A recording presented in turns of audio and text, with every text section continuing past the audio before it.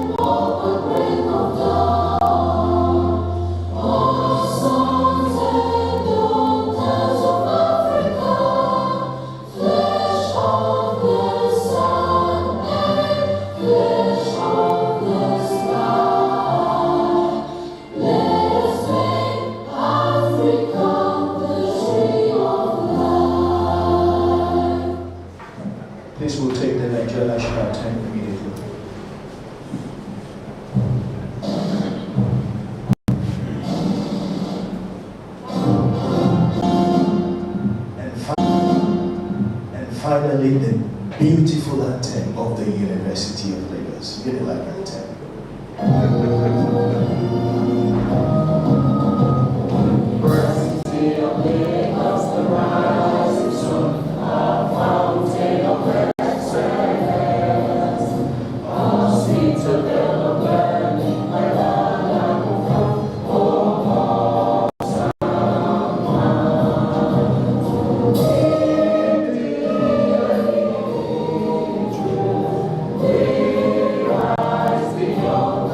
Stars.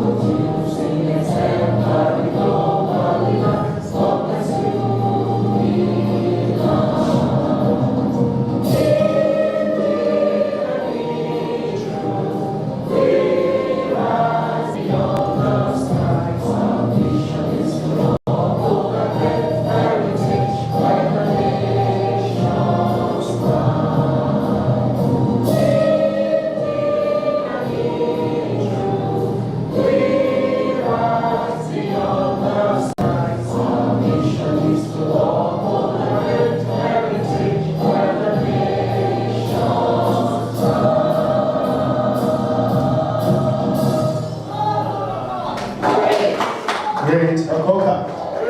Great Akokai. Greatest of the greatest of the greatest Akokai. Great. Welcome, please sit. You notice when the other anthems were going on, I was just following. But when it came to the University of Lagos anthem, I had to take it very serious. Then I noticed that at a point when we said we rise beyond the sky, someone was about to say we rise by lifting others. I think I noticed the little fans were in the house. All right, then it's welcome again to everyone. And I'm so excited, like I said earlier. And I see that everyone is looking brilliant and beautiful. We have a lot of leaders in the room, and I'm going to just follow protocol quickly by inviting to the panel or to the table, the chair here. There's no table, right? So this beautiful chair here, very quick one. A very quick one. We will invite our chief host, the Vice Chancellor of the University of Lagos. As you saw in the anthem, obviously, we are the nation's pride. And it's a great privilege for me to invite the Vice Chancellor of the nation's pride right here. Please, a round of applause as we welcome Professor Folashade Ogunshola. Please, the Vice Chancellor.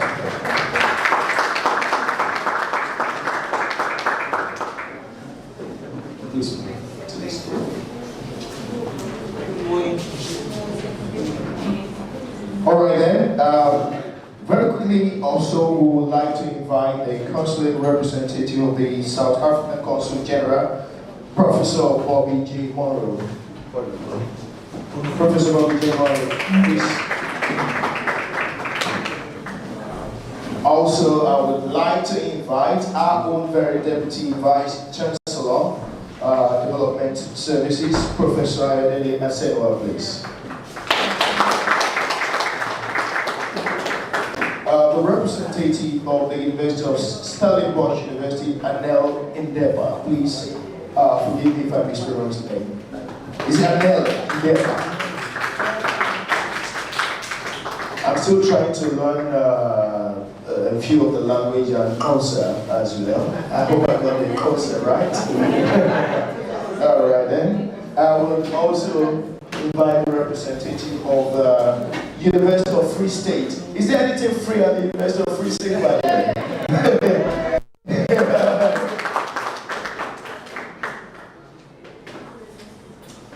All right. Like I said, it's going to be very quick and straight to the point because we have a whole lot to do here. Because when it comes to conversations like this and having these kind of discussions, one of the things that often jumps out is as the conversation itself unfolds, there's usually a lot of outlets, a lot of things that comes up, and people will have a lot of things to say, right? So it's very easy to get distracted and to move away from the point and the focal point of why we're here. So we'll make it as quick as possible. We'll go straight to the point. We'll have the conversations, and at the end of the day, I'm sure we're going to have a very enriching conversation. So in that vein, I'm going to invite our own Deputy Vice Chancellor of Developmental Service, Professor Ayodele Asewa, as she gives her opening remark. You can do it right there, man. There's a microphone beside you. Please welcome Professor Ayodele Asewa. I guess it's not appropriate to stand up when you're not before the high table, something really high up by the podium. So I just, Madam Vice Chancellor, the representatives of our partner university, of course the representative of the South African High Commissioner, dear friends, it is a great joy to warmly welcome you to the University of Lagos. Finally, we are here. Umoja all started in 2019 when we invited you all to our international week, and the idea was to put together a network of student leaders, hoping that through that we also can begin to shape leadership in Africa. COVID happened, and we couldn't do anything in 2020. 2021, we were able to get to Stellenbosch. And today, I know something just didn't go quite right, but we are here in 2023. And it's very exciting. I'm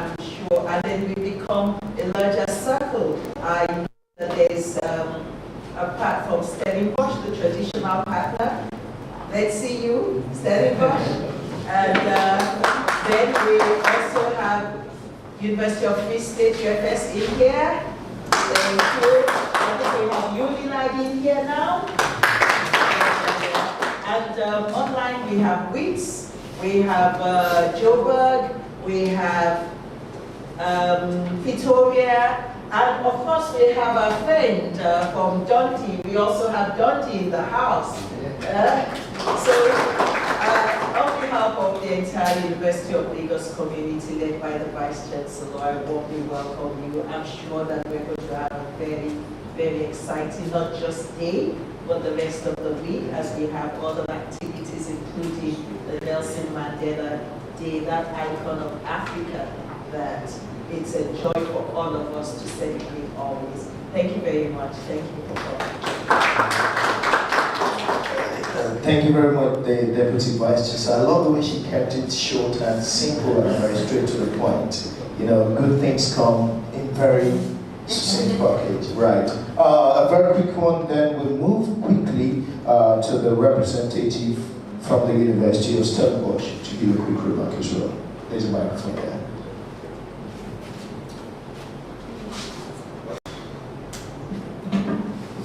Thank you so much. Thank you so much, Prof, for your warm welcome. It's good to be back to Nigeria. The last time we were here, Prof, we were welcomed by you and your predecessor. Yes, and we felt home. And the discussions that we had here were very constructive. And I think also for allowing us to be part of the community of Lagos, because we also met with the team of Lagos. And the conversations that we had there allowed us, when we were leaving Nigeria, to really reflect on how can we, as partners, create a platform where young people can discuss African issues, but under the strategic vision of the African Union 2023. And since then, that has led us to really become an African community. We have the University of Free State here. Also, Strathmore in Kenya. We also have University of Namibia. Almost all South African universities, University of Botswana, and so forth. And we've been meeting constantly.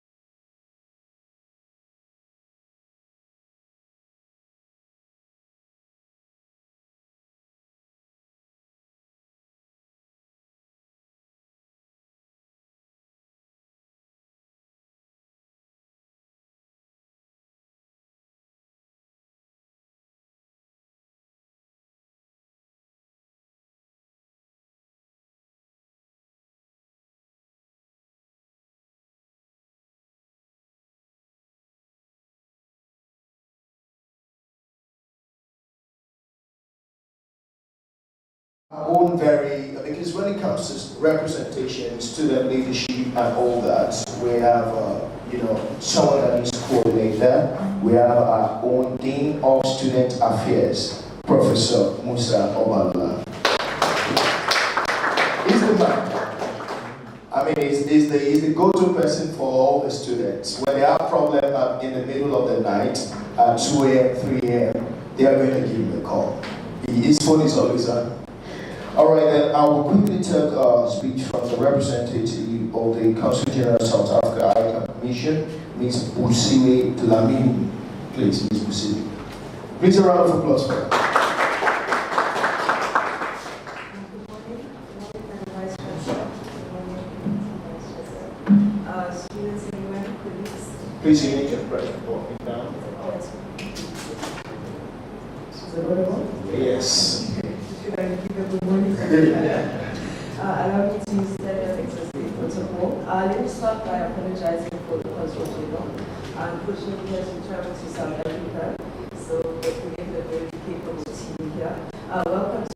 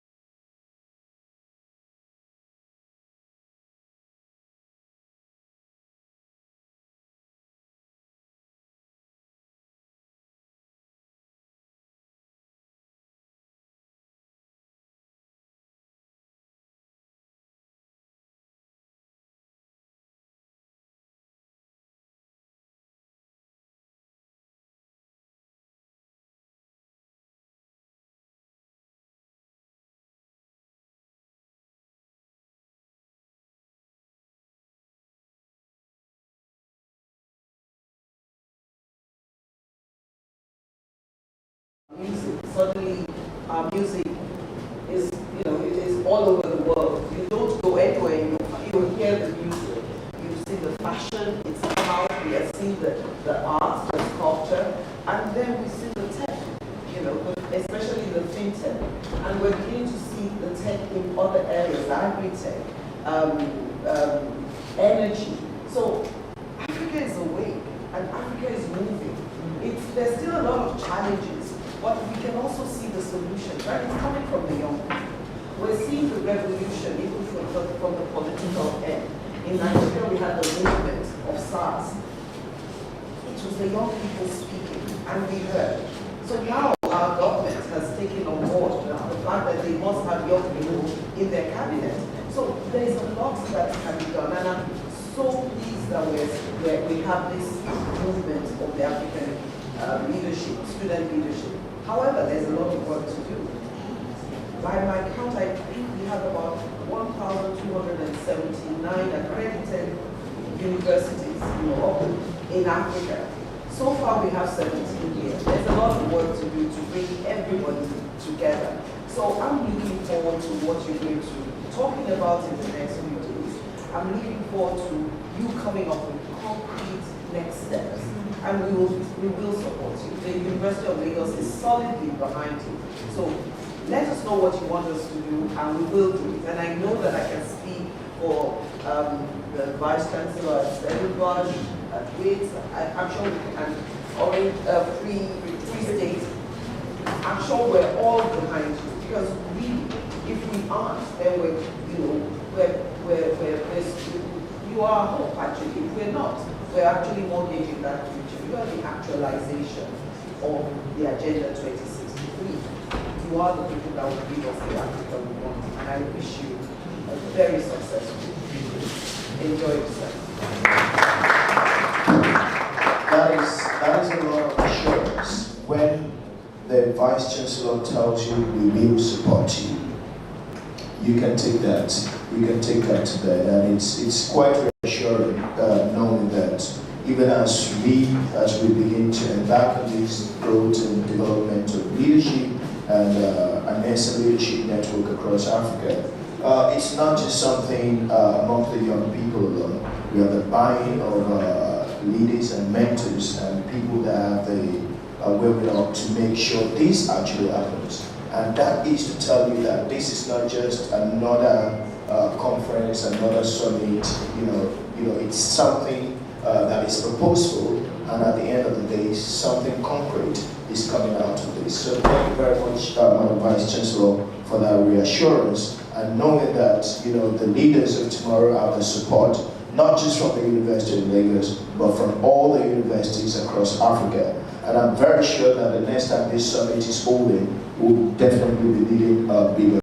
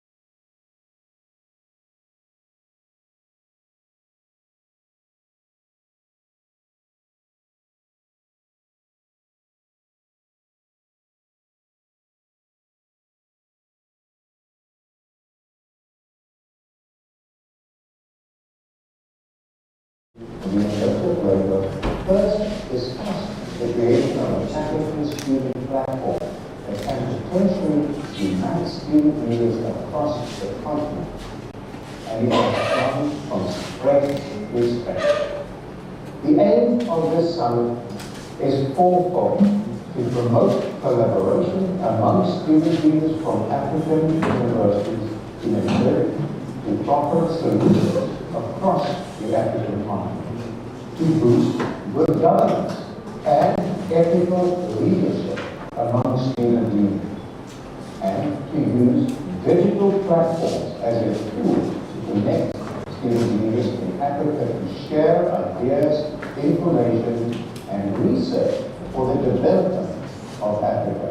And lastly, to align the work of the African Student Leaders Network with the African Union Agenda 2063. Most importantly, Umoja's focus is Afrocentric. It uses the African Union 2063 agenda as the broader framework in which Umoja operates.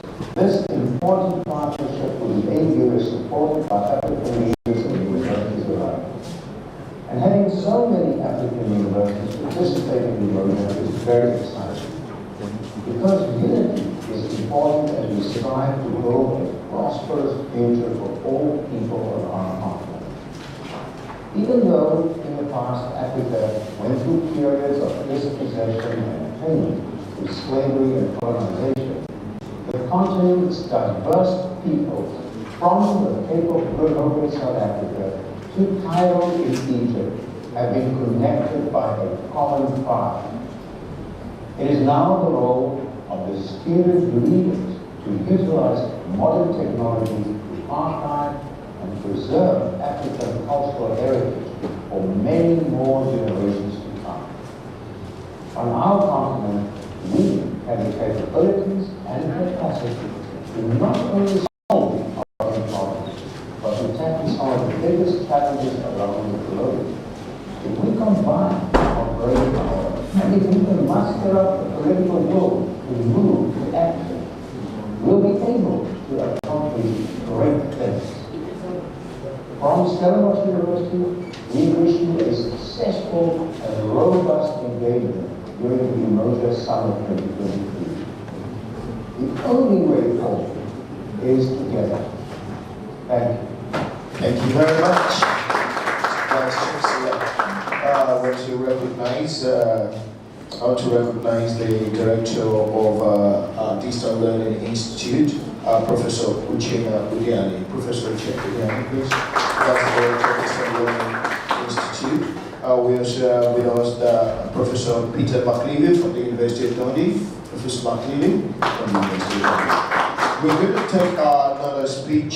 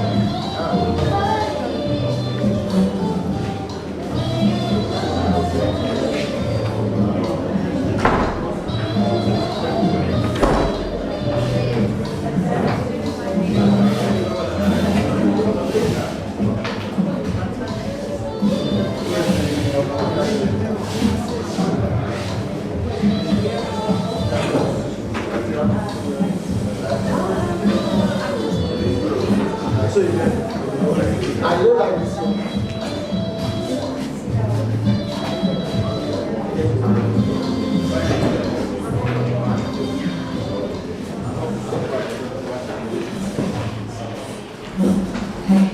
It's almost welcome back, so we'll just wait a few more minutes to allow all the people to settle in.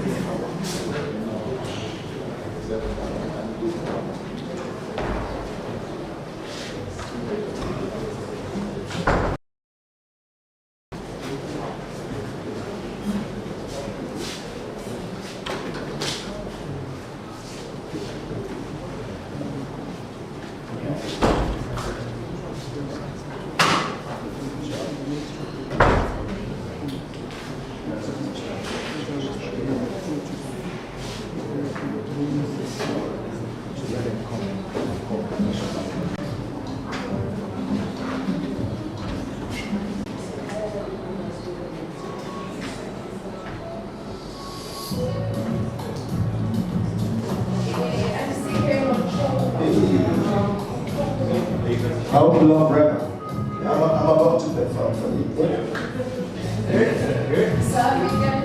Yeah, we will join you.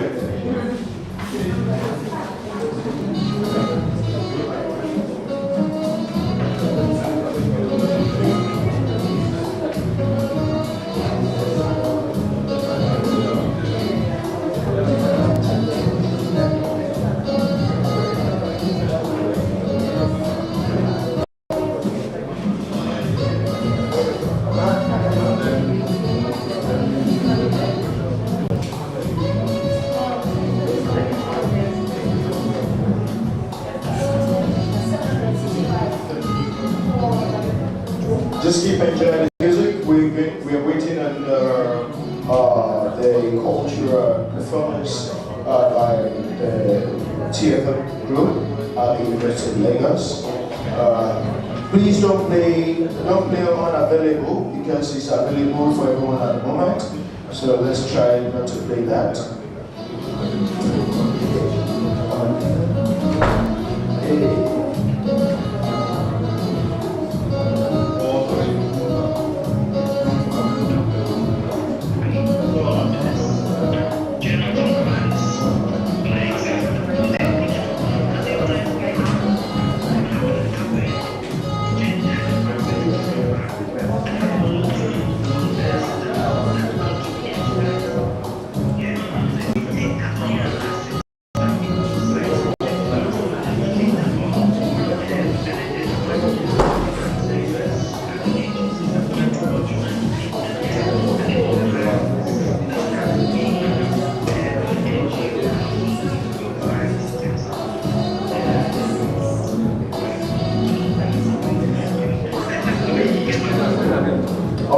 So we're going to kick off again from where we start. Thank you very much. The impromptu DJ. All right. So while we commenced, we had a lot of student representatives from the University of Lagos joining us as well, as they are the host student leaders. I'll just pass the microphone as they introduce themselves. So let me just pass the microphone for our student representatives from the University of Lagos to just make a quick introduction. Good morning, everyone. My name is Olabiji Manuel Olamide, Faculty President of Education. Good morning, and I welcome everyone to this summit. He's a very big man. He's the president of the biggest faculty in the whole University of Lagos.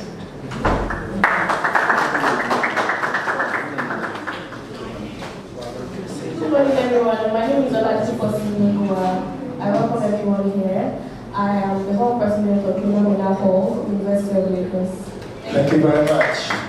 Queen Amina. Good morning, everyone. I am Idiemi Solomon Olagodson, and I'm from Geography Department in General Chairman. All right, then. Thank you very much. Welcome. Good morning, everyone. All protocols duly observed. My name is Fatou Kassi. I'm from the Department of European Languages, Russian Unit, and I I'm the OG of my role, also known as the Baluba. The Baluba Kingdom. Thank you. Good morning, everyone. I'm Adil Esther, a student of Government of Social Work. I'm the welfare secretary of Ghana. So, welcome to Nigeria. Thank you. All right, then. Very quickly, we have a representative from the University of Austin. Please go ahead and introduce yourself. Please pass it.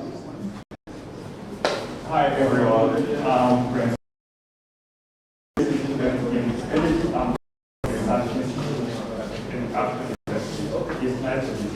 Thank you very much. You see, it comes across people from different states, different countries, and different continents, as it were. Ladies and gentlemen, get ready to be blown away, and get ready as we welcome the performance from the creative team. Please come in. A round of applause, everyone.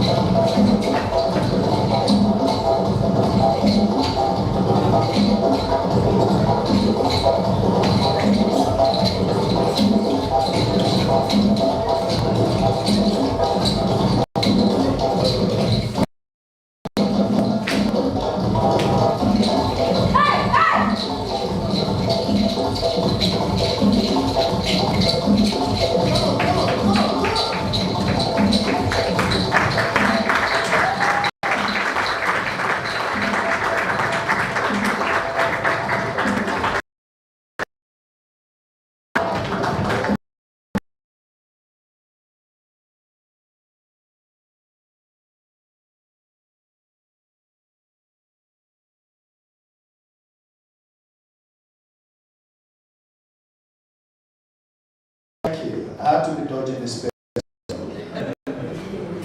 All right, then we're moving on to the second half of the program. And of course, I'll be calling on Professor Mandela. And I'm sorry, I'm sorry. I'm calling on Professor this session. Please, Professor Mandela. Please a round of applause for the Dean of Student Affairs.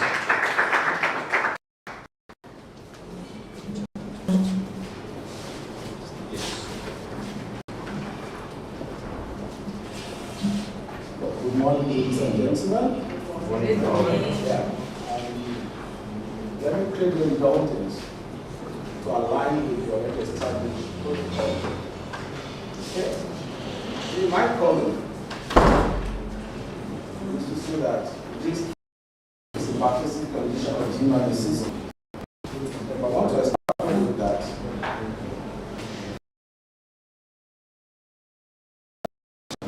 is the seat of human assistance. It's something we cannot do without. So if there are problems, we must find a way of solving them. Quite often, we try to look for solutions to African problems outside the states of Africa. But most of the times, those solutions are not working. In Nigeria, sometimes we talk about SAP. SAP will work elsewhere, but it will work in Nigeria. So what that is saying is that if we want to solve African problems, we must look inward. And that is the whole essence of this critical address and idea. To collaborate among African countries, particularly the universities, particularly the youth, because they are agents of change. So this whole idea was given birth to in 2019 during the International Week that was organized by the International Office. And since then, we've had programs that further spoke to this idea. This idea was to encourage collaborations, particularly in finding solutions to African problems among student leaders. I've said earlier that are agents of change. And to promote good governance and ethical leadership. But that's one of the problems we also have in Nigeria, even in Africa as a whole. Problem of good governance and leadership. We also want to see how African countries can benefit from the fourth industrial, particularly how we can use digital platform as a tool to solve our problems and to connect students across African countries. And of course, it's also part of our aims to align ourselves with the African Union Agenda of 2063. So the mission of this movement African young leaders across African continents to share both ethical leadership and governance. The vision was to prepare and empower the next generation of African young leaders to create equitable and prosperous communities. It will also connect African leaders with leaders in the industry to help solve challenges facing the continent of Africa in the 10th to 21st century.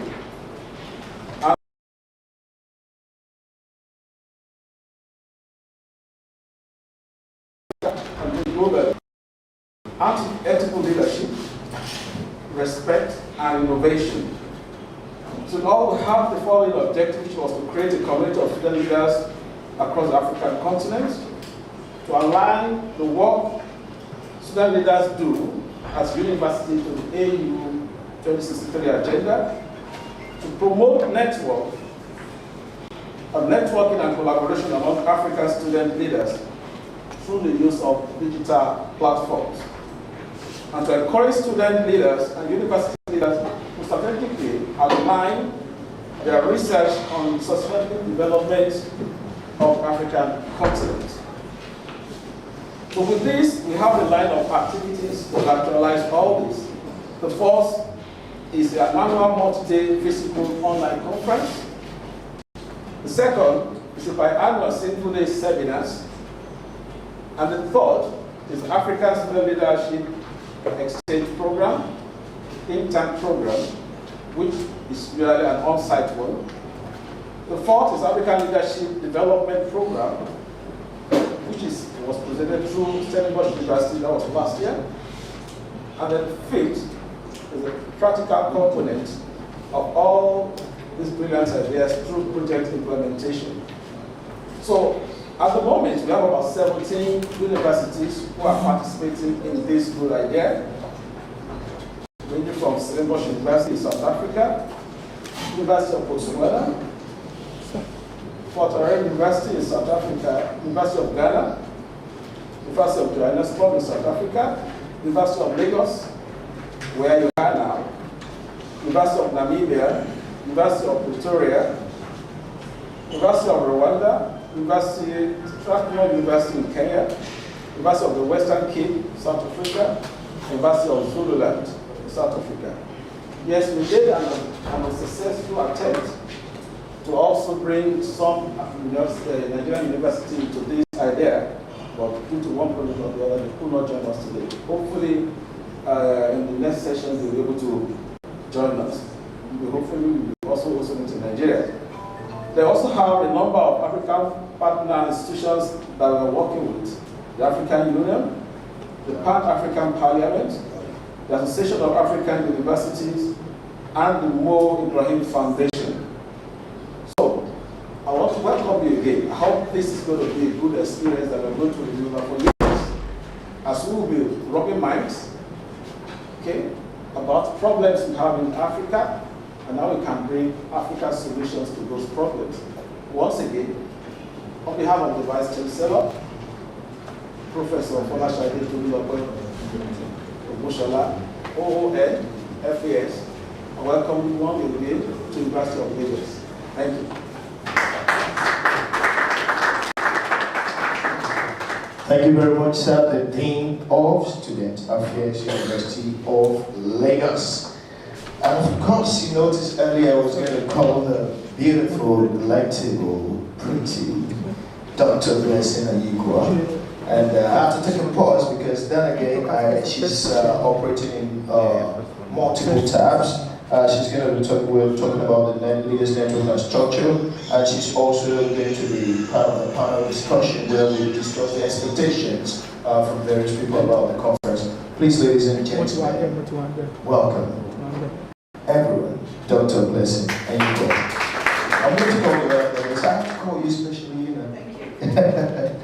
All right, and I'll also be calling Ms. Nina Ugo from Stellenbosch University. Nina, please. Too many pretty women in the building, I'm getting confused. We have from the University of Free State, Mr. Busunzi. I don't want to know that. Busunzi. Yeah. I'm from the University of Cape Town. We have Ms. Lendewa Gaizu. Is it correct? It's all I shoot.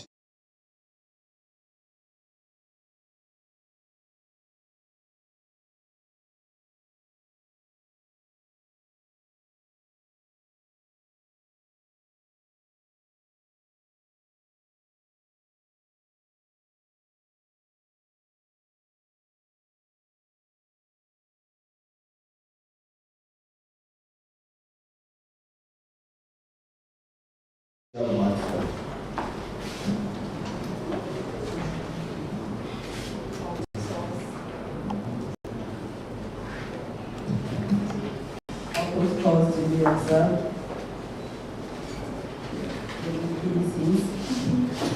All right, so we're here to highlight the expectation from the summit. meeting, and I would say that for me, I would be expecting that at the end of this summit, we will be looking at how the youth leaders are able to use technology to preserve our culture.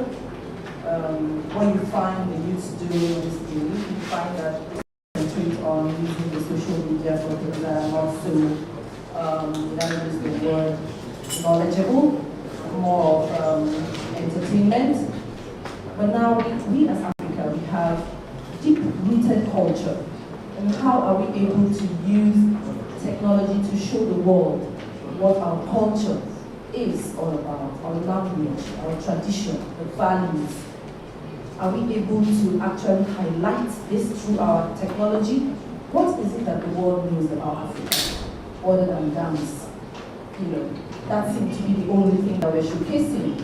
So I would expect that at the end of this summit, that there will be, a communique, kind of value orientation, bringing our language into technology. People will learn our language into technology. People will learn that things that are really valuable to us through technology. I would also expect that we could partner with companies, industries that would help highlight our values. NGOs that may be interested in what African culture is all about. Youth leaders, what do you have in mind? The youths are supposed to be the leaders of tomorrow. They are supposed to lead by example. What knowledge of our African culture do they have? Do they even know what constitutes African culture?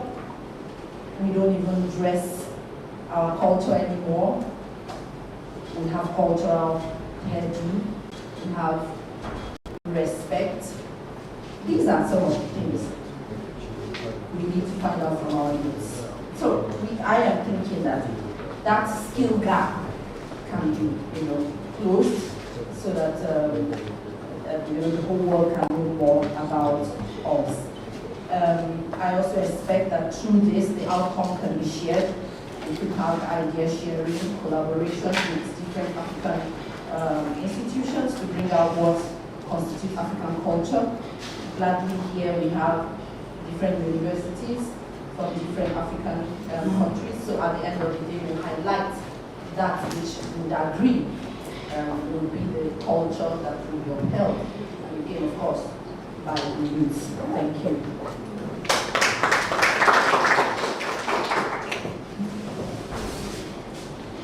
Hi everyone, it's nice to see you here today. I'm Unilag. I'm a student at Southern University. I studied international relations in the undergrad, and my postgrad I'm actually doing law, so a second bachelor's for me.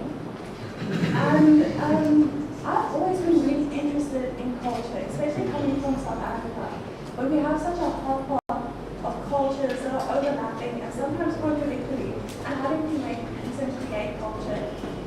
So I think today what I would like to see is that we not only look how to preserve culture, but that we start interrogating what culture is. Is it our artifacts? Is it our language? Is it the way we speak to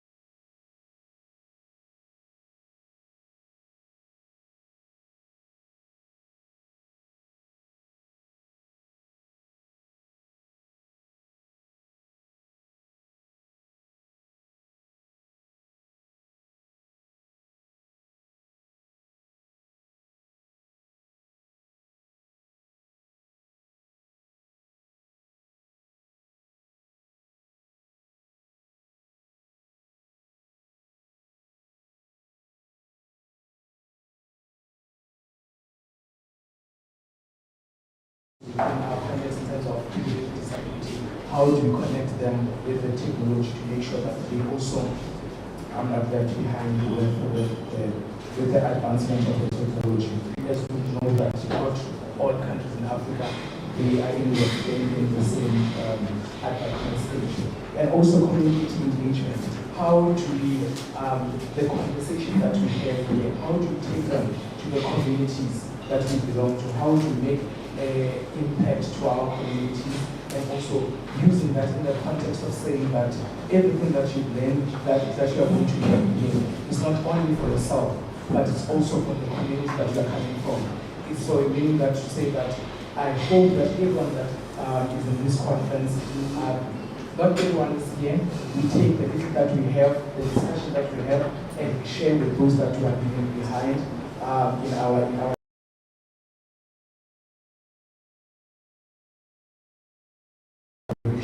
as my colleagues indicated, to say that we need to also to take cognizant of the fact that we need to collaborate, you see. And as African people or African descendants, our collaboration is our thing. It's embedded in the philosophy of Umoja to say that it's not only for you, but also for someone else or for the community. And it's also about collaboration, it's all about sharing, it's all about charity. You see, so as also we are going to honor the Nelson Mandela Day, it's all about charity, it's all about not doing for yourself, but also for the community. So, and also lastly, it's about empowering our community. As I indicated, to say that we learn these things to empower others. So I would encourage all of us here to say that let us listen carefully, let us exchange ideas, not to say that everything we're going to agree, but let us also catch and take everything that we get here to make sure that we give it to those we have, and also make sure that we make it impactful as much as we can. And lastly, let us make sure that those that are there and even with us, we seek to advance the access of information. You see, how do we make sure that Umoja is accessible to people that are not here? How do we use technology to our advantage? And that are those things that I think are going to come out of this conference. Thank you.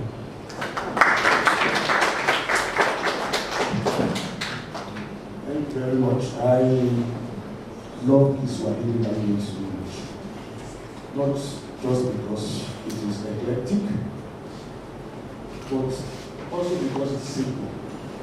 And largely because it encapsulates all of the ambitions of this continent. Kwanzaa, the 7 principles of Kwanzaa. You will recollect that one of the most fundamental of the 7 principles of Kwanzaa, in my view, is Umoja. Umoja, unity, brotherhood, belongingness, appreciation. For those of us in Africa, we lack a lot of those things. And it behoves on Gen Zs, this present generation of scholars, to ensure that the kind of South-South collaboration this program set out to achieve is followed through by this generation. Umoja, Tuko Pamoja. We are all in this together.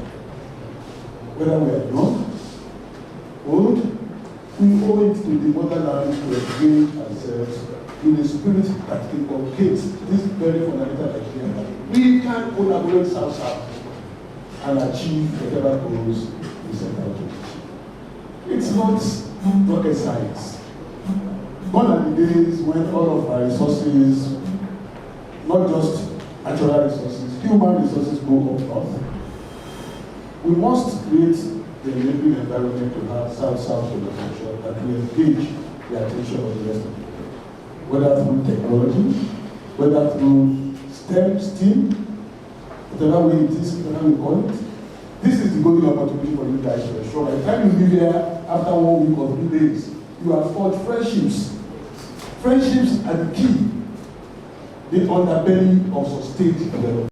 No despite the scientific achievement you have, if you don't have fresh respect for your colleagues, your fellow Africans, this is lacking. This is lacking. I will not engage this at this moment, but I think a lot has to be done, and the change that we require to start from you. Thank you very much, Prof. Well, you're still going to be hearing from Professor Muiwa Falai when we move to the next session. But quickly, we'll take Lindewa Geiza. She's online. I hope we can take her feedback. After we take the other three members here, so that I invite a moderator and discussant for Professor Falai's session. Are we able to take Lindewa Geiza from the University of Cape Town? Okay, she's currently not available. And please, a round of applause for the other three. Probably we still continue to stay. We're moving on very quickly. We're about 7 minutes being scheduled, but we'll make up for it. This time around, we'll be talking about how technology can help preserve culture in the digital age. The moderator for that session is Mr. Ngukatso Kruche. Mr. Ngukatso Kruche, are you here? Please welcome me. And the discussant is Mr. Tien Buyens as well. Mr. Tien Buyens, please. So please, you join here. And within the next 20 minutes, they'll be discussing how technology can help preserve culture in the digital age. After that, we'll make it as fast as possible. We'll take some questions and answer, and then we'll be able to proceed for tea break. And now, Prof will be able to expand further on those ideas you already mentioned. Please, let's go ahead.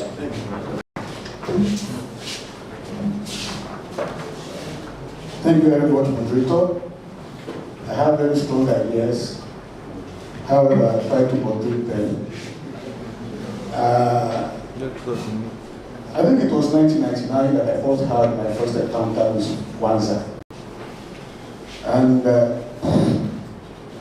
I was a bit taken aback that this very interesting and enduring concept had to be. I had to hear about it first in America. Time for celebration of Black consciousness, Black achievements. A number of people have tried to do this on the continent of Africa. Kwanzaa and the seven principles are very fundamental to the understanding of whatever it is to Africa, whether it is concept of Ubuntu, whether it is concept of Sifa song, I feel the other, I dance the other, therefore I am. These principles have engaged the attention of anthropologists, philosophers over the years. Even before science as we know it. When I say science as we know it, of course I refer to the science as brought to us by Europeans. Even if science is a universal concept. It is interesting for me that in the 21st century, as Africans, we are still in search of the quest for unity and understanding. Especially some of the principles that developed out of Africa, are taken out of Africa and then sent back to us, we are still trying to understand. We are still employing torchlight to search for knowledge. Whereas knowledge production started here on the continent of Africa. These are issues that will take a whole day if we were to engage ourselves. My interest has been narrowed rather somewhat following. I'm asked to speak about how technology can help preserve culture in the digital age. I would ordinarily have said this is moot, because culture itself is the foundation of technology. You cannot have technology without having, at the bottom line, culture. Every technology develops out of the people's culture. And since cultures are different, technologies must also be different. I asked myself some time ago, Supposing the white men never came to Africa, supposing we were left all by ourselves to develop in our own way, albeit in a different direction from what the West is, would we still be trying to compare technologies between Africa and the rest of the world? Would we not have developed technologies that will respond to the challenges encountered in our own environment? The concept and idea of technology and development become meaningful only in comparative terms. If we are not comparing technologies, if we are not comparing development concepts, I hasten to say the idea that one area or one region of the world is more developed than the other will become moot. What is needed to respond to challenges that help you solve the problems encountered in your various environments? It is important that I speak on culture first and then relate it with technology. There are, of course, various definitions for which culture can be referred. But the best that describes culture is the totality of the activities of humans, wherever they may be.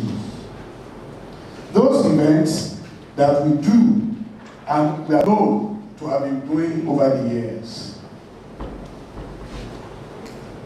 There are gatherers in the world who transited from gathering to creating wealth out of what they gathered. We were using hands to gather. Then implements were developed technologically. Stone implements, iron implements. Fire also became a resource. With the iron implements, we were able to feed ourselves through the instrumentalities of those instruments in being able to kill animals and all of that. These events could exist naturally, or those that happen through our manipulations as humans. As such, our culture can be derived from the way we speak, how we dress. I like this. This is very nice, and I've seen a lot of things that people are wearing today. These are the things some of us who live outside this continent, some humans who live outside this continent would like to have, but they never have. The food, our eating habits, our belief systems, conception of the creator, how reaction and responses to environmental occurrences happen. This list is really endless. It is the summation of our existence. There is no group of people without culture. Those things that we know a group for are directly referred to as their culture. I love the culture of Nigerians. That is even if you accept Nigeria as a holistic group. Of course, that is not. Nigeria is as holistic as it is atomistic. The same thing goes to our colleagues in South Africa, East Africa. There are as many cultures as there are people. But underneath each of these cultures, there are underlying substance that all of us retain. And that is our humanity. Regardless of differences in culture, all of us are humans. All of us face the same challenge. But we interpret those challenges in accordance with our experiences of reality.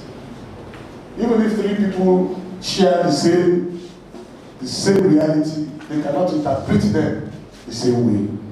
They cannot envisage the kind of dynamics that will create technology for them, except those that require urgent attention and immediate response from the environment. Just like culture, the definition of technology can also be very fluid and difficult to pin down. But I will attempt to describe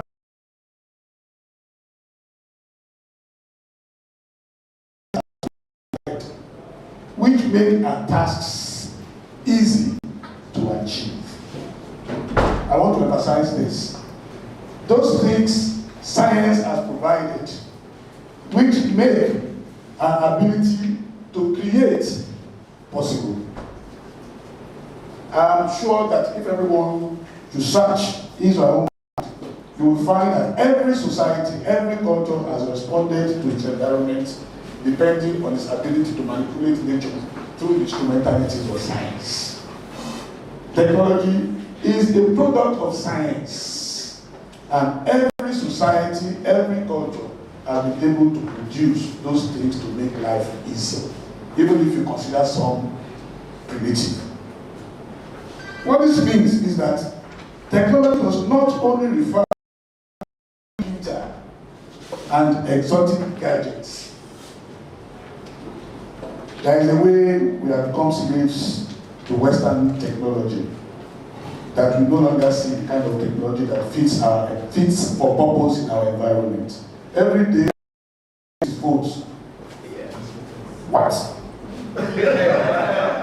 I didn't come here all the way to speak for 3 minutes. This is incredible. I'm told 2 minutes. I've had this started. Okay, let's see how far I can go. I was trying to explain here that we have become victims of imperial technology.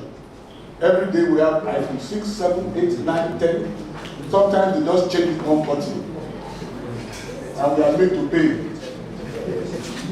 Then the next day, iPhone 15. Anyway, those are just part of the description about how we are becoming enslaved to the kind of technology that our environment will not necessarily require. I have to skip. It is important that we consider the popular balance about culture, which says that culture is dynamic. Indeed, culture is not static. It evolves together with man's thinking and perception of life. As much as there is existence, man will always bring up new ideologies. I use man here in the generic sense, before I'm accused of gender insensitivity. As much as there is existence, humans will always bring up new ideologies that will continue to provide new description of humans and their perception of the world. These ideologies are mostly technological based. Note that humans are always looking for new and easy ways to do things. Ironically, these ways might eventually be sophisticated if the knowledge of these new ways is not shared evenly. Head or tail, technology tends to provide solutions to the naughty activities of human existence. No doubt. It is the kind of technology that is open to debate. The third variable of this discourse is the digital age. Digital will be the invention or use of electronic devices and equipment designed to ease complicated human activities. It is important to note that digital inventions cannot stop and should not stop as long as there are challenges to human existence. It seems to be always trying to provide answers to difficult questions posed by an earlier invention. Therefore, the digital age is the age of constant generation of new ideas that provide solution to an existing problem. Focusing on how technology has helped the preservation of the culture of the people, a very good instance is our various research attempts at the Institute of African and Diaspora Studies. We have made it to our mandate to make our research report available to not only literates, technical literates, but also to those that do not have the ability to read and write. It is technology that has made this possible.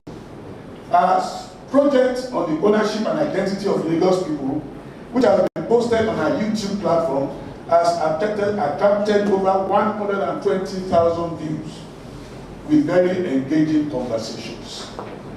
Not only that, through the YouTube video, we have received feedback from another Lagos group with a contrary opinion to our report. Furthermore, we have also uploaded another research report on the popular culture of the Calabar people, the Fact New Rule. This upload has received attention all over the world, especially in the academy. For this has made it possible for anthropologists to refer to this video as part of their teaching material. It is also very important to state that we have a robust digital research environment which serves as a digital archival platform. Through this space, we have been able to make our culture and that of Africans available to the global north, as well as to the global south and other universal spaces. It is unfortunate that anthropologists still consider African culture and the little steps, baby steps, taken by indigenous African technologists as primitive, and yet as the heart of darkness. This is unfortunately the position that people have about the evolving technologies of traditional African people and sages. I want to recommend that as young, budding, early career scholars, it is your turn and time to challenge stereotypes about the incapacity of Africans to develop technology to speak to the problems of its environment. It's also your time to question those who challenge the capacity of Africans to reason, and reason in a way that is logical and consistent. It is our turn and time to create the environment that will enable the younger generation to be able to fulfill themselves, create synergies among themselves, create meeting points such as this, and challenge those that claim that Africa cannot help itself. Tuko pamoja.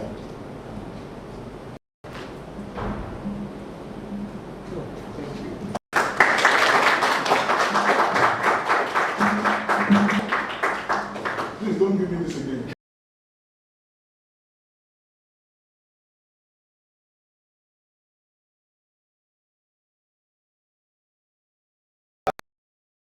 Earlier, I know that if, like an era mentioned, if we're to go into deep regions, we need a whole lot of time to really, dive into it. But alas, we have such a short time, and we have to make do with what we have. So I'll just leave you over to the moderator and the discussant to have a few minutes to discuss, and then we'll go on a tea break. Thank you very much, ladies and gentlemen.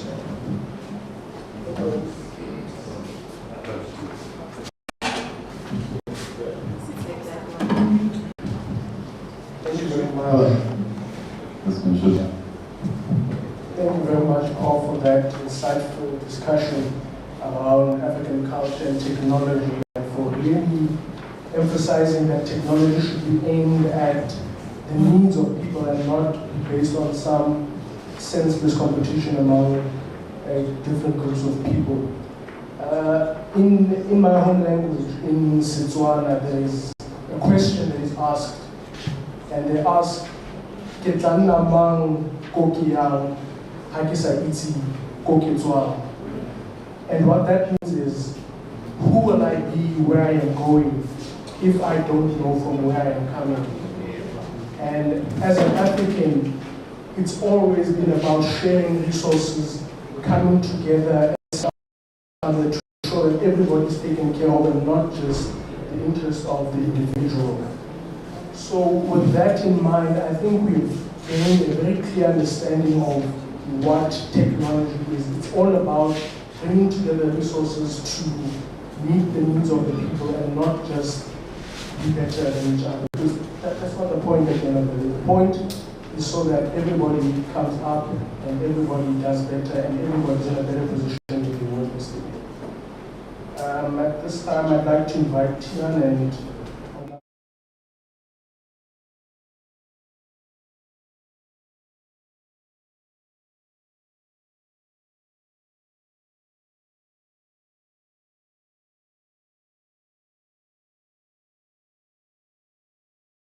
on these topics and this conversation sound foreign or maybe out of place use my own ears sometimes, because as a white man from a part of this continent that often likes to forget that it is indeed African, not the West, it is important to think about these things. And although I call myself African in a geographical term, I feel very humbled to be able to share some thoughts at this inspiring summit of African student leaders, because as Mandela would have it, I am committed to a journey of lifelong learning, and more importantly, as Sachet would have it, I'm committed to learning more, to learning to hear Africa speak for itself after a lifetime of hearing Africa be spoken of. And that's why I really like what the professor was saying earlier, letting Africans take to the table as the continent of Africa to speak for what is happening here with our own voices, in our own languages, with experience of our own culture.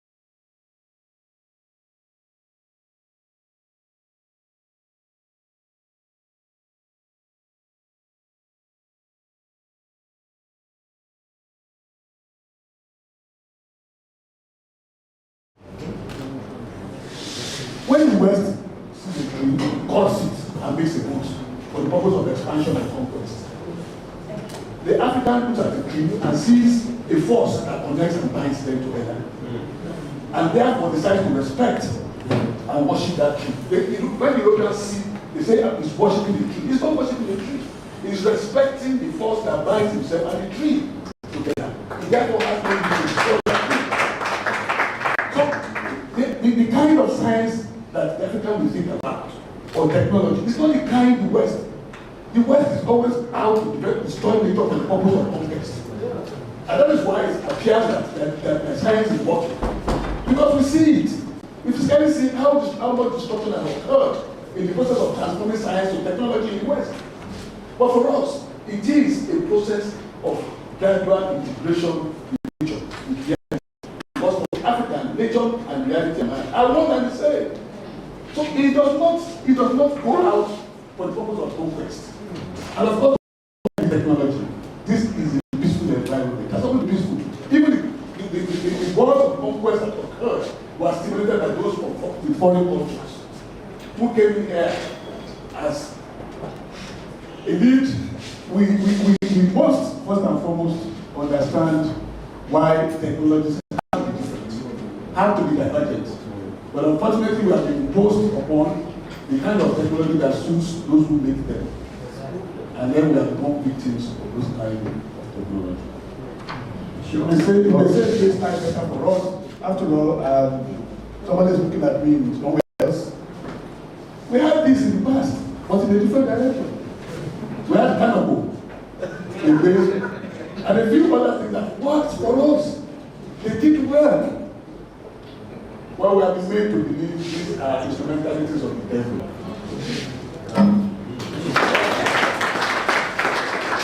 And Paul has left a very big question in the room. He's asking, is modernization westernization? And is development equal to only what comes from the West?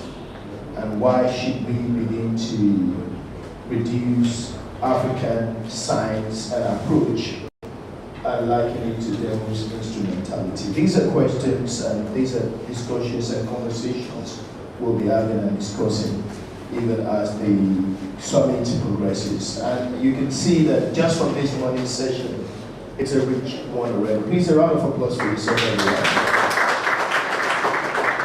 I know we have a lot of questions and we're going to take, but because of time, we will take just a few questions, maybe one or two. We'll go on a tea break and we'll be starting the afternoon session at 11:10. We'll take 10 minutes for reflection to adjust to the timing so that we start very much on time. So if you have any question, can I see? 1 and 2. That is all we're taking for now. May I borrow the microphone? Thank you very much. Thank you so much, Prof. I'll just be brief. In your presentation, you spoke about the culture, the development of technologies that responds, so that they can respond to our challenges in Africa. And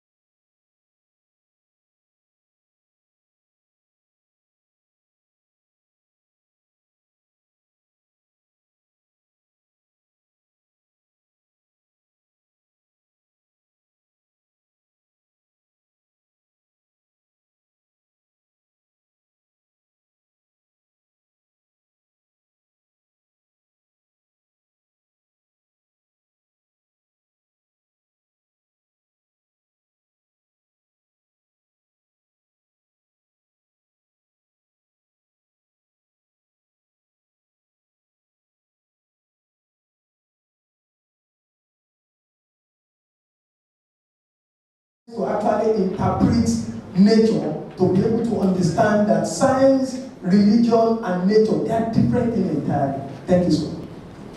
Thank you. I'm sure you mean that when you say religion, I'm sure you are talking about Christianity and Islam. If that is what you mean, I agree with you. Some of our major challenges and problems on this continent are those two great religions. They have stifled the growth of our science. Anytime we try to develop technological implements through the traditional ways of doing things, the first thing we hear from the practitioners of those religions is that this is anti-Christ. This has gone a long way, stifling whatever developments we have had over the years. It's a challenge. And I hope the young ones will not fall into the trap that our own generation fell into. You must separate religion, especially those two religions, from what we are going to be able to achieve on this continent. Otherwise, we remain where we are. Science has not explained reality to a fraction of it. What science has done is to explain those things it can explain. There are still too many things in nature that science has not even mentioned and can't find answers to. It's a gradual progression. This universe is so big and large and full of mysteries that where science is today is perhaps a partial understanding of 0.1% of nature. But things are happening with or without science. Nature will continue to unfold itself. Science cannot explain the vast majority of things happening. Those who lived in this world 100 years ago, if they were to wake up, has happened, they will be marveled. But yet, there is still a lot in nature yet to be understood and explained by science. When I say science here, I'm not speaking only of Western science. I'm speaking about understanding of nature by indigenous people of this continent itself. Even if we have explanations for them, there's still room for innovation. There are still a lot of possibilities to be unraveled by our traditional practitioners.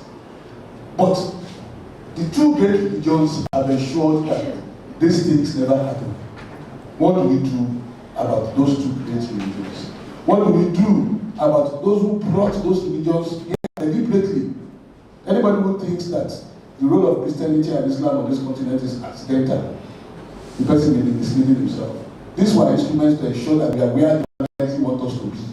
The point of suppression and the point at which we can no longer challenge those who have brought those things to us here. We must break free. I'm not an activist, let me just say that. By no means, I'm not. All of those things I speak about are founded on research that we have seen over the years.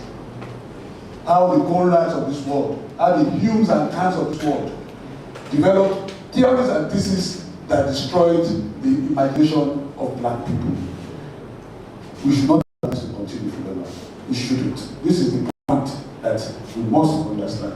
Kolosholika was right, sir. He was right. If he was to write at people today, perhaps we are taking a different direction.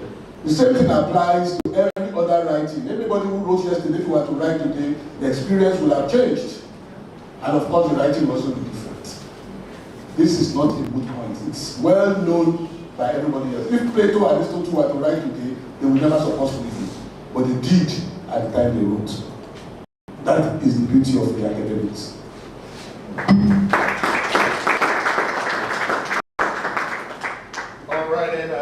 Thank you very much, Prof. Thank you for the questions and all that. So please we'll proceed to our tea break. A lunch tea break right now. If you come out through this door to my left, please proceed right to where we have a tea point. We'll be spending about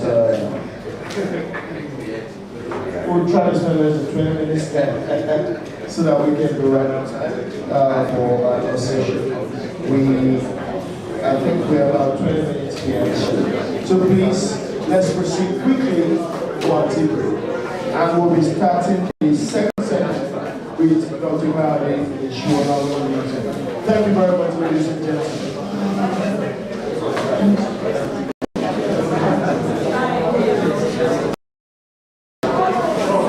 So let's proceed so that we can stay some time.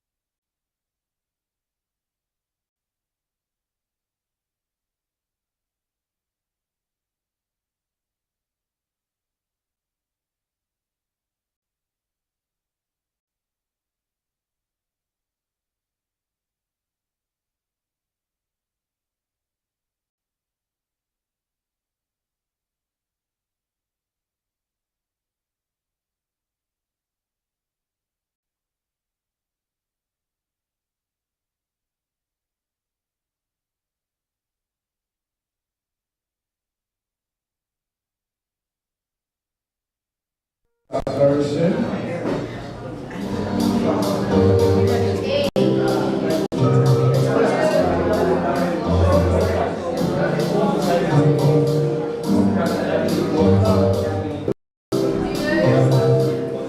Alright, let's come in so we can start in earnest. A lot of things will follow.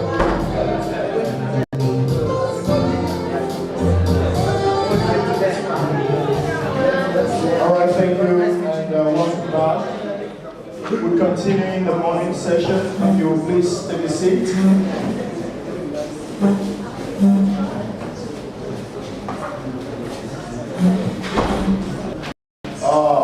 We'll continue the session by time technologies, challenge opportunities for cultural preservation. And I have the very rare honor of inviting the moderator for this session, Dr. Kade Ishola of the University of Lagos. He's going to be moderating this session. I will also want to invite Ms. Espiro, did I get it now? Espiro Matuani from Stellenbosch University. And if Mr. Omolere Femi from the Faculty of Management Sciences, University of Lagos. I would like to invite you guys as we think of this very important session. Please welcome, okay, Ms. Espiro Matuani from Stellenbosch. Mr. Omolere Femi, University of Lagos, Faculty of Management Sciences. And the moderator for this session is Dr. Kade Ishola from the University of Lagos.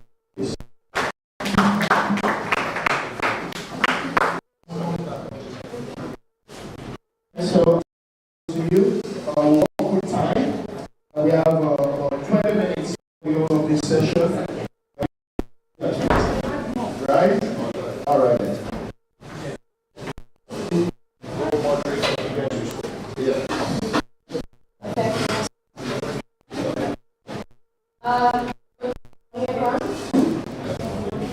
This program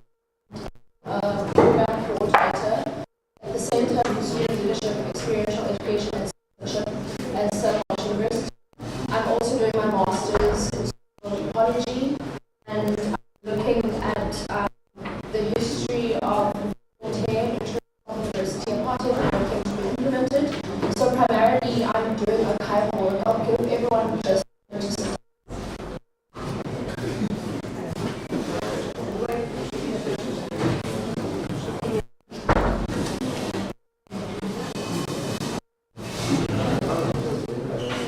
to reduce our movement, so we continue. Thank you. So much. So the topic is intangible cultural heritage and new technologies, challenges and opportunities for cultural preservation and development. Intangible cultural heritage speaks to a recognition by communities of living cultural expressions and practices as distinct aspects of identity. Thus, the heritage and cultural expressions is a means to document and provide access to archival sites of memory for cultural heritage, especially in the modern museum, which I will speak on later. The documentation and promotion of cultural heritage through new technologies is in varying developmental phases, where there is a revolution on creating public access of cultural heritage sites through digitization. Digitization itself is politically, economically, and culturally attached to globalization, which, due to its history of coloniality and Eurocentrism, tends to place cultural expressions at the margins, where they become vulnerable due to unequal power relations. In the same instance, globalization affords intangible cultural heritage as cultural expressions the opportunity to be disseminated and transmitted to future generations for preservations. For Kitsikidis et al., new technologies within a globalized world provide innovative methods for the dissemination and transmission of intangible cultural heritage through interaction and communication. Intangible cultural heritage can be used as a resource for research and education to provide access and learning opportunities for educational institutions. The primary method for documenting intangible cultural heritage is the archive and encyclopedia. The most notable archival record is the International List of the Intangible Cultural Heritage of Humanity and the List of Intangible Cultural Heritage in Need of Urgent Safeguarding. This lists are international inventories of cultural expressions which are accessible online. Negatively, there's intellectual critique of this list in that they primarily serve promotional objectives rather than of the local communities they claim to serve, and their online documentation is limited.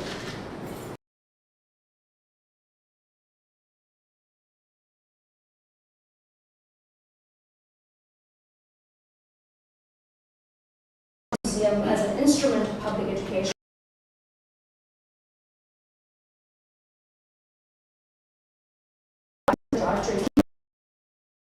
Nations from the 17th century onwards.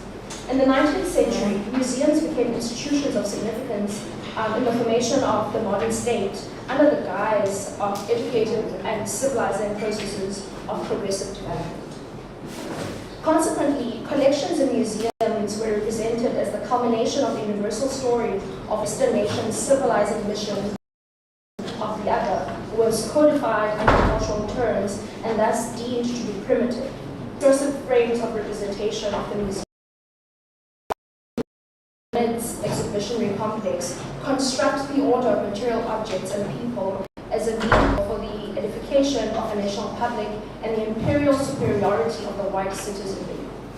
In the same regard, as custodians of the past, the modern museum gives meaning and orientation to the current moment while providing the imminent moment. The modern museum is theory-laden and is defined by a diverse and frequently mutable set of practices, processes, and interactions, in addition to being a collecting and exhibiting institution. Modern museums are expected to be visual sites of struggle, where people are allowed to interrogate authority and ownership, along with questioning representation, which occurs within a web of inequalities in a globalized world. In addition, the modern museum shifts from just being a collection site for colonial curiosities to a public system that visually and verbally narrates history to shape the cultural practice of collecting and exhibiting. It has to be an active effort to question the political, ideological, aesthetic, and cultural practices within museums because they determine what they choose to collect, preserve, and display. They elevate pieces by making them thought-provoking through textual or visual imagery. Thus, the modern museum presupposes the role of generating and reproducing knowledge and narrated accounts of identities as their theoretical foundation. Theory in the modern museum then enables them to be consistent practice and serves as a basis for coherent amendment and plausible critique. Thus, as sites of intangible cultural heritage, museums should serve as visual and oral memories for cultural heritage through rigorous ethnographic accounts of cultural expressions which represent activities of the South through technological political processes that do not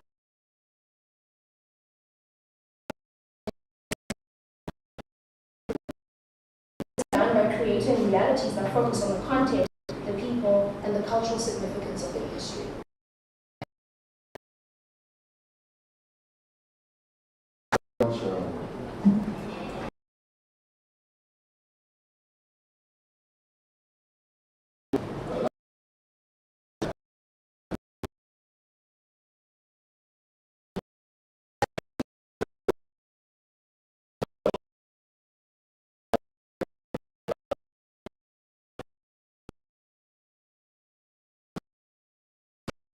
Heritage. What's your time? I work with this. Let's have discussions on the renewal this reaction to your presentation. Good morning.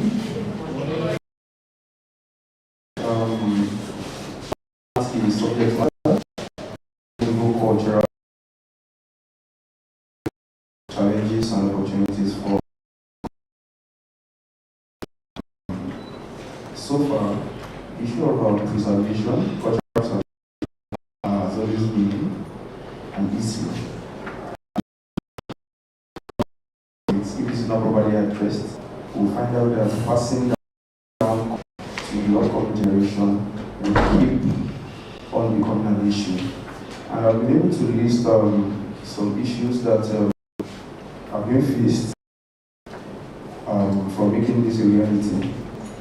Number one, there is inaccessibility to information, thereby leading to lack of awareness and education about cultural heritage. Instead of people is not educated, properly educated on the world culture is all about, it's very, very difficult for you to pass down information. So it's very, very important that you know what you are passing. It's very important that you know about your culture, then also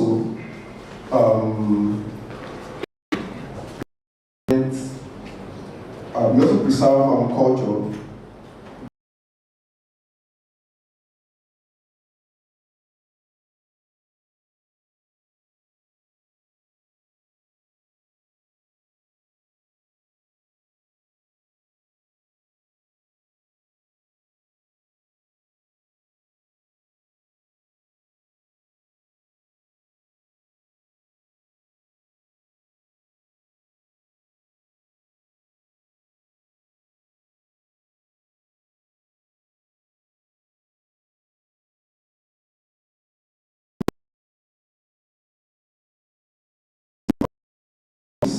You have things that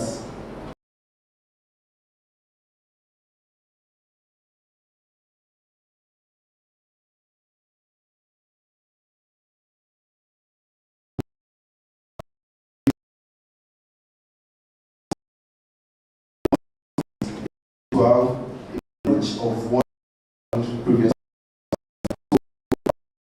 years will definitely help in preserving the problem of government these days don't pay attention.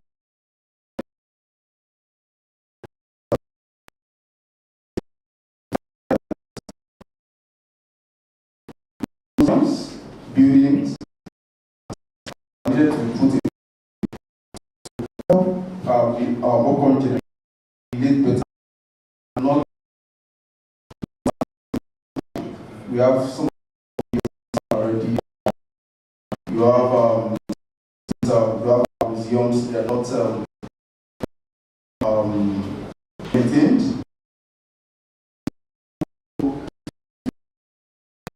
One generation, if the government can pay attention to this area and provide more funding to this area, and that will help in preserving our cultural heritage. Well, it's good to keep the time. What you want to make out from speech are two things.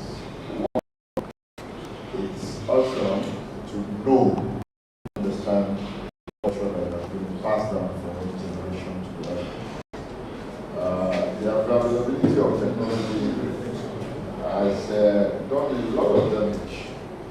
culture, even when it has a lot of benefits too. I give you an instance of what we call the five indigenous knowledge system within the Yoruba, African, and world village. So when you mention the fact, what comes to people's mind is a religion that rivals.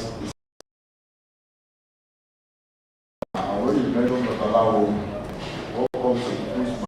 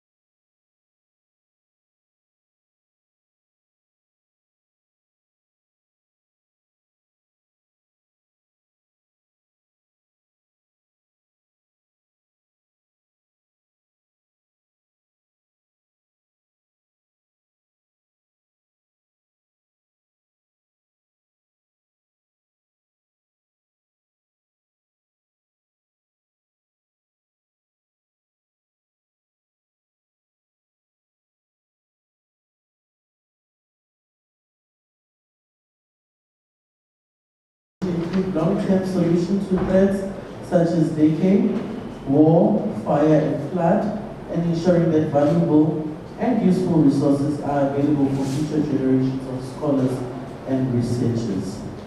So, given this context, if I may put it that way, I am now going to ask members on the panel when they narrow it down to their respective environments, where they come from, where they are sharing their expertise in the environment, is that what are the main challenges, if they can respond to these questions, the main challenges, especially in developing countries in executing digital preservation of cultural heritage. And when we speak of now accessibility to this, how do we then, narrow it down also to how we shape universal access when we're rethinking universal access, especially in the space of higher education? Thank you so much. Thank you so much. So, first and foremost, we need to know that our heritage needs to be adored.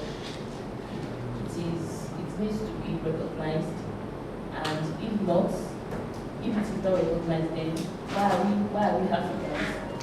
Africans as a continent, we have so much customs, values, traditions, beliefs, and all this differs. It differs in different society, and as a society, we need to adopt this culture. We need to preserve them. And one of the ways in which this can be preserved is through digitization. In the sense that it helps to format analog analog things into digitalization, into digital formats.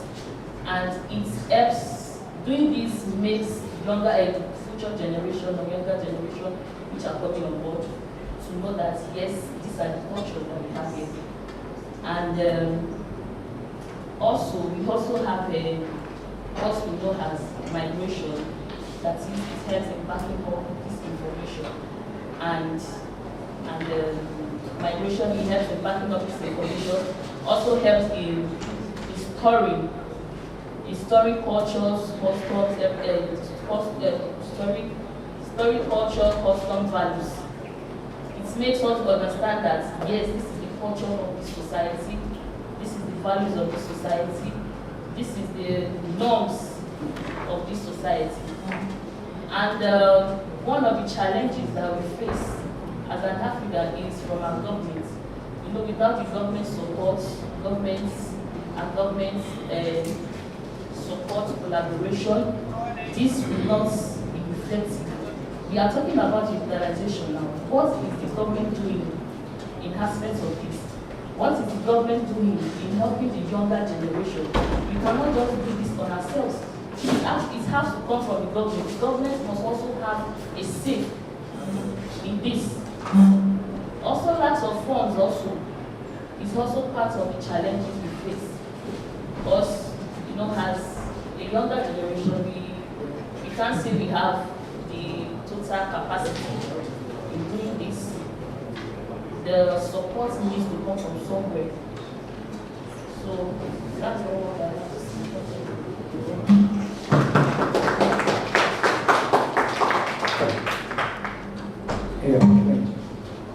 I think we need to acknowledge the fact that technology is part of our global, culture. Every country has to move with times. However, it has advantages and disadvantages for African countries. And I'll make an example in terms of the challenges in terms of economic transformation, for instance, you see. So, as much as there are certain countries who have adopted these technologies and everything, they impact our people from rural areas. They impact the lifestyle of people. They impact our values. They impact how we do things. And them impacting how we do things in a modernized way. For instance, people will move from rural areas to urban areas. And now when they move from urban areas, they change their lifestyle, they change their heritage, they change their culture, they change how they used to relate to each other. And that has an disadvantage in terms of preserving that our Africanness, our African culture in a way, because now it becomes modernized, you see. And for it can be a good thing to a certain extent. However, in terms of the originality of who we are as African people, then it becomes a disadvantage, you see. And also, I'm making it in the context of the country. Let's say our natural resources, you see, they're also affected in terms of the nations that are coming from the West.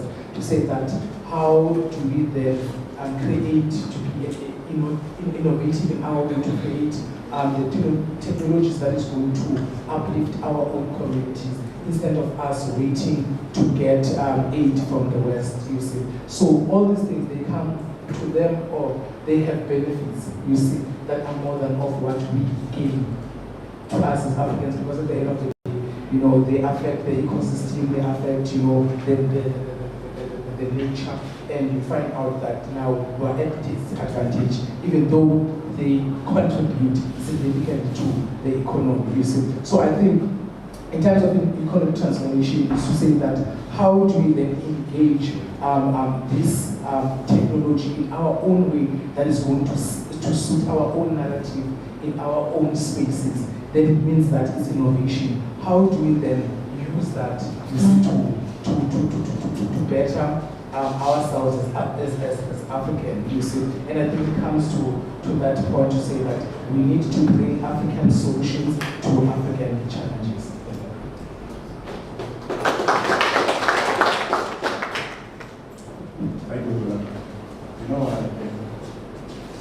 came in because I didn't want to have this conversation alone.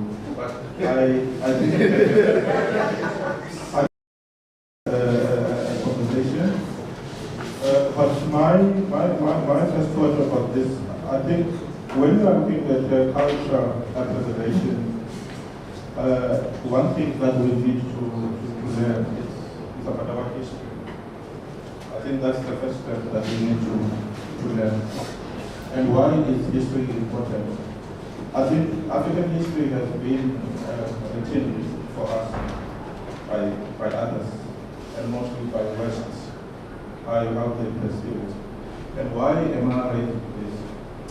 I'm raising this because I've had an opportunity also to see museums in Europe, like in London, and also in the UK, whereby there's a lot of African cultural artifacts that were looked at from Africa, that are there.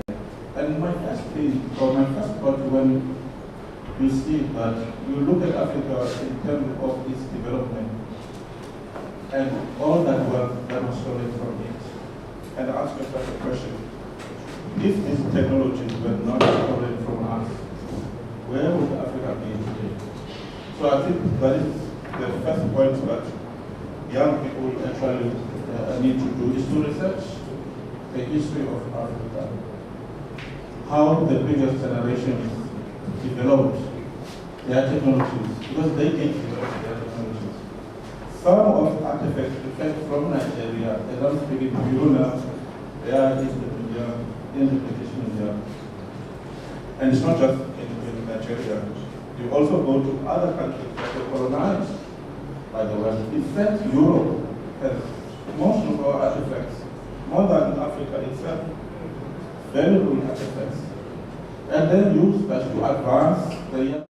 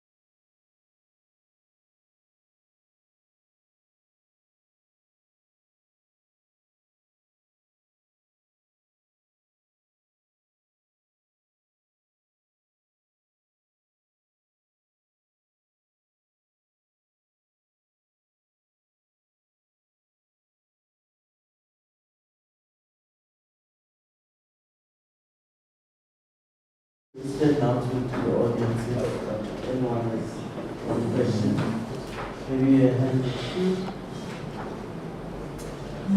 Okay, there's Tian and then the gentleman at the back.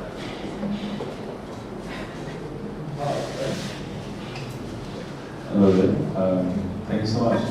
My question is for Ms. Adire? Sorry, Esther, is that? Sorry.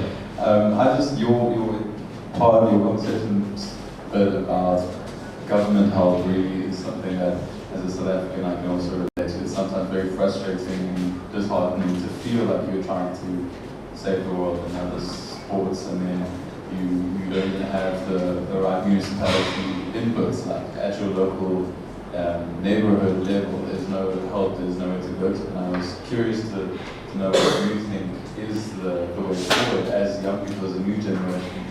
Does that require more participation from young people in politics? Does that require more community-driven projects? Or how do we get governments more involved to give us that help? Thanks for that question.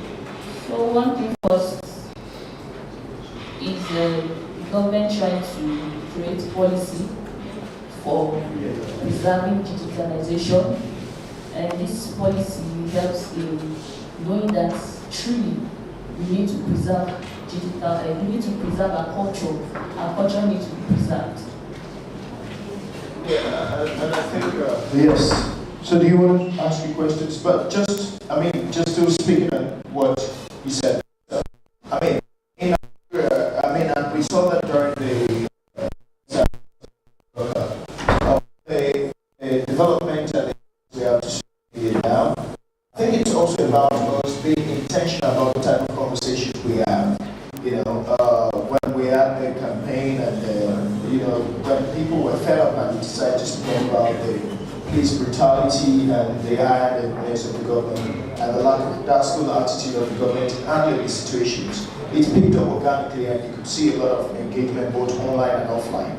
And I think that also speaks to our culture. The moment we become intentional about that conversation, the moment we say, you know what, we are going to face this, we are going to have this conversation. And that is the only time we will be able to force the government to listen to us, to make the right policy.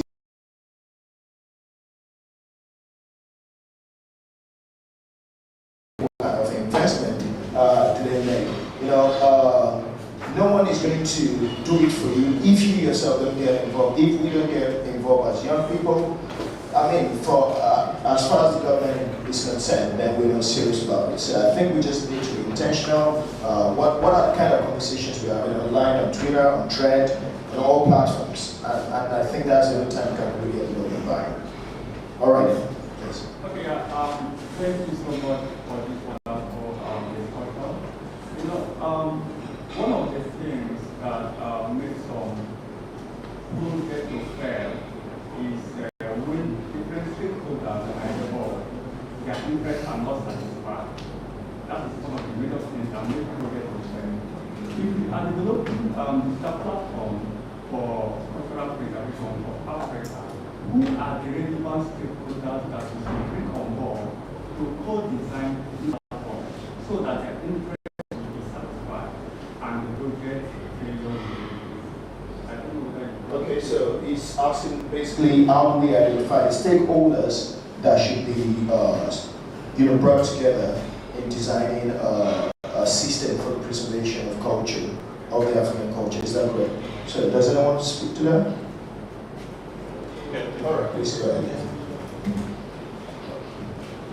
So we know who drives advancement of technology. We know who. It's mostly entrepreneurs, tech people, mostly in Africa. There's a lot here in Nigeria, but those are profit-driven. A lot also in South Africa, quite a lot. And those are profit-driven. But I think we need to change. There's a mind shift that needs to take place in terms of the advancement of society in its entirety. What is happening currently globally is the capitalist system. People create these platforms, apps for economic gain. And really, sometimes there are very good apps that are created for social benefit, for community benefit. They are.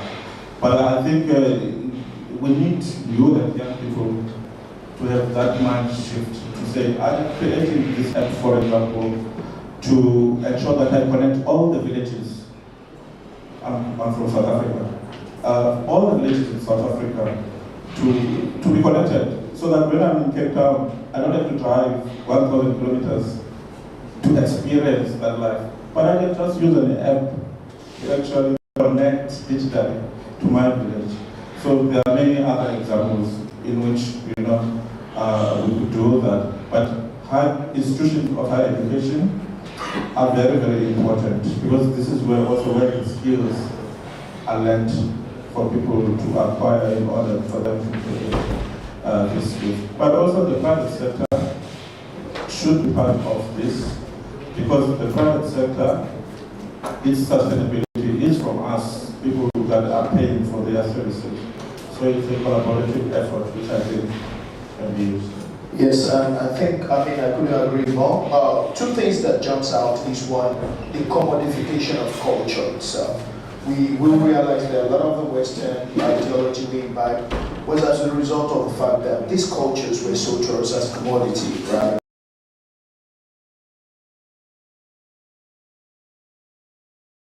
One of the things that jumps out from what he said is mobility of culture. A lot of you could tell, if you check the Nigerian landscape, a lot of people will tell you about the Korean culture, for example, because of the movies. A lot of people spend a lot of time watching those things. So when we tap into existing, network or platforms, like how do we mobilize our culture, the African culture? How do we make it mobile enough that people in the diaspora in different places can experience Africa even before they get to Africa? If we begin to think in that direction, then we'll begin to have the right designs, the right technology. It shapes, the structure of the kind of technology that we design and develop. And I think that's a way we could go about it and involve various stakeholders from both the government, the individuals, the entrepreneurs, the young people, and all relevant stakeholders can come aboard. So thank you. A round of applause for this wonderful panel. Thank you so much. Please, you may go back to your seats. I will now call on Dr. Blessing Ikwe and Mr. Adele Depa to come and take us through the breakout session. Thank you very much. Depa. Okay. All right, I have to go ahead to speak to this session. All right, so for this breakout session, we're going to break into two, and then the group will go to the next room so that we have meaningful deliberation and we don't have noise, clashing as we deliberate. Now I'm thinking that this is the way it should go. Since this is mainly a youth leadership summit, we would start by probably asking that the students kindly stand up so that we can divide the students into two rooms, and then every other person can join the room that you think would be good for you. Is that okay? Okay, so if we have, can we kindly stand if you're from the University of Lagos as a student leader? Students from the University of Lagos. All right. Okay, so can we just quickly look at how many they are and we break it down? So we have 1, 2, 3, 4, 5, 6, 7, 8, 9, 10, 11, 12, 13. Okay, so 13 means, I don't even know who's the half there. 14. 14, okay. 14 means we'll have 7 here and 7 that way.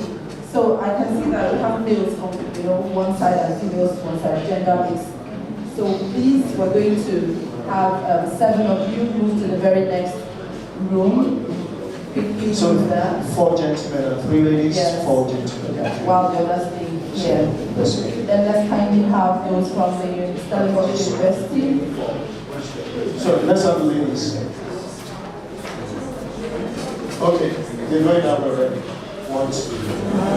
All right. So how many do we have from Stellenbosch? Stellenbosch, please. We have 5. Okay, so maybe 2 people can join them. Yes, 2 people. So will 2 of you join them? So just Okay, the 2 of you make your join them. choice. So the 3 of you can stay, 2 of them can go there. Thank you. Do we have any other university presence that is not online? Yes. So make your choice. Do you want to stay here or you want to stay here? Okay, that's fine. Okay, so if we're done with the student leaders, then I say Free State University. How many are we? 3 of 3 of you, so maybe you make your choice. 2 people that way, 1 person here. How do you want it? Okay. Thank you. Any other university president? It's great. All right. So now, for every other person, you have your choice to make. Yes. Yes. So people online. They will have to be part of the breakout room. So communication units. We need a breakout. Yes. So.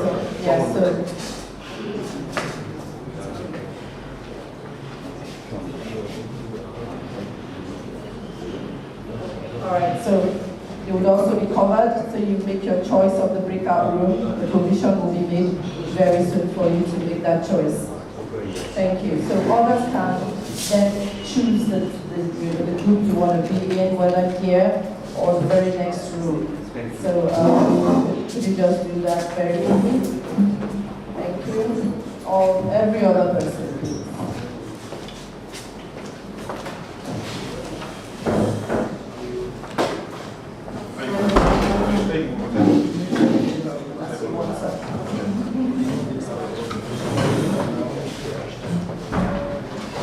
All right, then the online, you can, if you're taking pictures, you're tweeting, you're posting about the event, the hashtag is Unilag Mandela Week. You can tag us at, on Twitter at Unilag Nigeria, same thing with Instagram and YouTube at Unilag Nigeria. Then on LinkedIn is at the University of Lagos. So the hashtag once again is hashtag Unilag Mandela Week. On Twitter, Instagram, and YouTube is at Unilag Nigeria, and then on LinkedIn, /University of Lagos. All right, so this is how we're going to proceed. We're actually going to have this discussion, the youths and every other person here. We'll try to look at the topics taken by the different sessions to this point. We want to have that discussion to know what lessons we have learned so far from the discussion that we've had. We want to have recommendations, the way forward to make technology and cultural preservation better in an African context. And we would like to have a leader that will drive this after the discussion. When we come back together, leaders from the different groups will make presentation of the agreements of the different groups. So that time will be given like 5 minutes for that presentation to be done. So, well, we are moderators. That means right now, student leaders should come together with everybody, and then we begin to have that discussion based on all the presentations that have already been taken. Thank you so much. All right, so let's come together, student leaders. Come together. Come together. We're looking at the presentation from session 1. We believe that you have been paying attention. You have been paying attention, and this is the time to have a discussion. So first thing, let us choose a leader, somebody who will make a presentation on your behalf. Can we join them, please? Yes. Can we come together, please?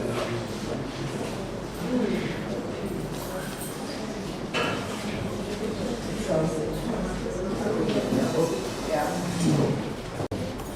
So as we can see that the presentations covered.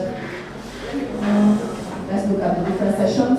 Session 1, session 2. So first thing, who is going to be our team lead? So please, let's have an agreement. Yes.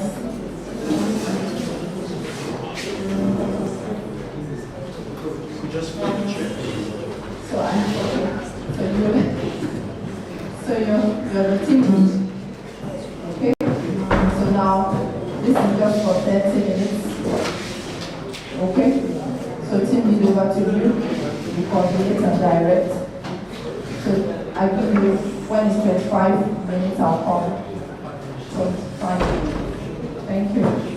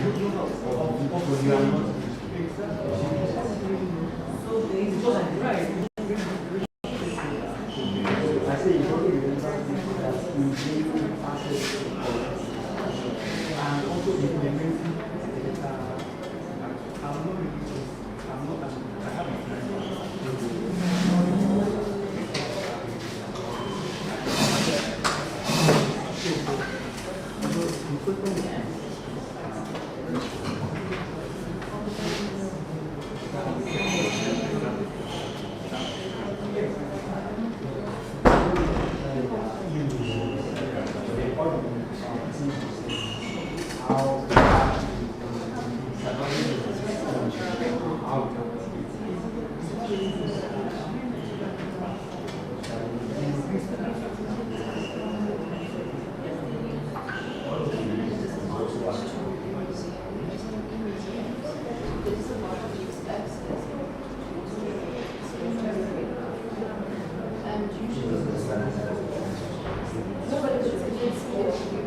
too, like if you want a digital environment, it obviously has to be the area of proximity, like the safety of the right? Is that spatial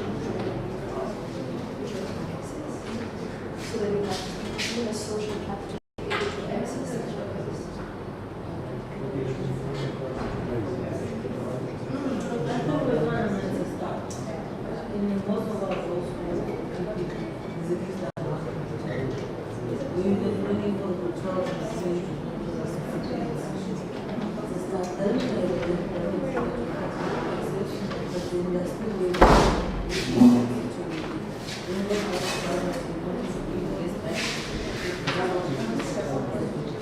No, I'm saying like the physical museum, there's no museum companies more space has the resources to be able to access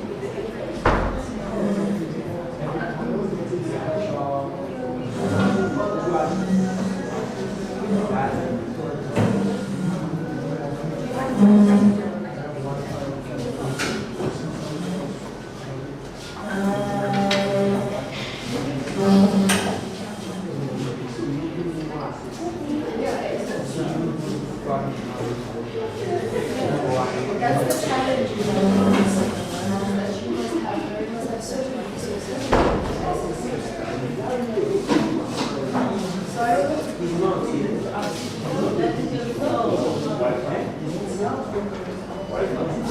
No, access is important.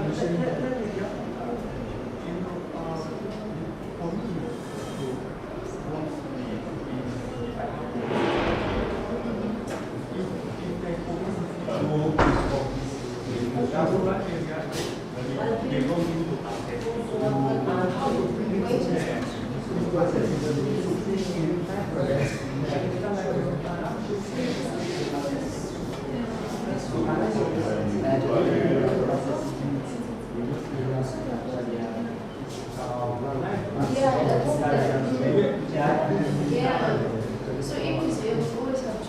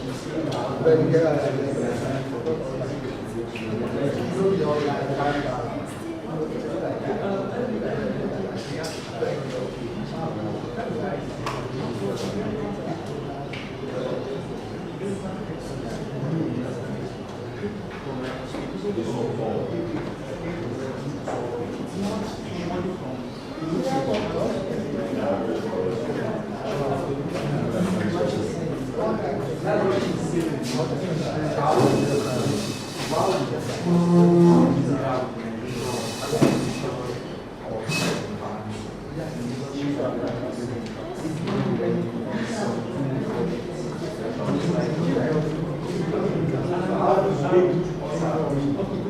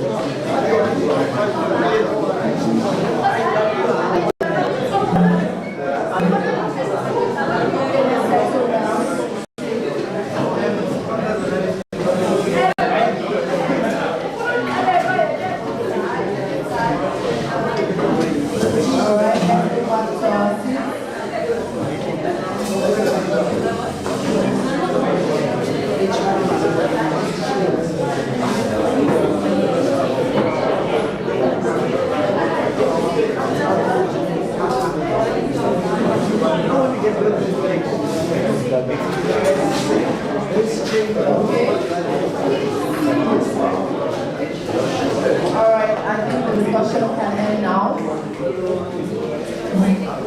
you. Thank you. Thank you. So welcome back to the session. And I think at this point, the representative of the team lead or the agreed person from the different team can indicate and come to the panel seat so that we can give you 5 minutes to make your presentation.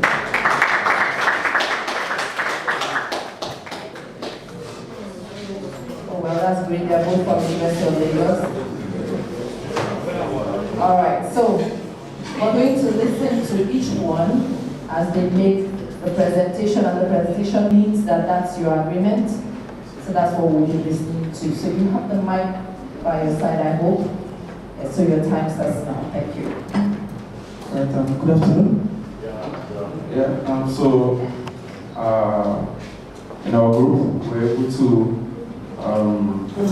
take feedbacks, reactions, and the benefits we're able to take from the sessions, right from the beginning of the program till when we are to go for the group discussions.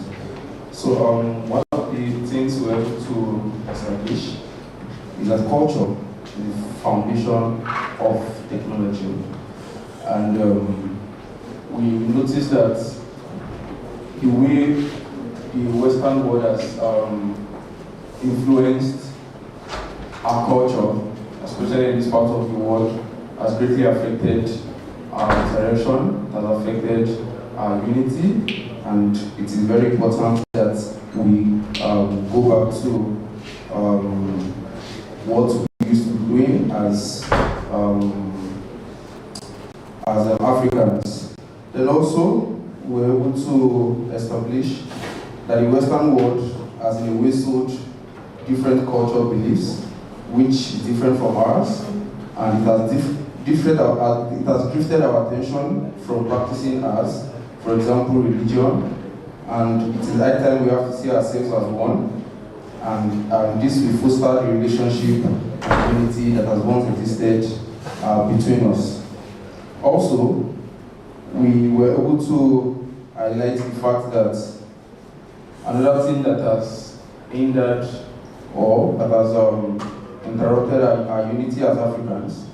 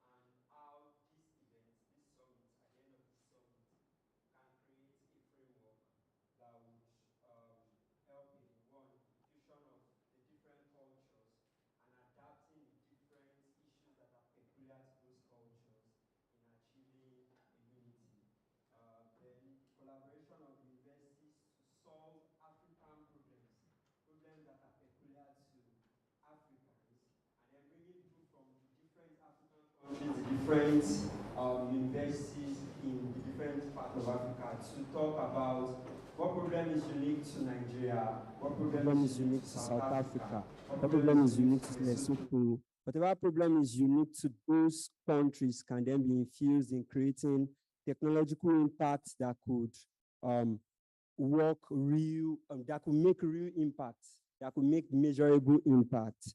Then highlighting the problems that could also mitigate the risk of creating an e-museum. So we concluded on how e-museums, as beautiful or as lucrative as they can sound to the ear, we talked about how risky it could be, and then measures to mitigate and reduce the risk. So we talked about how secured would the e-platform be? What form of security framework does it work on? How are you protecting it? And how does it work in line with the government policy of each country? Because not all countries practice the same type of democracy, not all the countries practice the same type of governance. So creating an e-museum for all Africans, but then it should be able to not contravene the government regulations of those countries.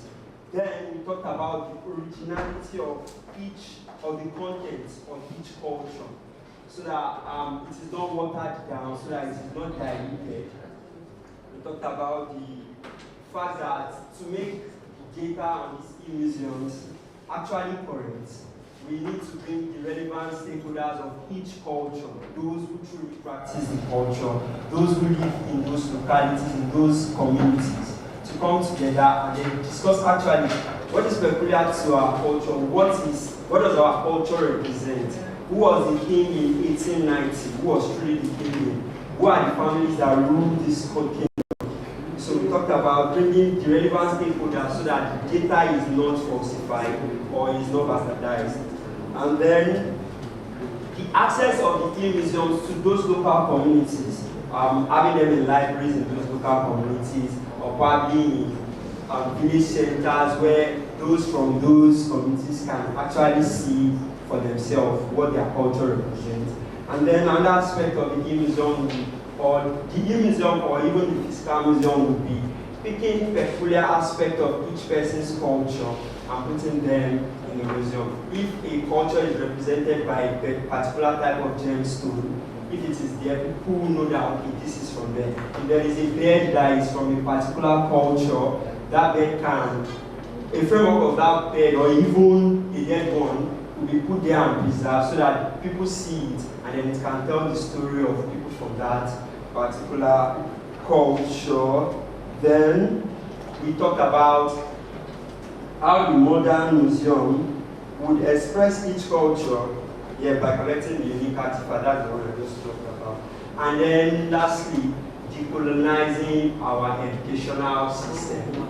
So we talked about decolonizing our educational system such that it represents more of us being Africans than the westernization of our culture is reduced.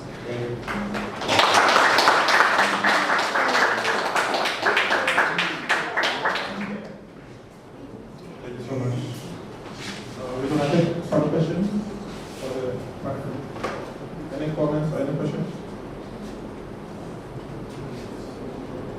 Everyone is fine. All there is a question.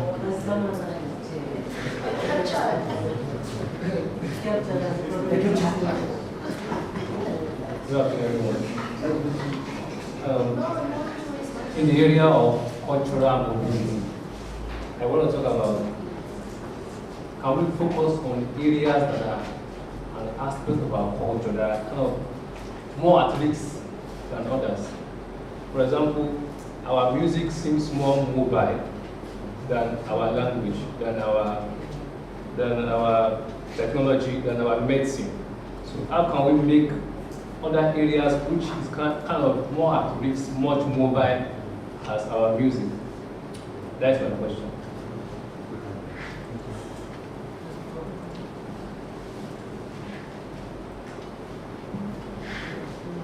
want to argue that our music does not necessarily represent our cultural studies. Our music represents each person's interest.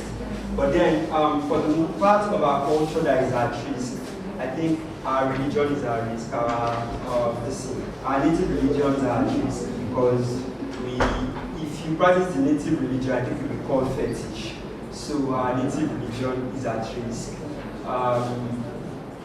We need to sell our native religion to the West. I don't think that's necessary. The way we sell our music to them.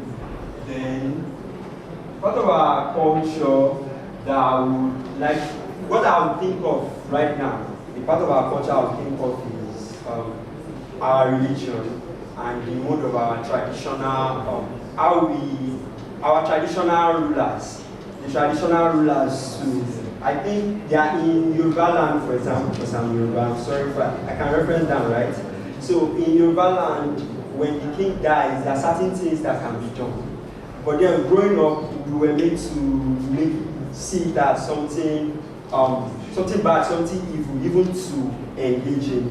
But then when the Queen of England died, there were things of such. People were touching stones, they were touching coffin and the rest, and they were doing that in front of live TV. So I think when maybe a first-class king or a king that would call for attention, I know that in Ijebu, there is this festival they have during Ramadan. People come all over the world. They come there. Same thing happens in Osun State. So if the Ooni of Ife or traditional ruler there should die, and the different ceremonies that defines their burial could probably be televised and made available to the public, so that it doesn't look like we have some agenda we are doing in private. I think that would be.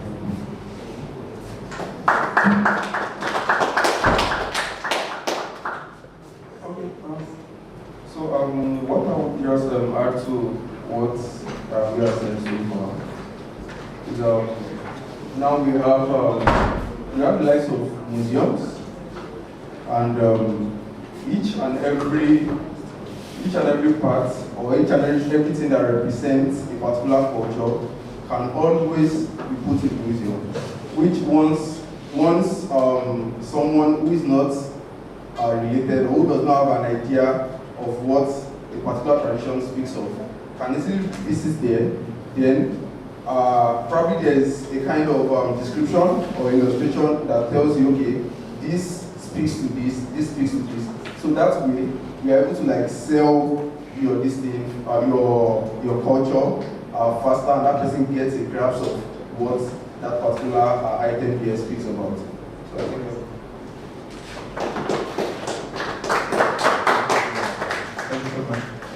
I will just summarize with the colleagues what has been discussed by the colleagues here. Thank you so much, and thank you to all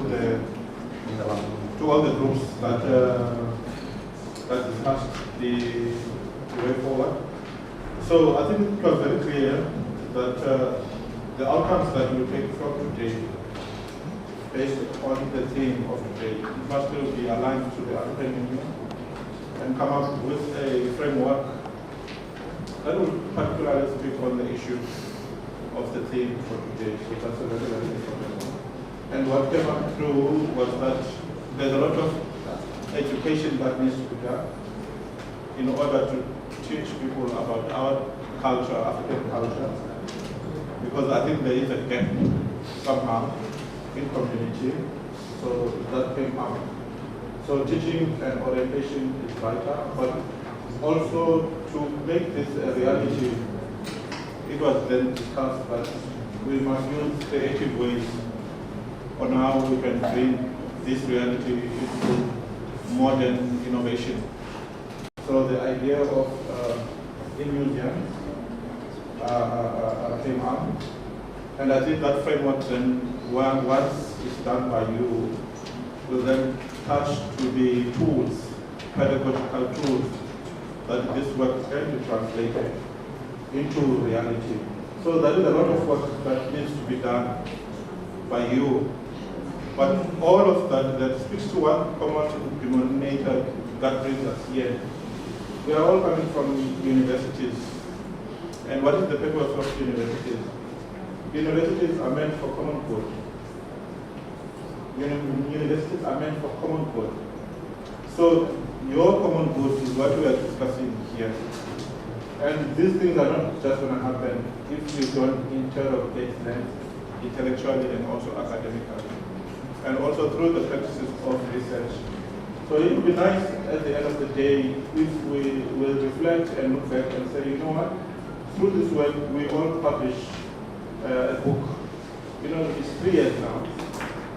And we say, after 5 years we publish a book, and then some of you can even do research on this work because it is your work. So thank you so much for your contributions. It's very, very highly appreciated. I'm giving back to you, Dr. Blessing.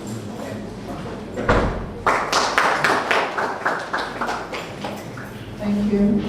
The MC is already back, so I think I give the work back to the MC. I couldn't have asked for a much more better person today. Thank you so much, bro. I appreciate it. All right, and I hope we all had a fantastic breakout session. And like I said earlier in the morning, it's not just another jumping on the flight to going to another summit or conference. We're at the end of that. I know you've been to events that a few months down the line, what was it about again? And all that. But with the way it's designed and this breakout of conversations, we're able to really focus on the reason why we've left our comfort and all that. I know a lot of you guys got a lot of hours at immigration coming out. You don't want to waste that, right?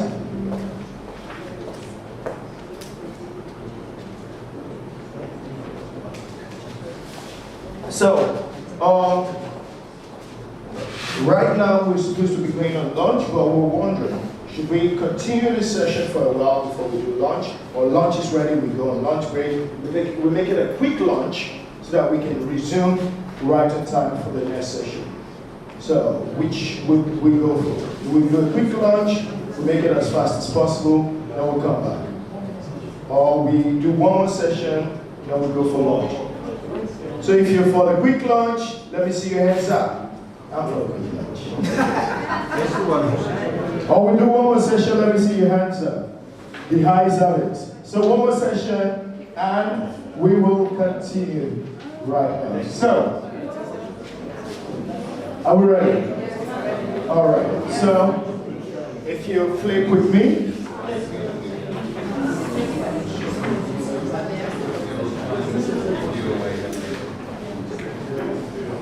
Don't worry, you're going to enjoy the lunch. We're going to make sure it keeps hot.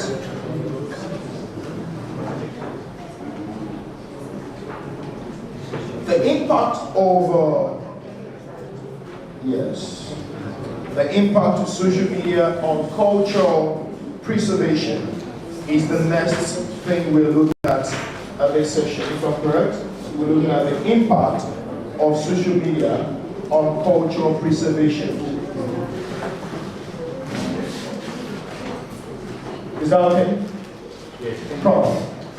Professor Brian, we're going on to the impact of social media on cultural preservation. So I'm going to hand over to Mr. Olaolu Oguntuku, the Faculty of Law Student President. He's going to be the MC for this session.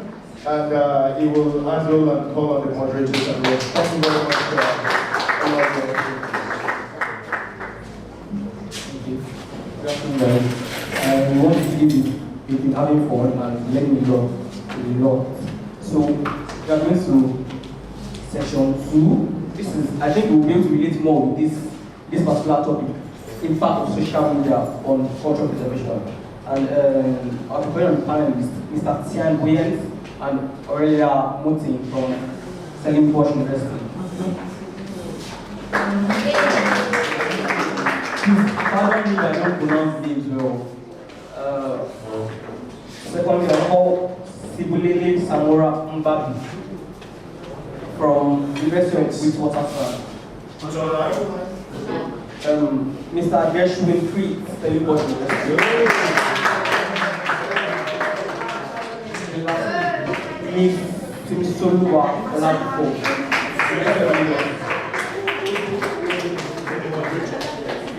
And the moderator is Dr. Akimayowa Akibutiko. So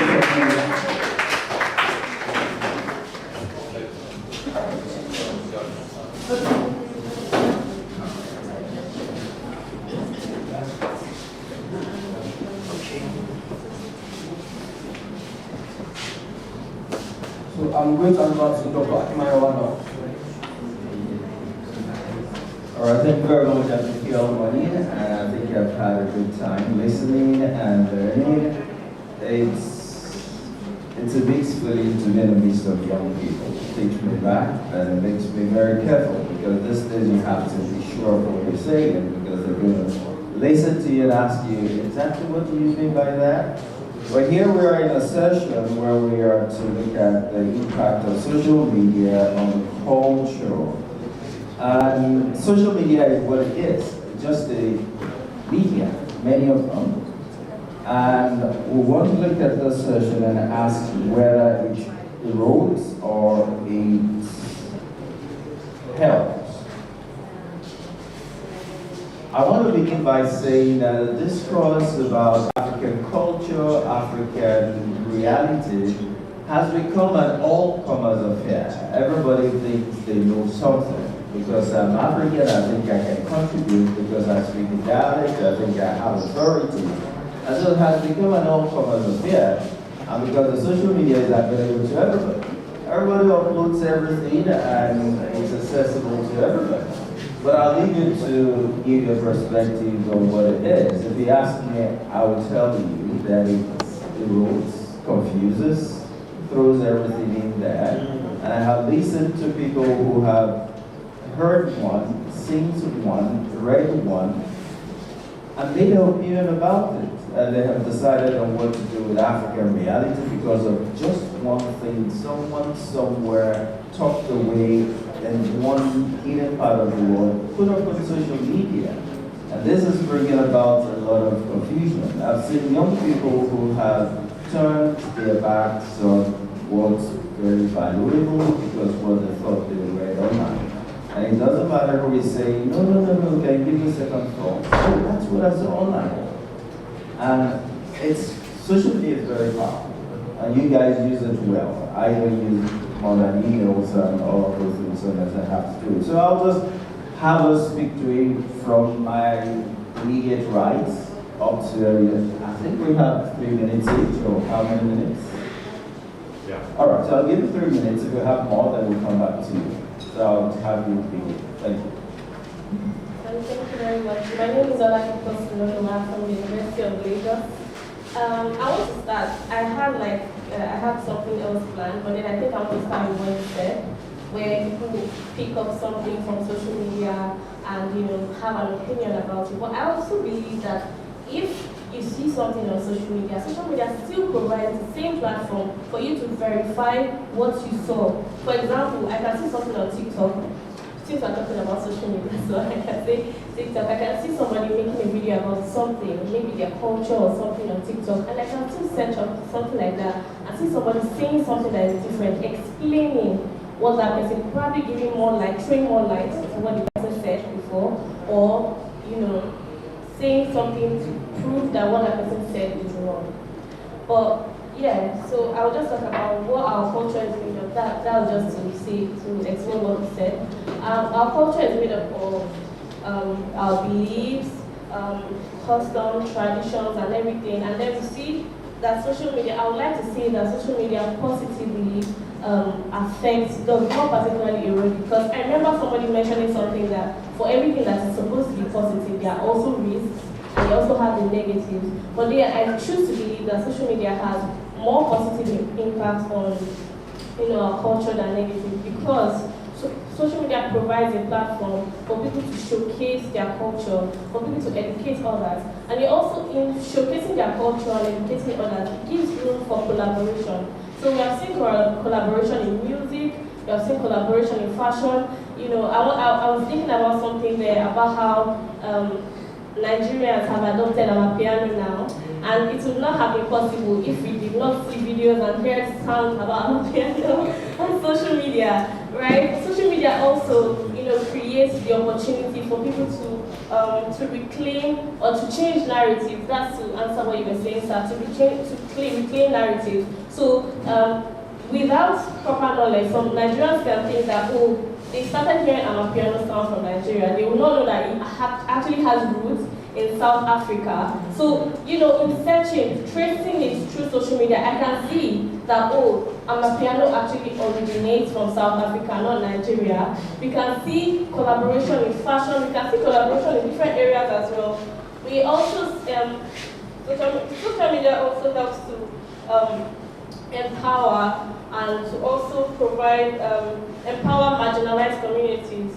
I saw something, I'm making reference to TikTok again because I use TikTok a lot.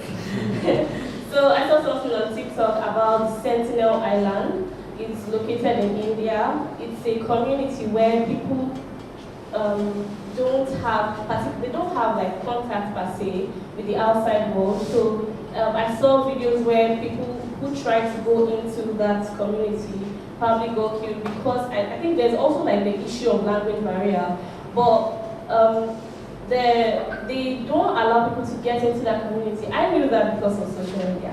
For example, I want to be an explorer. I want to travel to different countries. Imagine what would have happened if I didn't see something like that come up on social media. If I didn't see.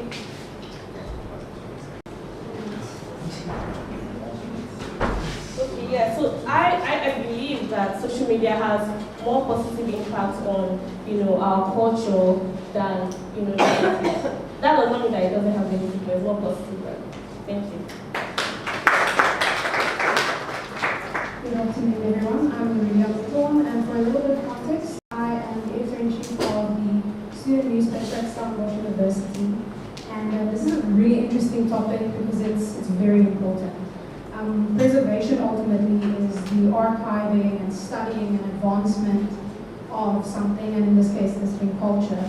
And I think there are a lot of negatives to social media. Social media can divide and confuse, which is, I think, with the misinformation we have nowadays, a lot of confusion. But ultimately, social media and digital medias are tools for us to utilize, and if we're smart, we would exploit them to its fullest extent for our collective benefit. I also want to talk about culture as something that is current. The youth today, we have an African identity as a youth, and I think we can also talk about the preservation of that. Earlier, someone spoke about the African Renaissance, and I think that we can see that on social media. That's where we showcase our different music, our different dances, different clothes, and whatever is happening in our country.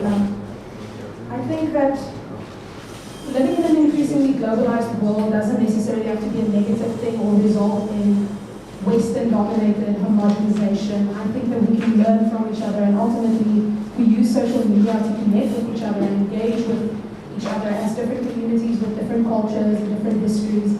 I think that makes us stronger as Africans. We can learn and evolve from that as well, and by evolve I mean as Africans together, away from the separate cultures, separate identities. We spoke in the earlier session about, breakout session, about how as Africans we don't always see each other as exactly that, as African, not just as separate nationalities. Yeah. Thank you.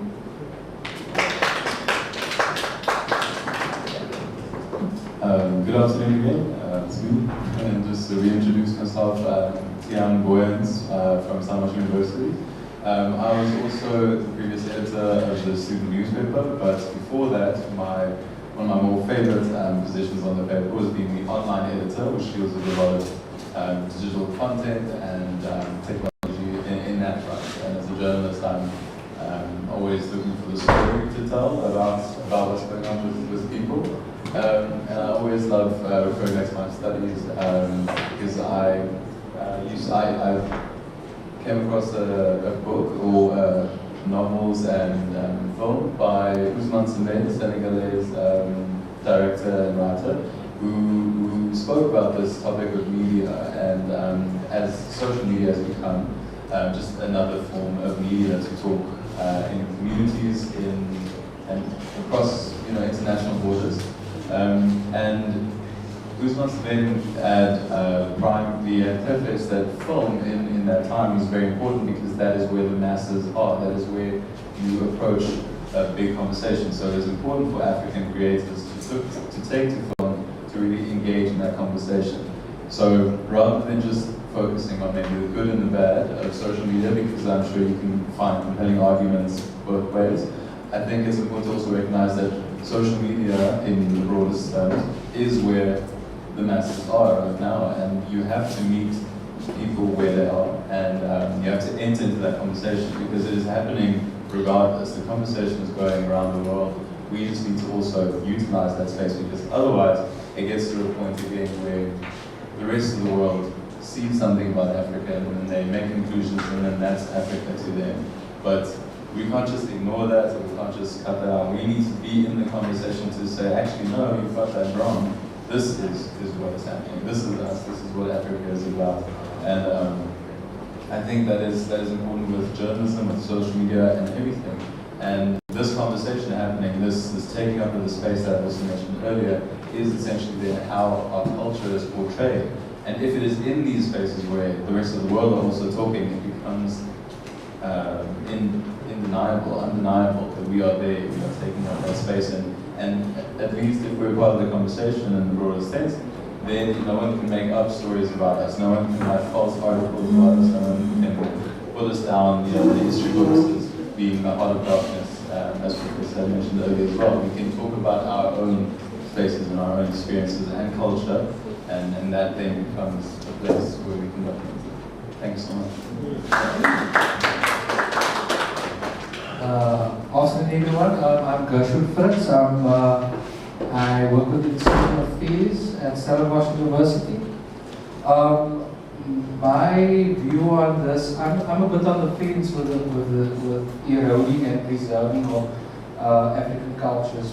So everyone gave now a definition about the diversity and the rich cultures of all the traditions that is within Africa, all over Africa. But my question is really on this, is social media really the future? I think, this is why I'm on the fence about it. I don't think, if you're looking at social media in terms of archiving this information, is it really, it's going to definitely, for me, it's definitely going to question the quality of the information that we archiving. And I know maybe I'm a bit old school, and I think there's a reason why universities are there, is to do these researches properly and publish documents and so forth. But where I see social media come into play is actually being a tool, being a thing that you can use to kind of reference back or you kind of, we have engagements, we see where the gaps are within our African culture that isn't documented before. So it's all, for me it's all about that, seeing the gap and then actually using that source to convert into a more published information that can be archived properly. I think we definitely need to involve government as well. If we are looking at using a social media platform to kind of have government involved with regulations and policies, because we have departments such as traditional affairs that deals with these things and kind of get them involved with the context that we're handling, that we're dealing with. Because they of course know the context of Africa and how do we kind of create platforms that has those regulations in place that could maybe make social media a definite future platform that we could use going forward. So, thank you. Thank you very much. Like we said at the beginning, this is a very interesting thing. I'm going to throw it over in just a minute. There are things I'd like to hand over to you, young minds, and that's first that social media can never go away anymore. It's a reality we have to live with and make the best of. When we begin to discuss African culture, African realities, I think we also should think multiplicity. We no longer should get into that discussion of one is better than the other. If we no longer can dismiss the reality of the differences, the multiplicity in culture, then I think we should engage more with this is different. It's not that this is superior. And I think if we can engage in it that way, we'll be real, we'll be better, we'll interact more. And I think it's no longer going to be anything of competition. It's just going to be, oh, you're different, and there's nothing wrong with being different. And I think that's one thing we need to see. And the other one that I want to also to let you have is the reality of multiplicity in African culture. I mean, that you share my skin color does not mean we're the same. We're different, but does not mean we're bad. So I'd like to throw it open now. If you have questions, comments, and we still have a round of 1 minute, 2 minutes each to respond to the questions. So if anyone has got questions or comments, that would be welcome. Yes. Any other person? 2, 3. So we've got 3. Yes. So 1, 2, 3.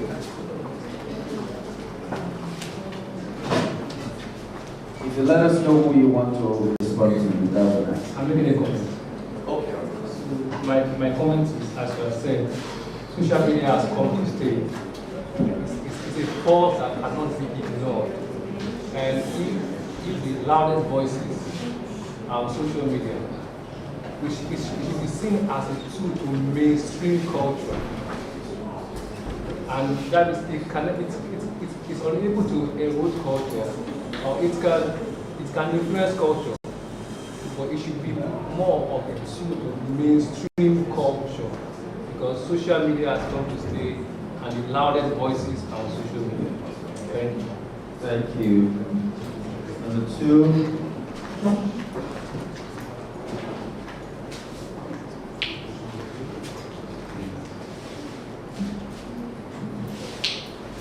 I have a question for the panel.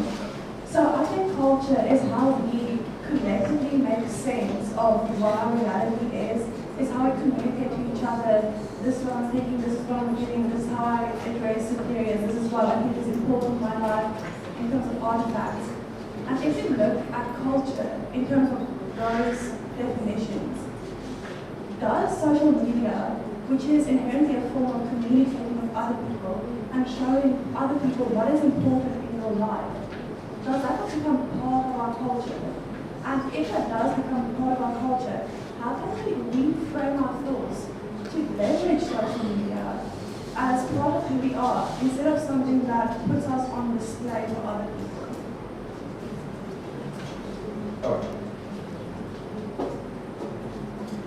Let's just get his question and then we can, so hold on to that. All right, so we just, my PhD area is in social media and looking at its impact on health and all that. And one of the things that jumps out from my research is infodemics and disinformation. Right. Now, when it comes to African culture, there's a lot of misinformation, deliberate disinformation, we have information overload and what have you. And this has given room to a lot of fake news and misinterpretation of the African culture. Recently, the multi-chest series on Zoom, series on Mnet, there were a lot of outcries on some unity and all that. And one of the things that jumps out from that conversation is that unity in the sense of culturalism is not constant unity, and so it will be sustained. Now, coming back to this conversation on social media and our culture, how do we manage, or what are they, looking at the nuances, what are the things we can do to help manage misinformation and disinformation when it comes to the African culture? All right, thank you very much. So, when we talk about social cultural preservation, social media, we are talking about globalization. So, my question is, how do we just oppose globalization, the effect of globalization on cultural preservation? Putting into mind that the major driving force of globalization right now is social media. Thank you. Okay, I'm going to try and answer both questions at once because I do think that they kind of fit together. I think, also with what Gershon said, I think the big problem is that social media is a mess in terms of we don't know what the topic of the conversation is. So people come and they, like when I said, some people put their life on display, or that's how it comes across. Some people put personal stuff on there, someone else is maybe an activist and trying to share information, or maybe someone else is trying to fact check them. But the problem is we're not all agreeing on what the conversation is, and I think that's the biggest problem, is there's no moderator for social media. And I think when you look at something like Twitter, very recently, everything that's been happening there, anyone can get a blue tick and just pay for it. And that's the big problem with social media, is anyone can say anything. I don't think governments can really regulate social media. I think then it becomes just a platform for the government and it's just a website. But I do think the voice of journalists, I think that's important. And I think people being verified by their position and their knowledge and their lived experience, I think that's important. If we highlight that instead of just, like someone said, trying to be the loudest voice in the room, we can minimize some of the damage and the fallout from misinformation. And in that way, we can also humanize the experience. We are just people having a conversation. We're having a conversation civilly. It's like you wouldn't stop someone in the street and just start screaming at them because you disagree with something that they're wearing. That would be ridiculous. And I think that's the problem with social media, is there are no rules, but that's our own fault. And I think we should try to hold each other accountable by saying, that wasn't very nice, or hey, I heard this and it doesn't correlate with what you said. Maybe let's check our sources or something like that. And I know that's not a very hard and fast answer, but I think it's the only way we can actually use social media without taking the personal out of it. And I think the personal is kind of the point of it. I agree with my fellow panelists on both sides. I think we've hit on something important as well with Nina's question, that social media becomes more than, it's not an alternative to university publications, so it's not a this or that really, it is part of the culture, because as you've also mentioned, that it inherently influences and interacts with the culture we have. We learn from other countries, we adopt cultures that change. It's a constant moving platform where we really do change things in our own culture, which inherently means that it is that method, that sort of media or medium of culture in a way, so that you should just learn to, I think, reframe how we look at social media, not that every single second influencer posting, whatever comes to their mind and take that as fact, or take that as a reliable source of information, or a reputable source in a field that they know potentially nothing about. I think our reframing of what social media is this conversation, this part of the culture, and I think that also ties into disinformation and misinformation, because if we learn to understand that this is just how we are communicating in this world, I mean, especially coming from a pandemic where that was one of the main only ways that we could really interact over the world, we realized that it's actually not meant to be this other thing. I mean, social media is very new in terms of the decades that it's been around, so we are still trying to find out where exactly it fits in. But if we do adopt it in this way, and we think of it more as, where we are talking, we don't have to throw caution to the wind. We still can rely on our instincts to know to look for reputable sources, to see when something isn't what is factual. We can look for journalists' names, we can look for university papers and academics, and those can in turn also make use of social media as commentary and as things like that. So I do think there's a little bit of fine line and reframing that goes with it. All right, do you want to say something? No, it's fine. Okay, all right. So we have one more person who's going to have it. Okay, so I'm speaking of how we can regulate and ensure that misinformation does not thrive. I feel like we have a part to play in that, because we can choose by ourselves that, okay, I'm going to ensure that I don't post something that is not confirmed or that is not true on social media, because I know that a lot of other people are going to see it, and they might get the wrong information, they might misinterpret this or this, and I might be contributing to misinformation. So I choose not to do that, and also educate other people to not do that. Allow people to understand the effect of misinformation on the community or people as a whole. Also, I also think that we can also do things like, okay, I know this person posted something that is wrong. This thing is not true according to the news or according to what I know. So I'm going to report this post because this person is misinforming the general public. Because I noticed that I started seeing something on Twitter recent where when I see a post sometimes, under it you can see that, okay, some people have reported this tweet for being wrong or something like that, being misinformation or something like that. So I feel like when we see things like this, report it, educate people on the effects of misinformation and all of that, we can sort of manage it and ensure that it does not go in the wrong direction. All right, thank you very much. I think just one word on globalization and culture. I think social media has become part of our culture today.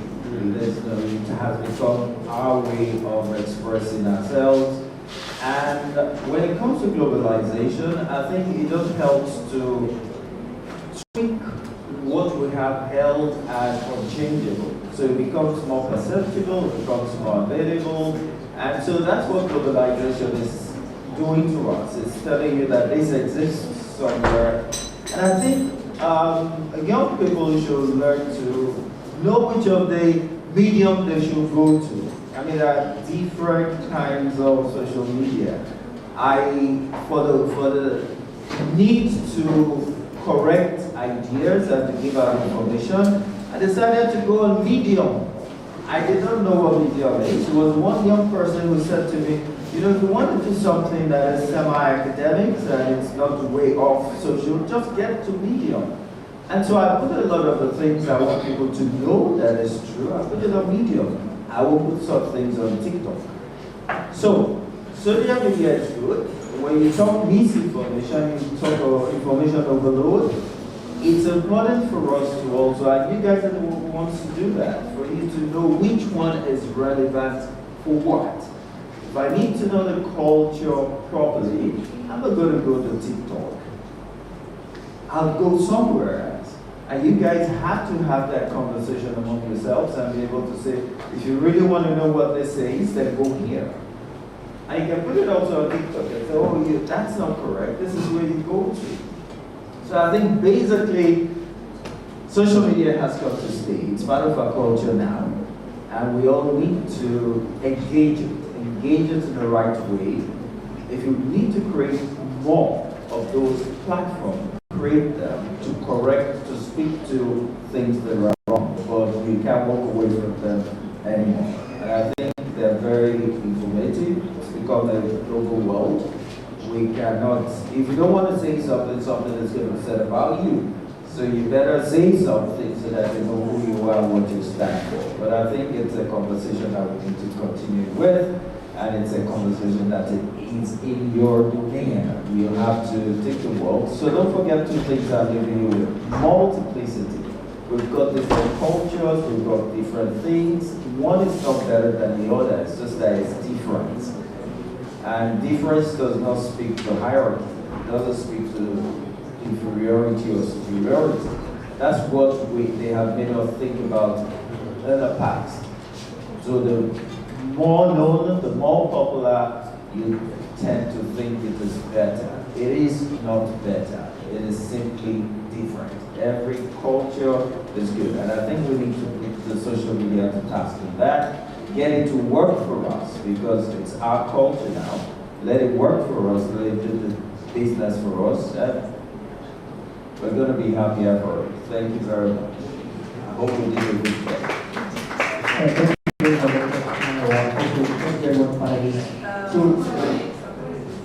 Oh, we have more. Okay, all right. Thank you so much. My question is, why is the African Union more reluctant to regulate the use of social media as compared to the European Union, for example, in which it has laid successful litigation against Facebook and so forth? Why is the African Union lagging behind? Is that for me? Do you want me to? Maybe we could start off and then everyone else. All right. I think it's basically what happened during COVID tells us everything. We like to wait, watch, and when they do it, we do it. I think it's going to come afterwards, and we respond a lot more in Africa when it affects us. So TikTok was pulled down. Was it TikTok? No. Twitter was pulled down in Nigeria, where they did what they should actually do. So not until it begins to hit those big guys, it's just going to be there. For now, they think it's not doing any disservice to them. But the day they realize that it's a lot of disservice, then they will come and clamp down on it. European Union is doing a lot of this because it's capitalism. It's a big war. Someone is making a lot of money, and it's not just the information, it's also because they realize that Facebook, Twitter is controlling their economy. And it's too much in their faces that how can someone, in Nigeria we're celebrating Dangote who has our economy.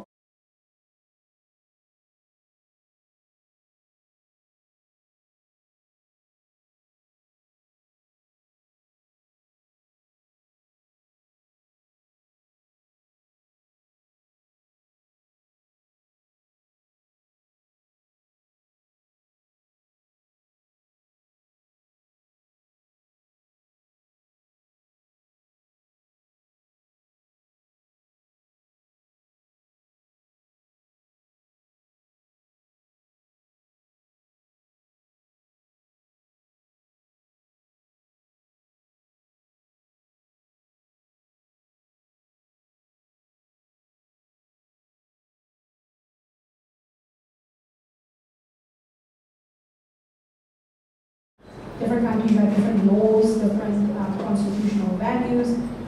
So I think it's a very complicated conversation. In the European Union, it definitely has a lot to do with money, and also in the African context, I think we should be careful of regulating social media, because I think we have a history with our own governments that we all have our relationship with our governments, and I think it's important that we have some place that we can talk to each other without someone saying, you're not allowed to say that. But that's just my opinion.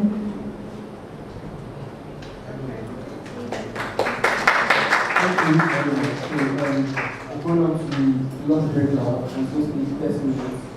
We are supposed to be here by 12:15. Sorry, 2:15. And aside that, the survey has been sent to everyone's emails. Please kindly check your mails and do what you can do. Thank you very much.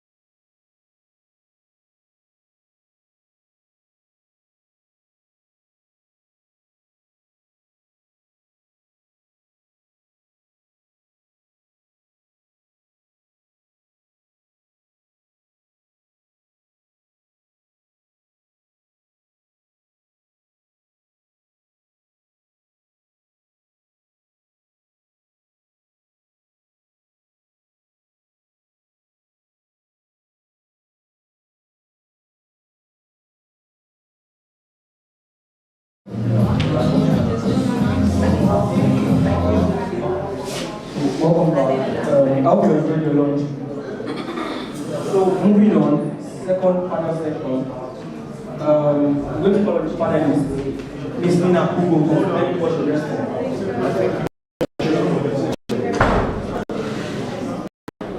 Hello. I know you enjoyed your meal, right? It's as if the food should continue.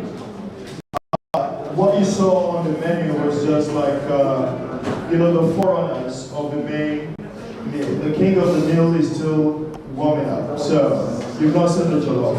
So don't get it twisted. We'll just start. So he's going to start this afternoon session very quickly. But I want to make sure everyone that should be on the panel is just going to do a roll call to be sure everyone that should be on the panel is in here so that we can kick off very quickly, right? Miss Nina Kugo. Yeah, she's here. All right, then let's check. Mr. Yankanani is Beku. Is he here? Mr. Yankanani is Beku. Any name that sounds close to that, forget it's more than the name. Miss Loli Lopez Olatuji. Okay, she's here. Kekele So Makuya. Yes.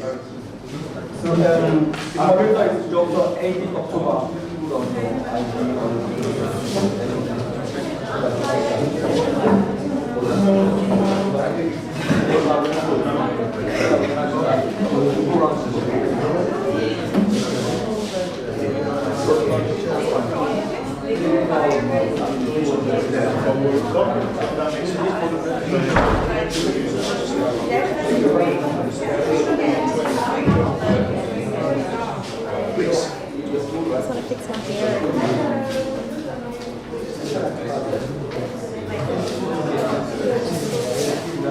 All right, please let's get seated. Let's reduce the side talk so that we can have a wonderful session.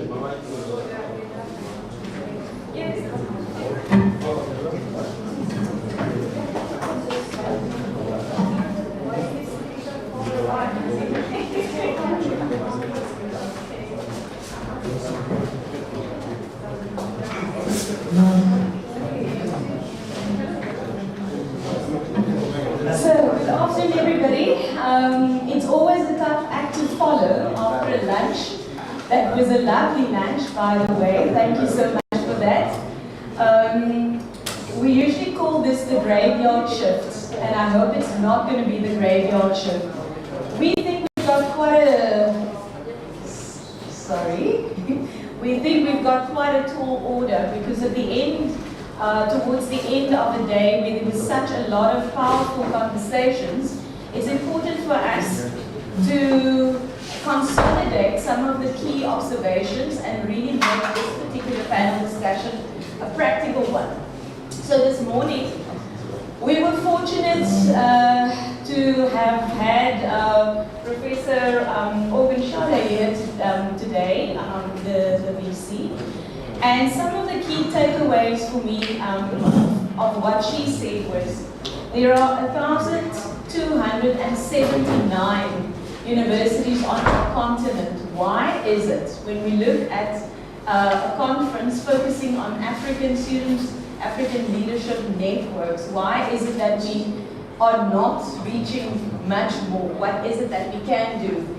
And the follow-up to that was an observation that if we are serious to really elevate the status of Umoja, then we have to leave the 2023 conference and asking ourselves, what would be the practical next steps for all of us when we return to our various campuses, so that we really take into consideration all the learning and the networking that has taken place over the last couple of days. Okay, so I'm going to be brief. I have a wonderful panel here today, and I do want to share a couple of observations. So one of it this morning was that if we focus on the question of the role of academic institutions, I would like to hear from you, based on your observations on your campuses, what do you think is the role of an academic institution in preserving technology? Sorry, preserving culture. Let's give Nina a moment, and then can we move on to this? Hi everyone, good afternoon. My name is Kolo Asoji from the University of Lagos, and I'll be discussing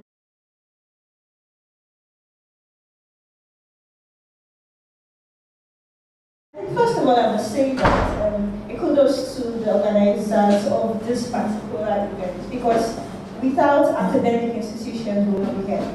So kudos, because this is a way of fostering synergy to make sure that we adopt and cherish our cultures. As we embrace the possibilities of technology, we must also ensure the innovation and promotion of our diverse cultures. Academic institutions, as we can see, have crucial roles to play in this. Now, academic institutions, to make this clear, does not just encompass tertiary institutions, but it starts from into the basic education, other secondary schools, colleges, and so on. Yes, so I'll be really streamlining into my university to make it the grassroots for what I'll be discussing. First of all, academic institutions can bring about an synergy between technology and cultural preservation by education and training. We must recognize the need to integrate cultural preservation in our curricula. Yeah, we must equip our institutions with comprehensive education on the value and significance of our cultural heritage.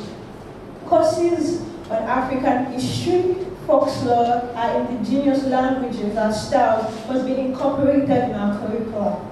Yeah. For example, the University of Lagos offers general courses, both that talks about Nigerian culture and African culture. I remember doing general courses. When I mean general courses, everybody in the school must offer those courses. Yeah? I remember doing courses on African culture where we talked about the Zulu tribe, Swahili, and the likes of it here. So we must incorporate this. We must continue to talk about our culture, to be proud of our culture. Yeah. Then, in equipping students with the necessary skills and knowledge, we can become ambassadors. We can become professionals in our culture. You can't tell a story that you do not understand. You can't tell a story that that is not peculiar to you, that you have not embodied yourself in. Yes, so that way, when we understand what we're doing, even when we migrate to other parts of the world, especially as a result of brain drain, that is very, very peculiar now, when you get over there to other non-African countries, you can tell your story, because our stories are ours, they're peculiar to us. And with this, we can have a deep appreciation of our root, even when we go to other countries, like I said. Another way is by policy advocacy. We must engage policymakers, students, academic institutions, the government also, on the importance of preserving our cultural heritage in the digital age. Yes, we must advocate for adequate training. Many of the speakers here today have actually done so much on adequate funding. We must tell the story, we must our government, stakeholders know why it is important to provide adequately for our cultural preservation through technology. We must make sure that they understand. If they don't, we should not assume that they know. Because when we display it, when we tell them that it is important to do this, then they know that yes, it is truly important, and then they can fund it adequately. Yeah, also through research and development, academic institutions must conduct research to explore innovative ways to utilize technology for cultural preservation, such as creating visual experiences for cultural sites.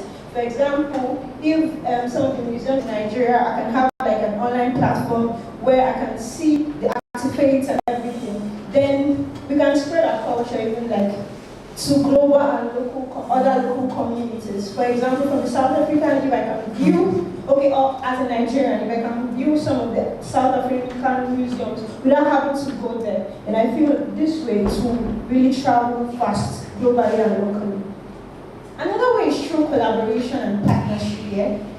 Just like this conference, we are partnering with ourselves, we are collaborating. So that way, we can bring our diverse cultures together. We know that there are strengths in our differences. We are embracing our strength. So we must collaborate with ourselves, we must collaborates with cultural institutions, museums, local communities, and governmental agencies in developing programs that will leverage technology for cultural preservation. For example, the Unilag in June, if I'm correct, organized Unilag at 60 carnival, yes. So that carnival, we actually had different tribes, people representing different tribes. The South Africans were truly represented, the Tanzanians, different countries in Africa were represented in that event. So that is a way of collaborating, of partnering with ourselves.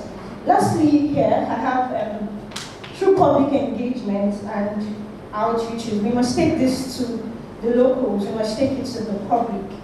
Through public lectures, workshops, lectures that will be really available to everyone, not just something that's enclosed like this. So even the market woman on the streets, other people can understand the importance of preserving our culture. Yeah, and then just to summarize, I spoke about public engagement and outreach, collaboration, research and development, policy advocacy, and of course education. Thank you. Thank you very much for that lovely summary. And my question was going to be, as concluding remarks from everybody, to give me the top 2 immediate next steps, and you've covered quite a bit, but I'm going to come back to you. Nina, would you like to add your understanding of what academic institutions, the role of academic institutions are? So, to answer this question, I thought a bit about our community, Stellenbosch, which is very much a hot pot of cultures. It's very, there are so many cultures that overlap there and have come together. And I thought, is this different than that's always been in the history of higher learning? It isn't. Universities have always been a space where people come together to think through new ideas, to think through new futures. Sometimes they think awful things, and sometimes they really do develop a new future for the world. And it made me think, because last week I visited one of our sister universities at Tux, and they had an exhibition on the gold artifacts and ivory artifacts of the lost city of Ngubwe. And I don't know if you guys have seen those artifacts ever. Hello to you too. They were beautiful artifacts. They were really carved with so much love and precision and technique. And walking through that, I thought, interesting, because this city wasn't found very close to Pretoria where I saw it. It's closer to where Zimbabwe is today on the Limpopo River. Something that I can see it in Johannesburg, but they can't see it where they live, right? And then I thought, okay, well, let me tell the rest of the story before I get ahead of myself. Then, when we were walking out of the exhibition, there were a few professors who were playing around with a VR headset. I've never done it before, so they told me I have to walk the plank. And I put on this VR headset, and all of a sudden I was in a high-rise building, and there was a plank in front of me, and I had to walk. And obviously, I knew that the ground was right there. I knew I wasn't going to fall, but my body didn't know that. And when the guy asked me if he should hold my hand as I walked the imaginary plank, I said yes, even though my hands were sweating like crazy and my heart was beating. And I thought, what an immersive experience. I think sometimes university really has become this place where you choose a career, like I have, after my politics career has failed. And I'm doing law now, and now I have to do a lot of road memorization to just make money in the future. But that isn't what an academic institution should be. An academic institution should get your heart pounding and your hands sweating, and the learning to be so visceral that you are convinced that you're falling off of a plank. And I thought, like, this is a really interesting intersection where technology and institutions and culture get together. Because I thought I was in a high-rise building and I was in the gallery in Pretoria. Imagine what you could do for so many children who don't have the opportunity to go to that gallery in Pretoria. You can make this experience of seeing the artifacts a universal experience for everyone. You can make learning tangible. And the problem is, we often say, oh, technology is making the world more equitable, people have better opportunities. But the problem is, concentrated in the hands of people who already have it and only gets leveraged by them. So I think academic institutions really do have to focus on community engagement, as you said, and do what they are supposed to do, be a hot pot of cultures, and give everyone the opportunity to contribute to the conversation. Thank you. Thank you, Nina. So let's hear from our middle students. Yes, sir. Okay. Afternoon, ladies and gentlemen, esteemed panel members and esteemed guests. I'm very honored to be here. Just to briefly touch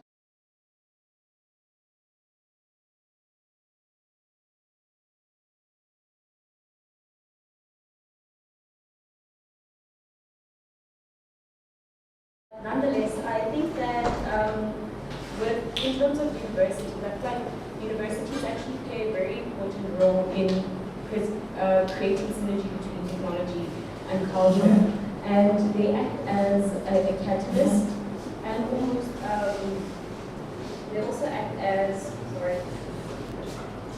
they also act as custodians for traditions. So what I mean when I say this is, when we come to a university space, we come carrying our own cultures, our own customs, our own usages, and then we join another space which is much bigger, that has its own traditions, and then we meet other people that now also have their own traditions.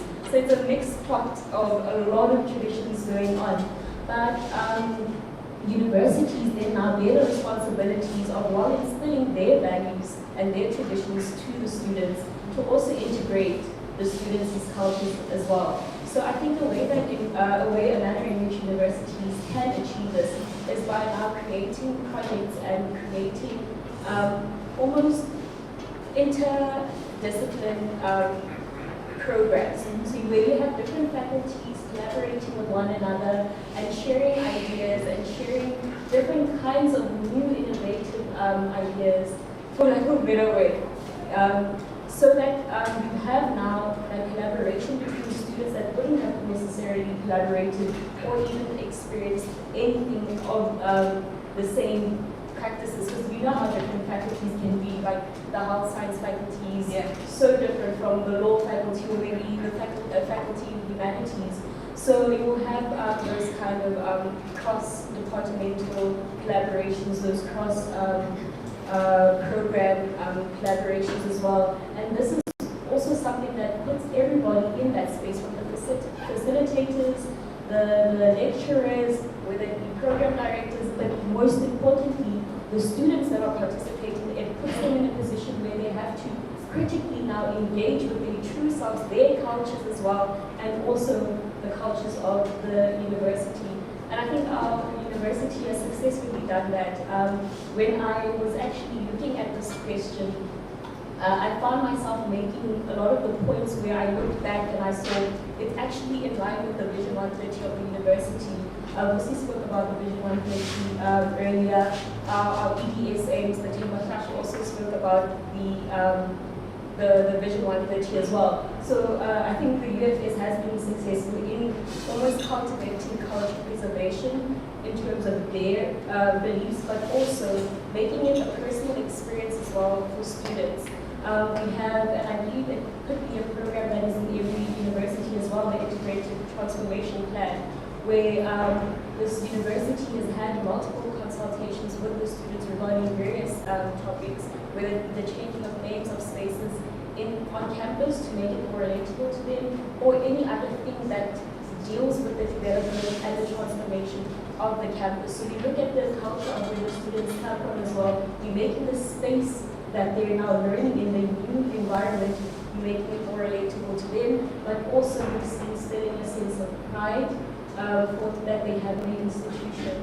And another thing that I'd like to say, and I think the faculties or the programs that best benefit of this would be your humanities and your computer sciences. It's taking philosophy and then it's taking technology and bringing them together. I think that's a very good one. And then on to the point of that I mentioned earlier, that my colleagues had mentioned, the way that you can look at it in the sense that what the contribution the university makes and the role that the students play, or our student leaders then make in the whole process would be rather putting community engagement community engagement, engaged scholarship. So that's where you now put in your student leaders, and you're saying the student leaders now drive the project along with the universities to our communities, because the universities now have the resources, they have the pool, they have the network, but you're taking it back to either the community now, that's the new space, the new home of the students, where they're now studying for the next 3, 4, 5 years, and also now you're equipping them with skills, and they now have the skills to go back home and maybe start their own community projects, or they can contribute to their communities with the skills that they have acquired there. And then I'll just speak on my most important point. Okay, I'm going to get back to you. I want to pause there for a moment, because all three of you touched on layers of accountability of all the different stakeholders within an academic institution. So this morning we referenced institutions. We've heard how some of our colleagues said, whose culture are we referring to? If you think about all different institutions and the cultures and the organizations and stakeholders, there are culture as an entity, there is identity that is embedded within individuals entering academic institutions. Then we also look at student leaders and leadership per se, and they all are contributing towards this almost social construction of what we perceive institutional culture should be, or our understanding of that. So if you stay with that for a moment, and you just reflect a little bit later in this morning, when Professor Ulaye referred to this dance of anthropology on the one hand, and then science and technology on the other hand, and how this can be a beautiful dance if you are cognizant of the strengths of each environment, and that's not an either or.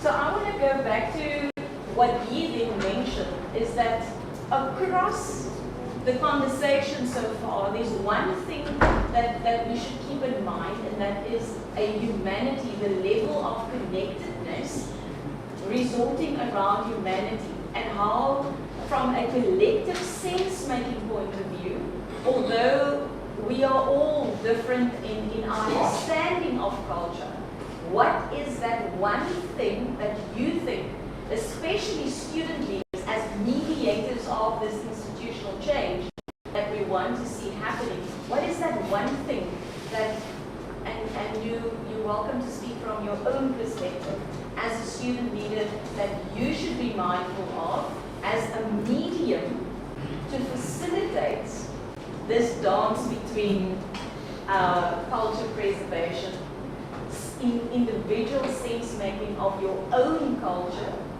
and then also technology, throwing that into the mix, if I could do that. Nina, would you like to give it a stab? If my colleagues would like to take the first one, I'm still kind of processing this one.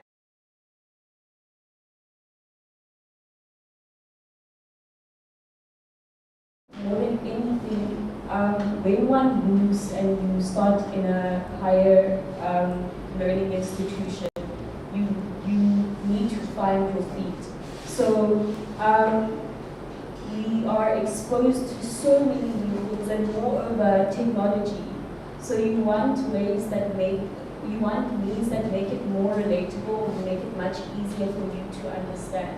But I think in general, like when you're looking at that the whole, you're looking at it holistically, students always look for a sense of home, or rather a sense of belonging. So once they feel like an idea, they can relate to an idea, and then they own the idea, they run with it.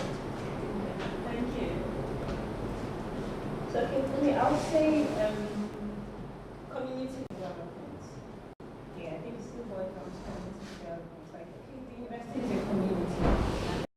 We are all working towards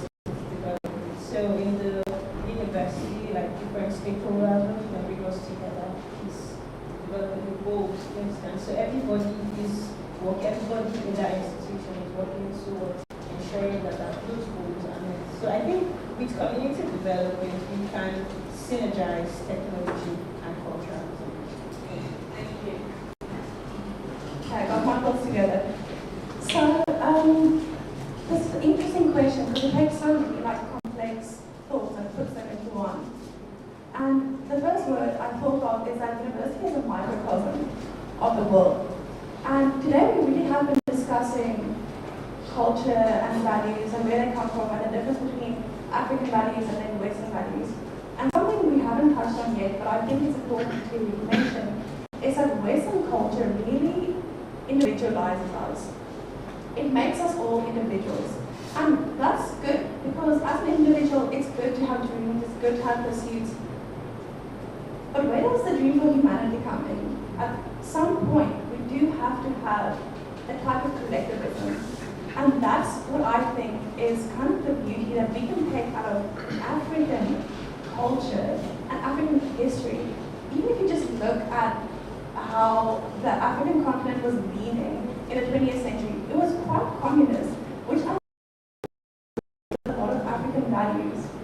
And this Western idea of individualism echoes even in people like Biko's work where he says, black man, you have to liberate yourself.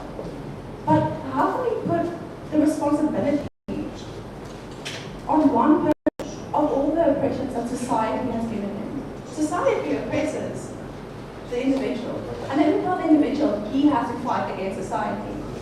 What if we rephrase that into a collectivist sentiment? What if we said, okay, society, we are going to help individuals, and we're going to help them in one direction. And I think that also happens on an academic scale, is the anthropology department does one thing, and the engineering department does the other thing.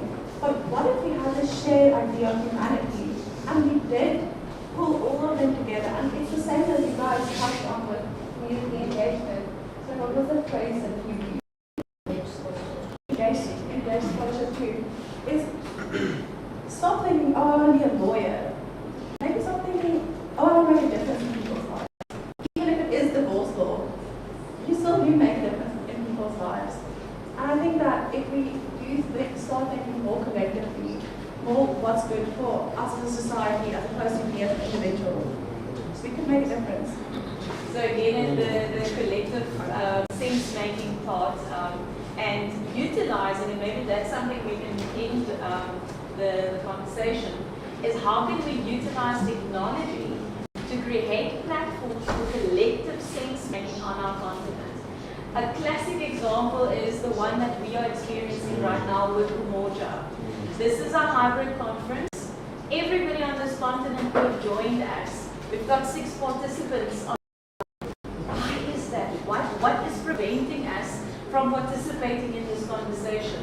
So the last comment that I thought was such a powerful comment was culture is the foundation of technology, and that made me, so I've got a flow chart running at the moment where I reflected on the collective power that can be utilized via technology. If you look at all the student movements and the hashtags that started following from 2015 onwards, and one of it just focused on African leadership, how the Umoja Student Leader Network, using technology, could also utilize the focus of indigenous practices, understanding indigenous practices, but also intergenerational conversations, and bringing our older generation on board in the preservation of culture, combining it with our current generation and the use of technology. So any questions from the floor on that note? One final round for our esteemed colleagues. Tia, I'm going to ask a question. My question is, I guess, a bit far-fetched. There's no real answer yet because I know how universities look like right now. But how do you think, to anyone, and yourself included, do you bridge the gap between our very distinct faculty education that we've got now and a more collaborative cross or interdepartmental or I think that's the best word for it, interdepartmental or interfaculty education and collaboration, because there are opportunities for events and so forth, but on the usual scale in an everyday life, it's almost an inside joke that an art student doesn't really know what's going on in an engineer student's life. And that's a funny thing we all kind of joke about, but it could be different because, you know, they are very hands-on, creative, artistic people who will also thrive in a computer science environment, like you said, and also engineering and so forth. So how do we create more opportunities like that to increase this type of engagement? Before that answer, I think from a faculty perspective, there is such a huge scope for creating more interdisciplinary degrees. And we've seen great success stories of that. Think tanks being one of that. I was fortunate to be part of a think tank for 2 years with an interdisciplinary approach, and it was amazing to see how highly intellectual scholars, bright young minds, really struggle to work together simply because of the previous lack of engagement across the different disciplines. And if we think about technology right now, and thanks to COVID, how it really forced us to think differently on how we want to collaborate. We don't know what is the next level of engagement for us. All we know is that there's a lot of opportunities that we haven't tapped in. And I think on the continent where we are situated right now, whether in the west, mid or south, I think the future of collaborative networks and intentional partnerships is perhaps where our student leaders can really also guide our management teams of our universities. Don't tell them I said. So yeah, some final concluding remarks from you? So I have a cousin in Sweden, and she's studying engineering/art, which I think is a pretty interesting degree choice to make, but for her it makes perfect sense. And I think, as I mentioned before, right now universities are basically a pipeline to a career, to the best career that you can find, fitting your skills. But that isn't necessarily what university ideally should be, which is just a place of learning and studying. And obviously, university is reflective of the job market as we have today. But I think with changing technologies, I mean, we are probably all going to have lots of different jobs when we grow up, finally, for me at least. We might not stay in one position for very long. We might decide something sticks and something doesn't. And we don't have to have the formal training to just be a lawyer or just be a computer scientist. We're going to have a lot more like multidisciplinary futures ahead of us. I think that's one way, but we couldn't necessarily create change, but I think change is going to come in that way. Okay, so just to add,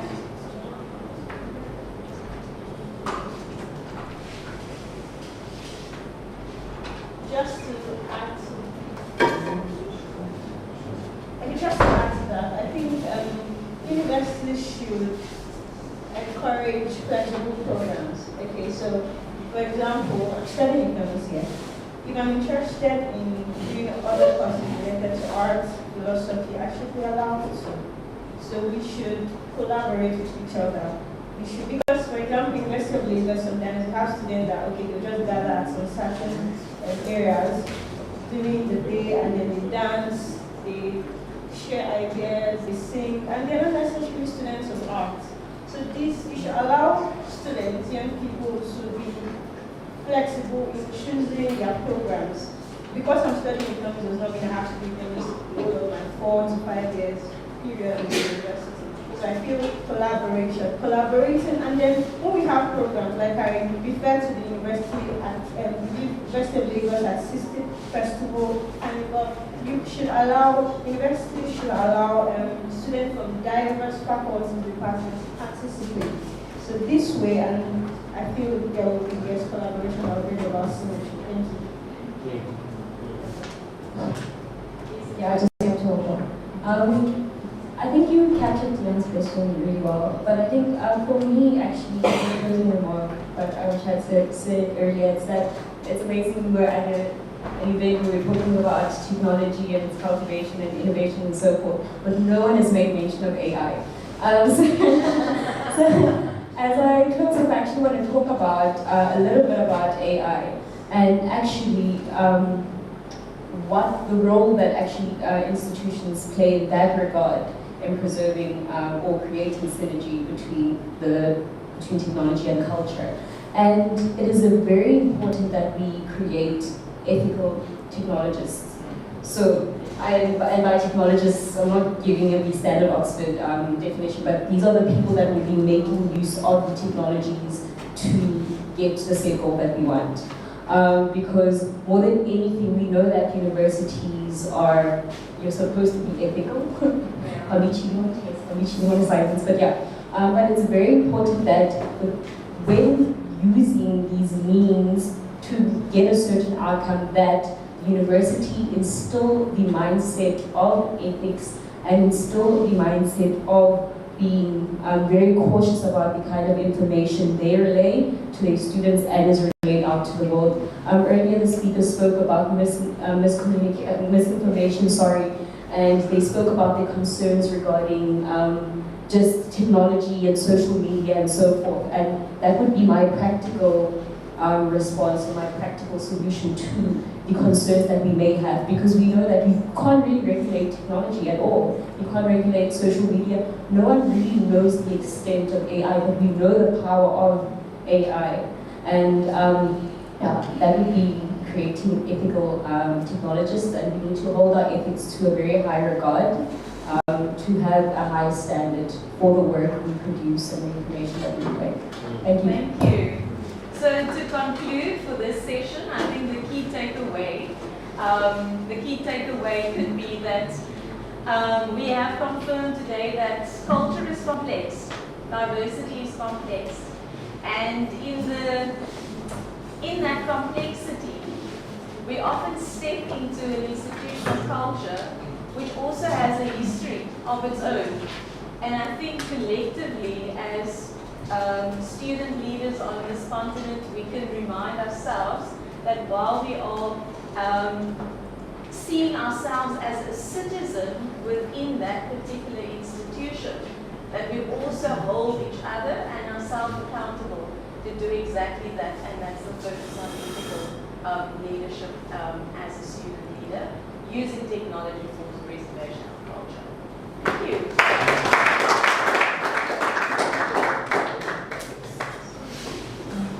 Thank you very much. Very quickly to the next panel session. The moderator is Mr. Samuel Ejimumi. I'm back again. For the panelists, we have Mr. Olake Olamide from University of Lagos. We have Mr. Oluwaseyi Adewumi from University of Lagos. We have Mr. Keith Abokelu from Kura, University of Lagos. We have Afawe Mashayana from University of Cape Town. Then Ms. Kabaka from Stellenbosch University. From Stellenbosch. All right, then, thank you very much, guys. Thank you, the MC. I know, she said earlier that the afternoon is always like a graveyard shift, but I'm glad you guys made it this far. Right, please a round of applause for yourself. You all did just great. We're going to play some songs. I want to hear your feedback. I want to see who knows that song, if you know this song. Will you please be kind enough to play these songs for me as we welcome, please? What do you win? You win an opportunity to cook jollof.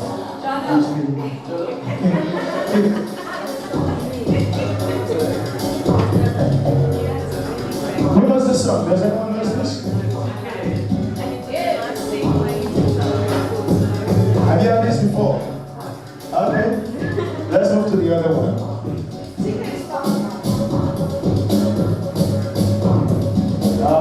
Nice. Let's forward it a bit. Let's move to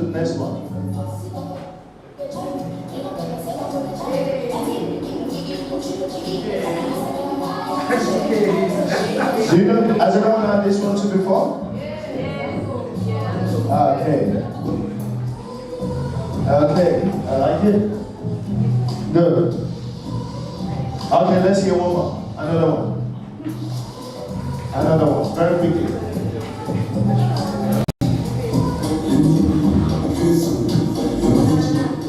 Okay, I have more participants now.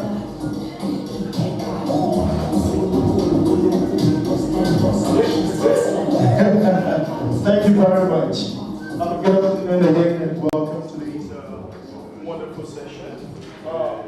This panel will be looking at something very critical, which is how students can help engage technology for culture preservation. I think the mic is fit there, it's fine. It would be good to have like a battery replacement. It keeps tripping. Hello. Okay.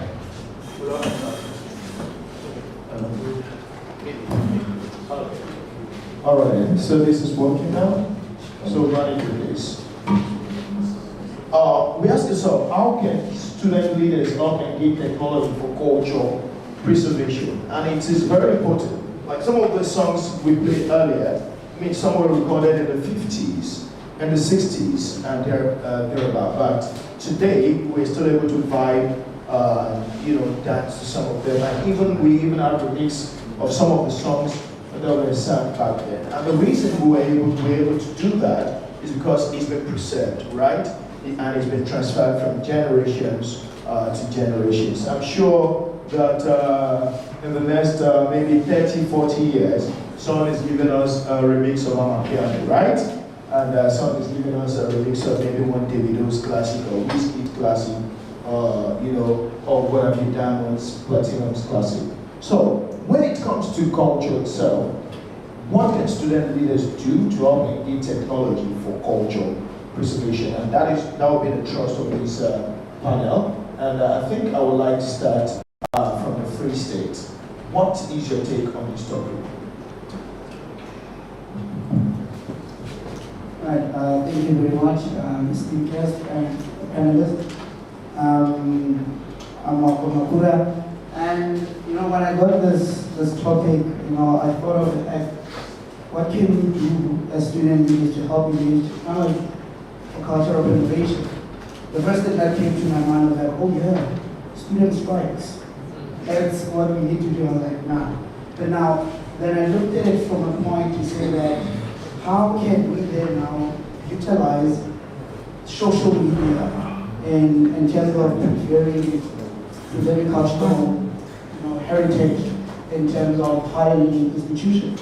And I looked at how we can effectively utilize social media platforms, personal experiences, in order to engage technology and promote African heritage in higher learning institutions. I looked at the use of Facebook, Instagram, Twitter Spaces, how we can use them, creation of podcasts, and all of that. And what really stood out for me is with us being able to preserve this African heritage in higher learning institutions. What I like about the proffer campus is that it's situated in a rural area of the Eastern Free State. And we have a new interdisciplinary within the humanities faculty, where it's called COMDEV, Community Development. And in community development, we work with community. Through that, they're able to create digital archives that preserve the socio-cultural heritage that's there. They also preserve cultural artifacts. They also do historical documentation. And I looked at it further to say that with the university's vision and the introduction of artificial intelligence, we can then use VR, virtual reality. Why do we use virtual reality? We create a new space for people that are interested in African culture that cannot be able to visit that place. Then we use VR to visit historical sites where people can stream it from wherever they are. And in terms of using social media, in terms of using Instagram, Twitter Spaces, and those handles, it then comes to a point that as student leaders within the university, we need to actually use these spaces in order for us to create and maintain the African heritage. Look at what happened with the hashtag Fees Must Fall. It started on Facebook, but immediately it picked up the hashtag on Twitter. Everybody in the world knew about it. You look at, let me take it to America. You look at the hashtag Black Lives Matter. It then takes you to say that it was there, but after the death of Floyd, it then became prominent. So we need to utilize these social media apps in order to do that. One other thing that is remarkable about the campus is that all the building names are of African heritage. You have your Steve Biko building, you have your Mendy building, Sherlock Makaleke, Folofelo, and everything. In creating those names and building, what we can then do as student leaders is advocate for 3D printing. If they say this is a Steve Biko residence, let's have a 3D printing of Steve Biko when you walk in the residence and he's there and he's greeting you and say, welcome to Steve Biko residence. This is the African culture that we used to come home to, and we do that. We can also utilize these spaces that in the university to form a collaborative with other institutions so that we preserve the African heritage. And I don't know, but with all universities, but with our university, it takes 5 years to sit down and redraft the policies of the university. So the university then needs to come up with a policy that will enable the preservation of cultural heritage with the use of technology. It has to be free and it has to be democratic. We do not need to dilute it. If I come and I'm representing my culture like this, it is how it is, nobody needs to dilute it. So it needs to be democratic so that everybody can be able to express their own culture and the way they want in their terms. Thank you. All right, and thank you very much. I mean, very few on there about, being free and democratic. I think that's very, very critical when we have such a discussion. I will come to you. How do I pronounce your name? Should I try to broadcast? Is that well? All right. So, talking about, being democratic, right? How do we talk about using technology in preserving culture from the angle of maybe cultural diversity, being able to bring different culture to coexist even within the same space? Do you want to talk about that?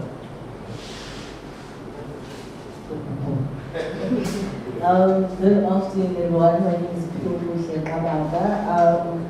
Currently doing my postgrad in transport economics, and I'm also in the SRC-PSG at SU.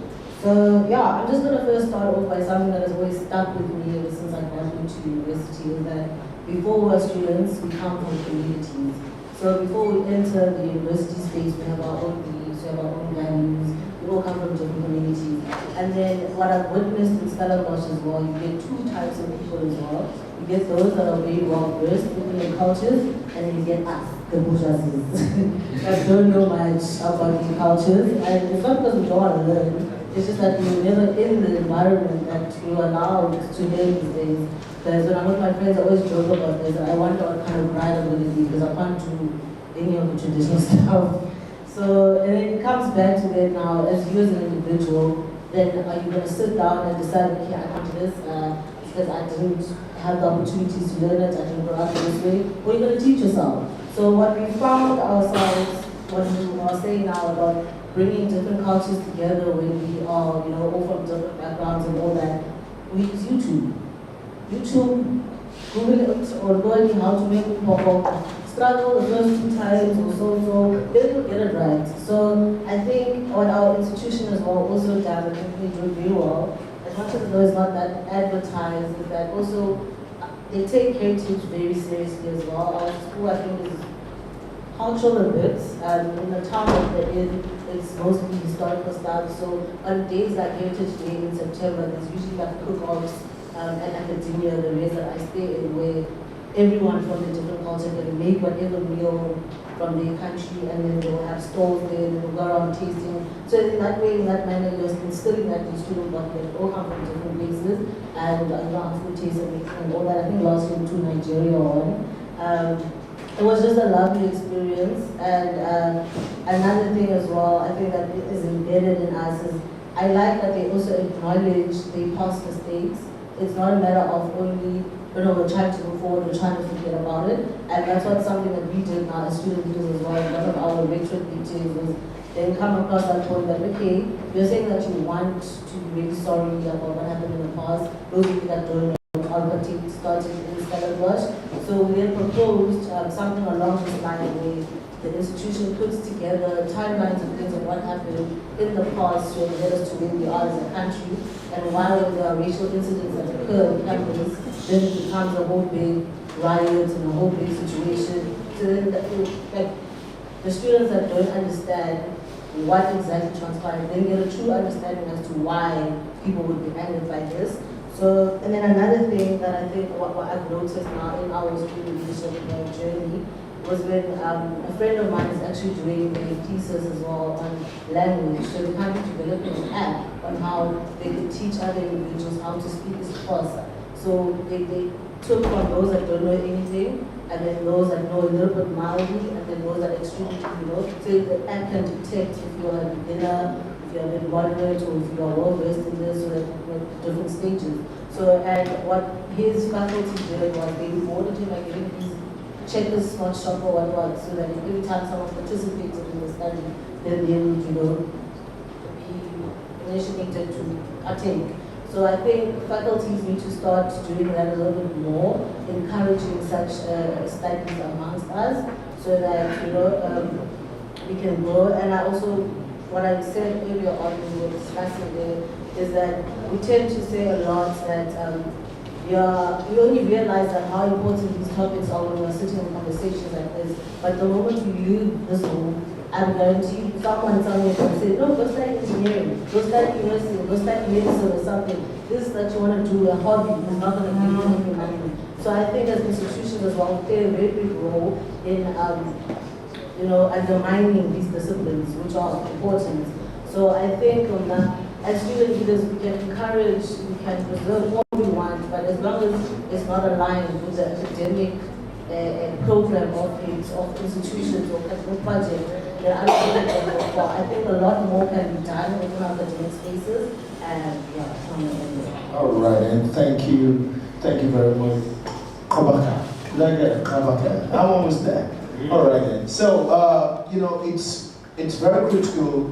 Some of these conversations, there's only so much we can do when we don't have the buy-in of institutions. And that was why when the Vice Chancellor said earlier in the morning that we can be rest assured we have the buy-in and the support of those at the management level. That is very critical, because you could have a whole lot of ideas that you want to execute. If you don't have the buy-in of the management, it becomes a very difficult step to take. And she reiterated what someone said earlier in the day, that sometimes when we're trying to understand the whole concept of culture, it is critical that we understand where we're coming from, so that we can understand why we are where we are, and then we can begin to navigate the way forward. And I think one final thing from our conversation is that we need to have a kind of a reward system for people that try to venture into creating things that would encourage the preservation of culture and all that. So dwelling on that, I'm going to ask you, Mr. if you would like to share some success stories or instances or things you feel that student faculties have done, to present culture in the conversation. So it's much has been said around cultural preservation and forward. For faculties and university leaders, much has not been done in culture, because it has been pushed to it has become the peripheral aspect of our daily living, because we have adopted rather than adapt to the westernization and things that we've gotten from the western world. So it is just important, as we said, that we go back to our roots, understand the core values and culture that we're talking about. Looking at TK, I've been fascinated by the crown on his head, that's an identity that we all need to start giving with, just understanding who we are. Not everybody does this, so we tend to put on our fabrics, jeans, amongst other fabrics that we get from the Western world, and instead of our own local cultural attires and all. So basically, we've not done much on that aspect of promoting culture and culture. But what we can only say is that we try sometimes to speak our language, to communicate in our local dialect, and it is even so bad because not everyone can speak their mother tongue. You know, I was saying it at the breakout session we had earlier. Talking about the universal language we're using right now. We are communicating in English, and we are here from different African countries. We are supposed to have a common language, just like the European Union have a common language, and they have common currency. It is not like that in Nigeria. Today, because of our discussions, we've had to change, try to calculate how much Naira is compared to Rand and amongst other currencies. What if we all have common currency? I think it will further bring us more, and that push another question to African Union itself. What are we doing around that? Something that can bring us all together in terms of language, in terms of currency, amongst other things. So, well, going back to the grassroots and student leaders, it's how we see ourselves. This should just make an analogy that we all belong to one community. Even though I am a strong advocate for student empowerment and I believe in influencing one another as students, because we are on this topic, we are just at the implementation aspect of it. Whatever we have to do have to come first from the government, from the institution, before we now start talking about implementing and using it. Yes, we are the people that use technology most. But at our base, we have Twitter, we have different cultures that is different from what we have here, totally in Africa. Because that's what we see online. Go. Just like my colleague here have said just now, that we need to start looking at adapting those technologies to promote our own culture. Talking about virtual reality. I mean, the economic situation of Nigeria and other countries might not have given the opportunity to get a travel ticket, to get, amongst other things, to go to another country to experience their culture. But with virtual reality putting on something, I can find myself there, hear the voices, see objects, and so on and so forth. Those will be done by student leaders, but then student leaders can implement and make sure that students are encouraged to using some of these things. We can create Twitter, Instagram, or TikTok challenge on culture, doing crowdsourcing, whereby I pick an object in my own state, talk about it, and put it on a general platform where only Africans and we tend to discuss some of these things. By the time we read 6 articles on different topics in Africa, we tend to develop by default these culture of wanting to know more about ourselves and who we are as a person. Do you understand? So that's basically one aspect. We are just going to start on that part, but currently I'm not sure we are doing a lot on that aspect yet. All right, then unfortunately that is a sad reality, but it's good we have conversations about some of our realities and beginning to look at how do we move forward from there. And something jumped at me from what he said, that it's a sad reality that one, we don't have a common language as Africans, and two, that even in we grew up in an environment where speaking English language is equated to intelligence, even if you say a lot of rubbish, all that. And one of the works I did while I was in VIT, we were looking at the language of thought and how language has systematically excluded knowledge from a group of people, right? You go into some neighborhoods, some slums and all that, and you find they're very bright, intelligent kids, but they cannot speak English, right? And then they are systematically excluded from certain opportunities. And I was glad when I learned there was a PhD thesis in, I think in Zulu languages. I think there was a thesis written in that, which is very good. These are things we need to begin to explore. All right, I will move on again to you, I think Umoja, right? I want to ask, we're still looking at using technology, right? Engaging technology for culture preservation and all that. And one of the things that we can all relate to it now is that everyone knows a content creator, right? We are creating content on TikTok, on Instagram, on YouTube, and all that. So I would like you to express your thoughts on the topic generally, and see if you can zoom in on how we can use these digital platforms, in the preservation of culture. Over to you. Okay, thanks for that question. Hi everyone. I'm a student of University of Lagos.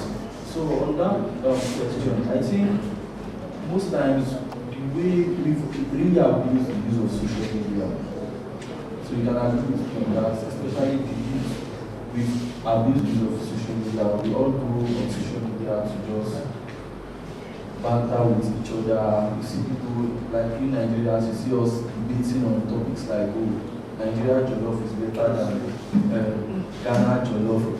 Now another debate that is going on now is, oh, Amapiano beats Nigeria that owns Amapiano, South Africa owns this and that. So basically, I think we as students, what we should do now is to shift the attention of everyone from this. We should change it to our culture. Let's learn about culture. I'll be interested in knowing your culture, what's is it? Like, I was opportune to travel last year December to Benin Republic, and I went to one of their malls. So I'm getting there, I saw a lady, she was speaking Yoruba language.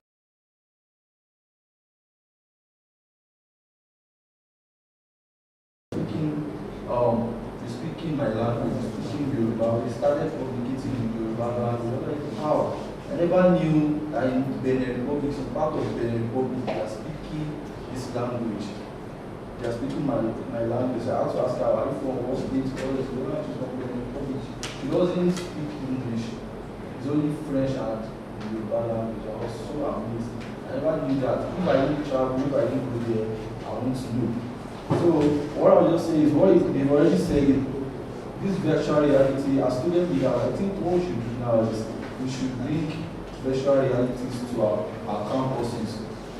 Let's engage with other student leaders in other African universities. Let's engage with them. Can you tell them, okay, on your culture, you can visit your museum, do a kind of video research for us, talk about your culture. You can scan some of the artifacts, some of the structures, scan them, put them in a mini kind of museum, and like one of the breakout session, one of the listeners said, in museum. So something like that can actually help. You can bring all these things in, and when we do all these things, like me in Nigeria now, it's not until I travel to South Africa or Ghana to Namibia before I learn about their culture. If you have all these things in this, I can just, okay, let me do this, let me use virtual reality. So student leaders can bring this.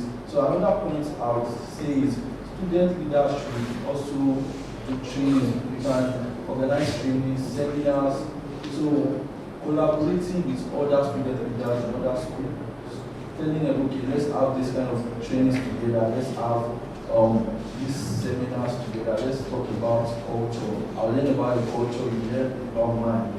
So another thing I would say is we can actually involve some of our computer scientists also, app developers.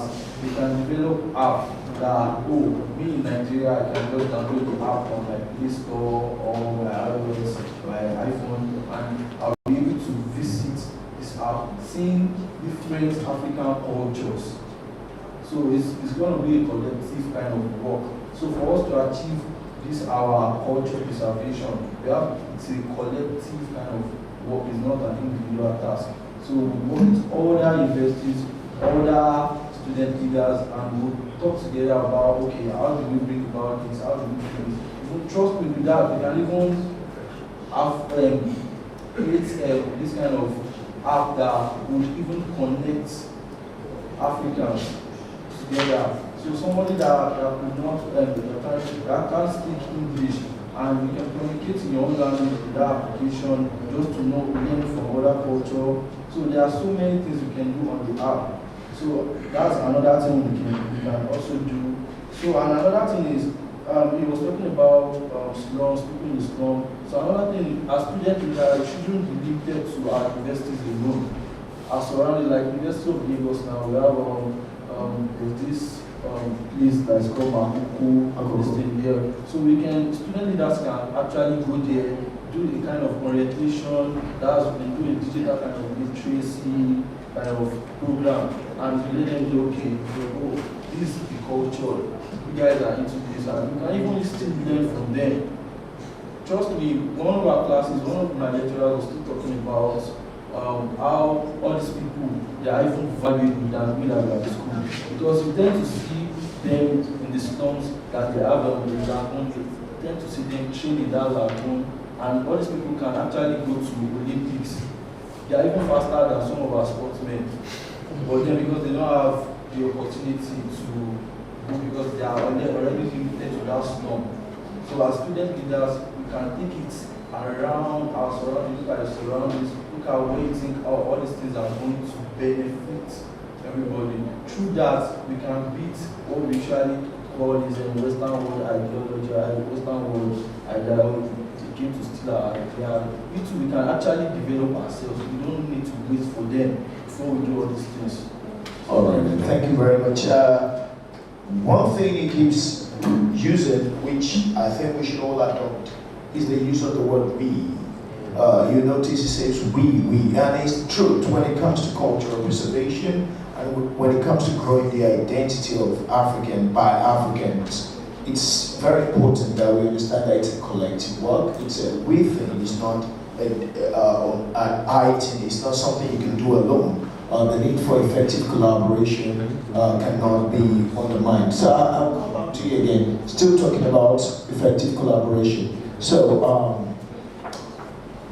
how do we, that's Makurana, how do we as university, as student leaders, ensure that we use technology? You talk about the slums. How can we use technology to bring about the local community, to engage with the local community around us? Because I will agree that the community we find ourselves as university students, they are the conveyors, they are the keepers of the culture.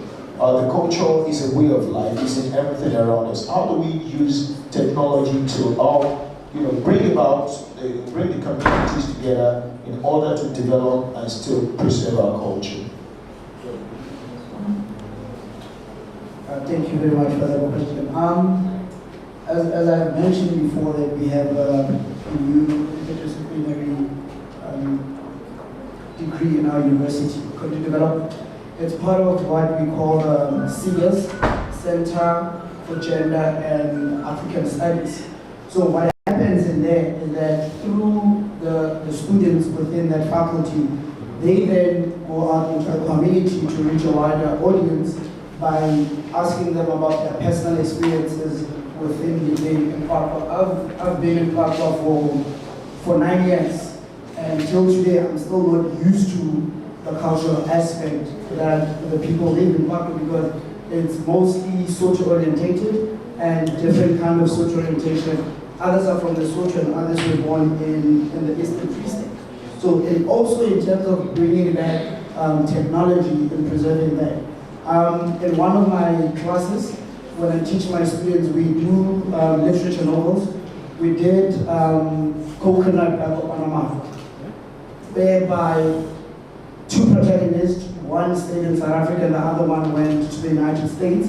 When she came back, she wanted to conform to the American culture and not being able to conform to her South African culture. So that is where the virtual reality comes in, to say, even if your child migrates to overseas, you are able to sit down and able to teach them about the culture that they do. And for example, you can look at, what's that series that I just watched, Roots by Kinta Kunti. He was a Mandinka warrior who was taken from Mandinka, it's now known as Gambia. He went to Minneapolis in America. Through that, his name was Kinta Kunti. then what his master wanted to do was to give him the name Toby. He stuck by his name and African heritage to say, my name is Kintakute and I will never change to Toby.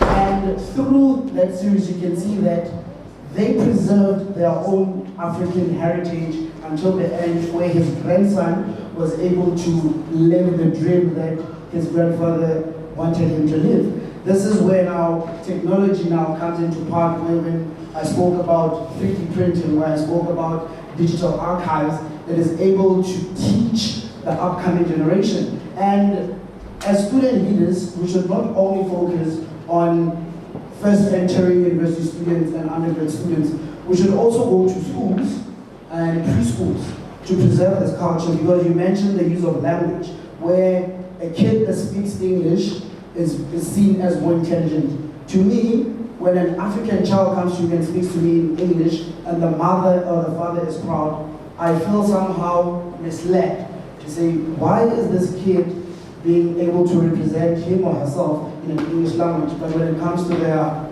own African language, they cannot express themselves. And that is where we need to bridge the gap in terms of cultural misappropriation. To say that when we visit these communities, we're not only focusing on the elderly, we're also focusing on the younger generation that is upcoming in the university spectrum, so that it can prevail and then go further in that. Thank you. Thank you very much. I think that's very key when we're talking about. I mean, it's something that is not just it's not a Nigerian thing, it's not a South African thing, it's something that cuts across every African country you go into, and it's something that we can continue to work on. Like I said earlier, that everyone is a content creator, one is a content creator one way or the other, and leveraging on technology, you know, the kind of content we put out, you know. You probably would not sit down to watch a 1 hour documentary on Nigerian culture, but you'll be glad to take a 1 minute, 30 seconds look at a TikTok video that explores maybe a language, a word, food, design or something. And you know, those are the kind of things we can also begin to think in the direction that, okay, what are the elements of culture that we can use, that we can leverage and promote via the platforms available to us, right? We have the clothing, we have the language, we have, I mean, almost everywhere, I'm sure almost everyone in this room has had the word organ from Hollywood, but everywhere I go, when I go to another African country, they ask me what's the meaning of organ? I say, well, organ means everything. You know, and all that. You know, it's very critical that, you know, we use the platforms available to us and to put out and talk more about our culture and, you know, and how we can preserve it. I'm still going to ask you, all right, then I'm going to ask you, what are some of the challenges you think as, you know, student leaders when it comes to using technologies in the preservation of culture? What are the challenges and what are the solutions? What are the things we can do? And how do we get out from where we are now? Okay, thank you for the question. Challenges. I think I can start by saying the challenge in itself with being a student leader is finding or trying to keep the student community engaged. That is a very difficult part of our jobs or what we do, unless you want to protest about something. Then it's very easy to mobilize students, but then when it's coming to discussing critical things and sitting down and, you know, having real conversations, it's very difficult. And I personally think that I blame technology and media in a way, because after COVID, things just went. So I think, I don't have the answer, but I think as a society, we actually need to start really critically thinking about this, because it worries me that why are my peers so disengaged? Why don't they want to engage in anything, whether it's politics, whether it's culture, whether it's just anything? So I think we need to start doing a lot more work around that area, truly understanding and seeing how we can turn that around. But then again, social media does still play a very big role in our lives. Like you said, I'd rather watch 30 minutes clips on TikTok than sit down and watch a 1 hour thing. And I must say that I'm actually looking forward to the virtual aspects of things. Those kind of things fascinate me. And I think we've seen that on Drake's tour right now, where the younger self comes on stage and those stuff. So I think, yeah, I personally would also use the virtualness of it to actually experience what my ancestors and my great ancestors went through. I think, yeah, that would change our society in a much better way. But I think at the root of everything, we actually need to understand this disengagement in our student society. I don't know if you guys have this problem this side, but yeah, our students are difficult. Well, yes. Okay, I think one of the major problems I see with students is that their attention span of students is now very short. Like you said already, they could relate with 1 minute video, 30 seconds, WhatsApp status talking about something. And I think one of the ways to solve that is that we put all this in, look for an interesting way to portray culture, such that just like it started with the content creating stuff in Nigeria here, before you just see 30 seconds, 1 minute clip of some of our content creators, you just watch and move on. But now they now have 28 minutes, 30 minutes, and people still watch. Sometimes they upload it on Instagram, the first 1 minute, and you ask to direct to YouTube to see the full video. And I think people have not, in fact, their followers have kept on increasing over the years. So if we could also play that role as student leaders, see ourselves and take it upon ourselves to make sure that we are intentional about it, we are going to achieve it. And this is just what I feel. But first, identity, and like I said earlier, we are more or less like a bridge between the technology and the cultural preservation itself and culture. So now, looking at the cultural aspect, the culture itself, not everybody knows it, and also in a way, just like my colleague here said the other time, we need to go out of our space to meet with people. Some of these people, some of these so-called knowledge that we're talking about, culture that we're talking about, we don't know it. And those people that are actually practicing it, that knows it very well, they have been caught out because they can't speak English.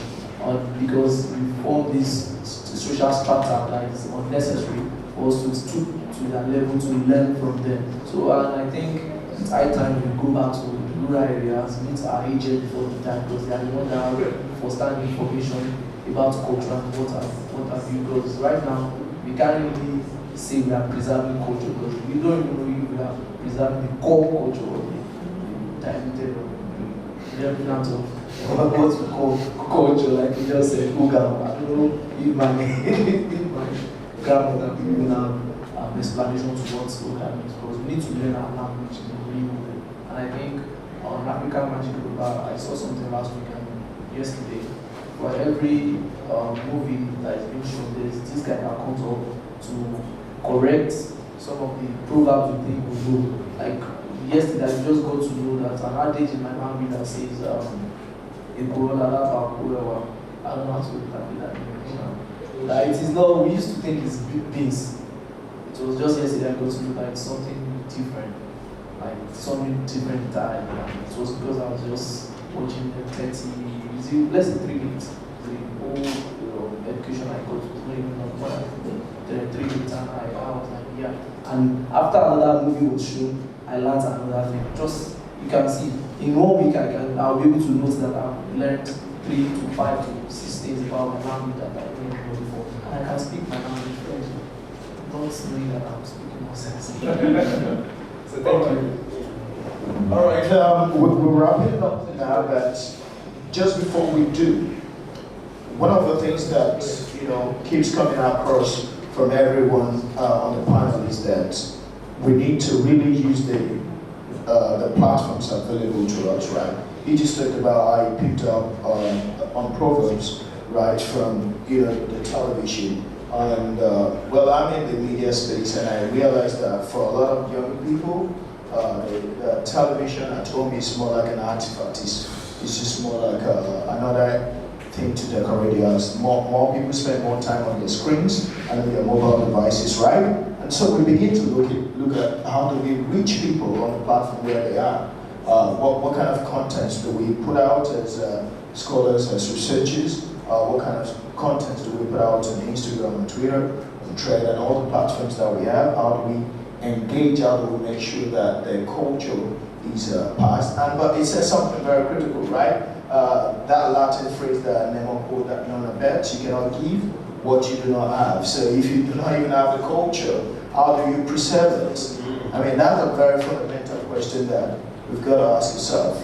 Do we even understand the culture? So it takes us back to the fact that we still need to do further and make conscious effort. As a people, we've got to be deliberate in understanding the culture. Right? It's when we're able to understand the culture, when we've displayed understanding of the culture, that we can now begin to talk about preservation and transferring the culture. So in wrapping up this panel discussion, I will allow all my panelists to just talk, what is the future? What is the future for it? What is the future of culture preservation? Do you want to share a vision of the future of culture preservation using technology? And what are some innovative ideas and potential collaborations that we can embark upon to ensure cultural heritage remains intact, for the future generations? So, do we start from you? So, technology that we You got cramps? Yeah. Well, it comes from the flight. Sorry about that. All right, let's go ahead. So, talking about the technology itself, yes, even technology is evolving. And like I said earlier, we conduct a research now, it shows you discover that what we call technology is being consumed by this age bracket and this age range. You understand? And even as vast as we think we are, technology is moving from Web 2 to Web 3. So it's high time we start talking about not just making 3D models, talking about looking at the lucrativity of preserving cultural artifacts like NFTs and the rest of these things. And also for content creation, I think we should look for catching topics like let me try to create an example. Teleporting proffer in Unilag is teleporting now. It has been existing before the advent of education or whatever. So people tend to sit here and the anyone from now can see them in another space. That is, they disappeared. So these are the sciences that we've been using right before we can explain physics or science, you understand, in our local communities. I think we need to go back into these aspects and talk about it. Come on, you take, okay? All right. Okay. So, what I would just say is, when I was listening, I said, we need to do the research about the history of Africa itself. So we must look for the history research, do research about the history of Africa itself, and also the impact. Because if we don't know the impact of our culture, there's no how we'll be able to even embrace it. So when we know the impact of our culture, when we do our research, we tend to know, okay, how do we use our technology to make other people embrace it also. We can't be preaching about culture and we ourselves, we don't know about the culture itself.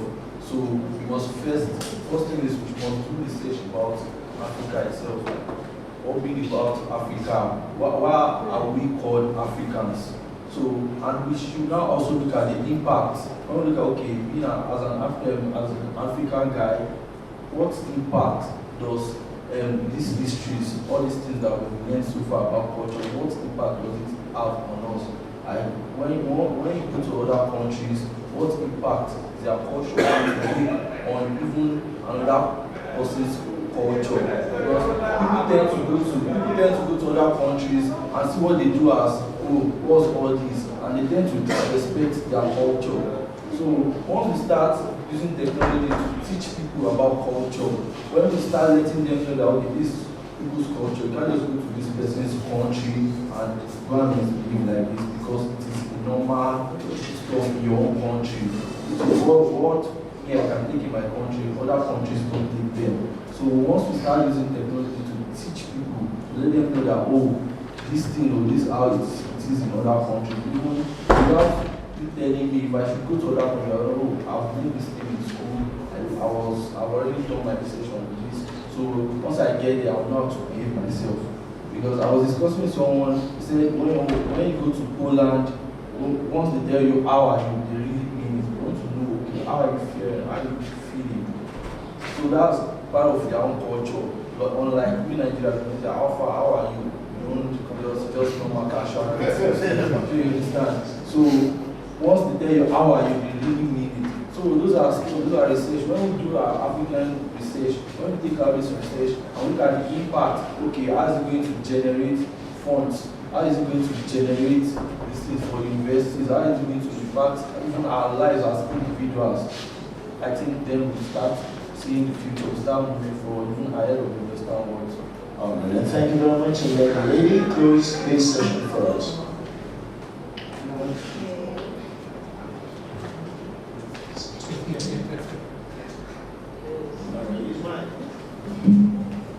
Okay, so what the future looks like for me, getting started with our role as student leaders. Much of what we do and what we claim to do each day is to empower our students and bridge the gap between institutional knowledge and what's out there. So I'm just hoping that we can master that and start thinking more outside the box than really just only around problems. I think we can solve both. If you have issues, you can debate them. If there are critical things that you need to start having more conversations outside of our struggles. This is basically what I want to see in the future amongst us as student leaders. I'd like to see more funding for such opportunities within our institutions. I'd like for us to detach ourselves from that thing that there are useless degrees. I don't think there's a useless degree. I just think we need to create the proper markets for it. And because when you come to university, you come with this thing that it's going to a capitalist world. So we are here in university, you need to make sure you get money about what you do. So I think, yeah, if we can redesign everything there, and yeah. With our institution as well, what I really do appreciate them as well is that they embrace this whole AI stuff. So rather than wanting to resist change, but rather, want to know more about it and see how you can use that to your best advantage. That's when smart or when hard. I'm hoping to see that in the future. I'm really hoping to see the virtual thing. I think that would be a major game changer within our space. And I think as well, we must also be accustomed to consulting. Like you said now, these media creators, they know how to capture the audience.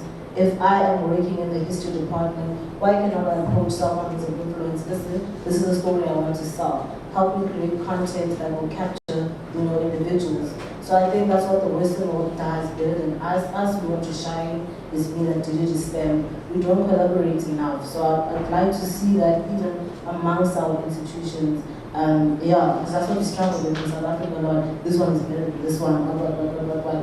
And I think there's no institution that's perfect. There's no one that can say they can get things right on their own. So more collaboration amongst our institutions to create one dynamic thing that we can all be proud of and say that, I was a part of that.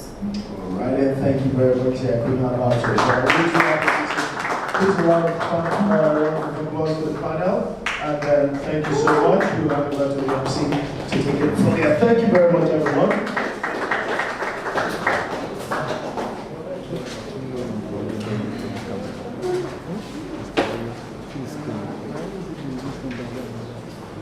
Yep. He's the MC.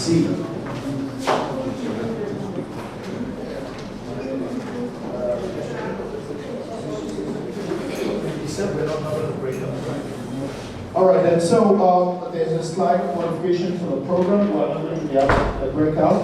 I think we just have the presentation, right? Yeah, just have a profile, Dr. Mary. All right, then, so let's just have so just give us a few minutes. Let us Mary, let's take a leg stretch, everyone. so that you don't get cramps. Let's stretch.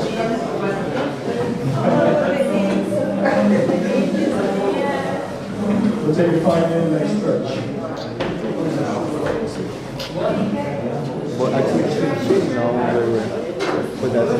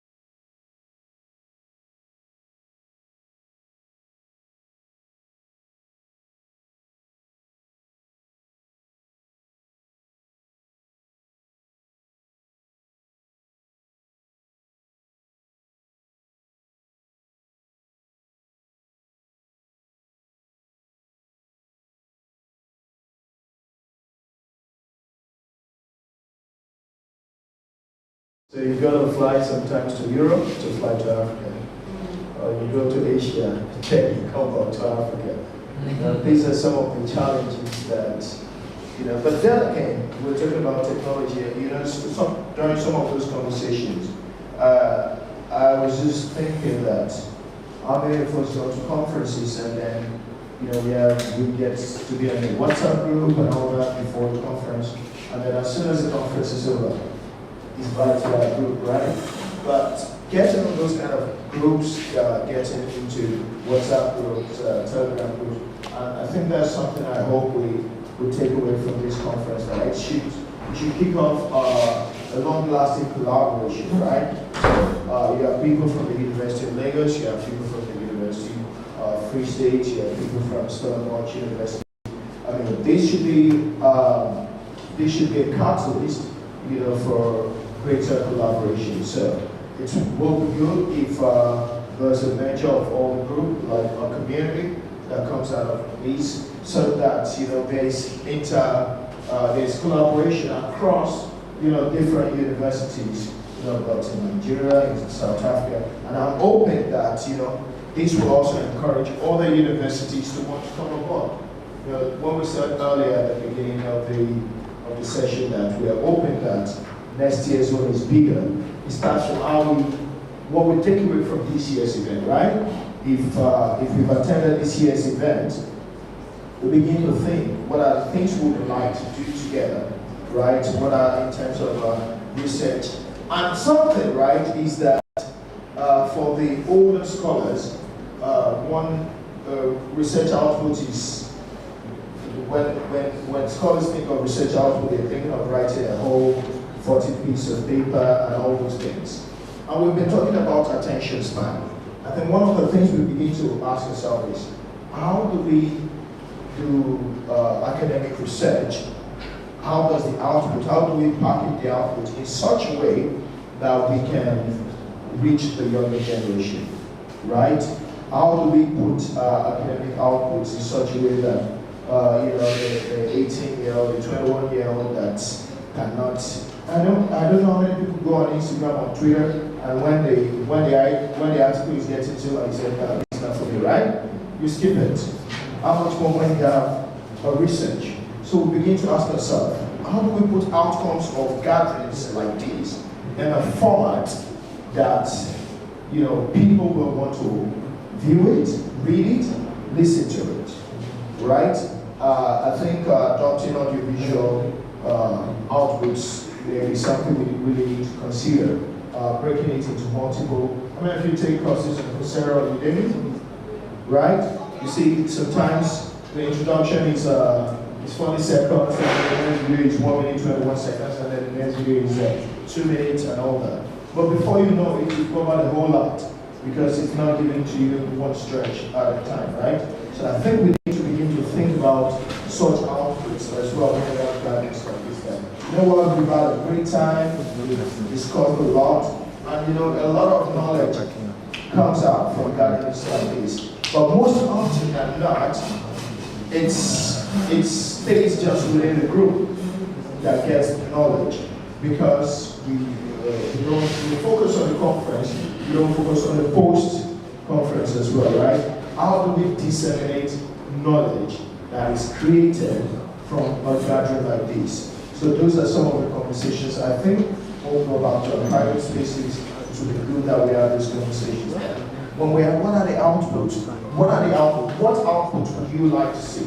Maybe I should throw that question to you, Alan. And it's good because we have faculty members here, right? Who can influence management, and also because beyond this summit, we have conferences, we have research gatherings in our universities, right? And some of those conferences, those gatherings produce a lot of great knowledge. But at the end of the day, it's produced, but it's not properly disseminated because of the output, the form in which it is put out. So let me just ask the leaders here, what form of output from conferences, from gatherings like this, would you think is more appropriate or would make more impact? So, anyone? All right. Well, I think speaking from a student journalist perspective, we, as an established independent newspaper at an institution like Stellenbosch University, would really appreciate any collaboration with student newspapers across not only our country but the rest of Africa as well. So if ever there is an opportunity to collaborate or to get in contact with other student journalists who are at least just aspiring journalists, it would be great for international communications and collaboration. So we are always on the lookout for contacts. All right, I mean, that's one collaboration. So if you have student journalists, video professionals, people that like to do things in the media space, please demand. So you need to reach out and see how we can collaborate. Any other person wants to say anything on how we can make these kind of gatherings more productive in terms of the output, in terms of our collaboration? Should I put you on the spot? Yes. I think it just takes going back home and starting thinking about either the work or the research you've done, the work that you've now heard other people, the remarks or the speeches or the inputs from other speakers, and actually looking at your space and seeing how you can implement it in your space. Not doing that thing of now once you leave the WhatsApp group and then you never see it again, but actually start working on your action plan immediately. So have your action plan afterwards and then try to implement it as soon as possible, because if you're going to postpone it, you're never going to do it. Exactly. I think I agree with that. The more you postpone it, the less likely you're going to take any action. And so I think that there should be that sense of urgency, that comes out with coming to events like this. And I think one of the ways you can even actually actualize that is by having a planned action even before you attend the event, right? Because if you're ready to think like, you know what, this summit, this conference I'm going for, at the end of the day, I would like to write a paper, I would like to do a YouTube video, I would like to, you already have a plan. And so it's easier while you're in the conference, you're in the summit, that you begin to, you're filling in the gap, because definitely then again you've created a template already for yourself. And that's something very crucial that I think we can all do. While we're waiting for Dr., I think you can start the evening session, so that we start and then she joins us. So I'll hand it over to you, yes, to start. So then when Dr. Mary comes, we'll continue. I think we can all, I think I call Mary, myself and Sunzi. We can come to the front. Thank you. All right.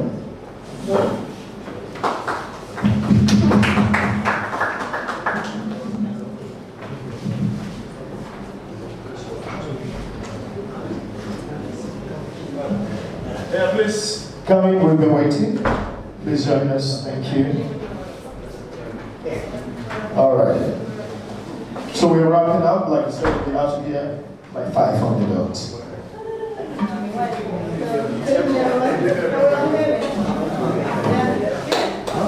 All right. I know you're tired. Just give us the last 15 minutes. Sorry. Now we have it.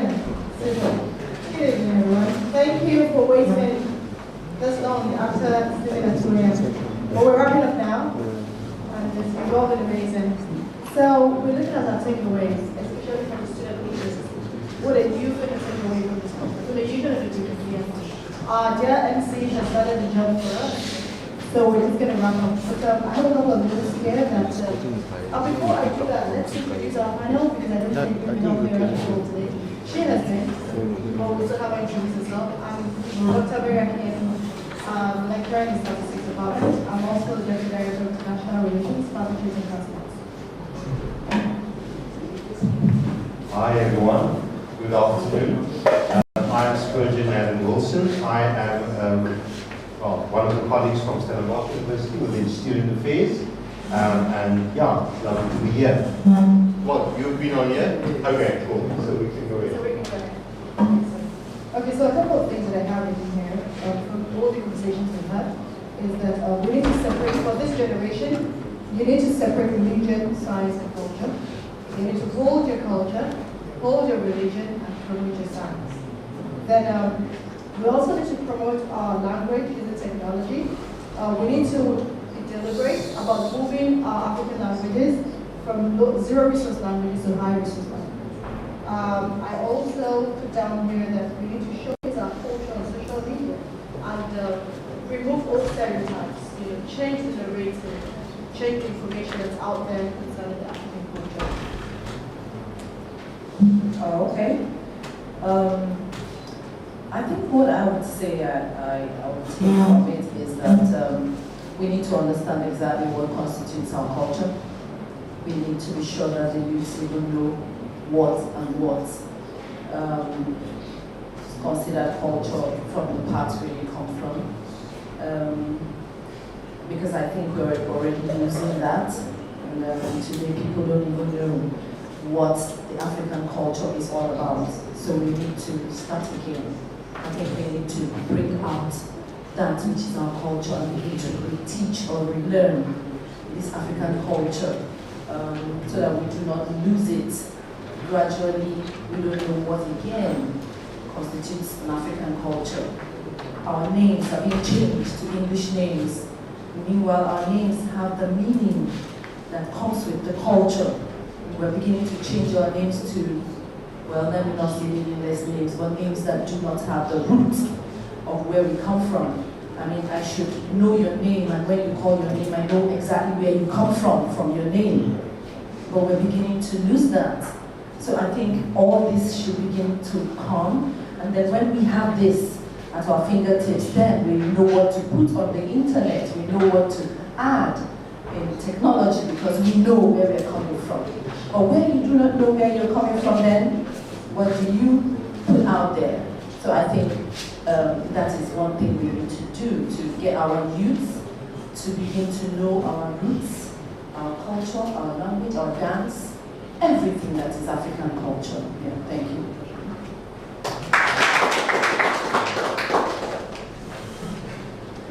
Okay, thank you so much. From my side, I think my reflection, I will just do a brief reflection. I think it's going to be precisely more on Umoja. I think we should reflect individually to say that, we come from South Africa, here, our colleagues have prepared for us, to have a successful conference, but to what end, you see? I want us to reflect to say that it must not end here.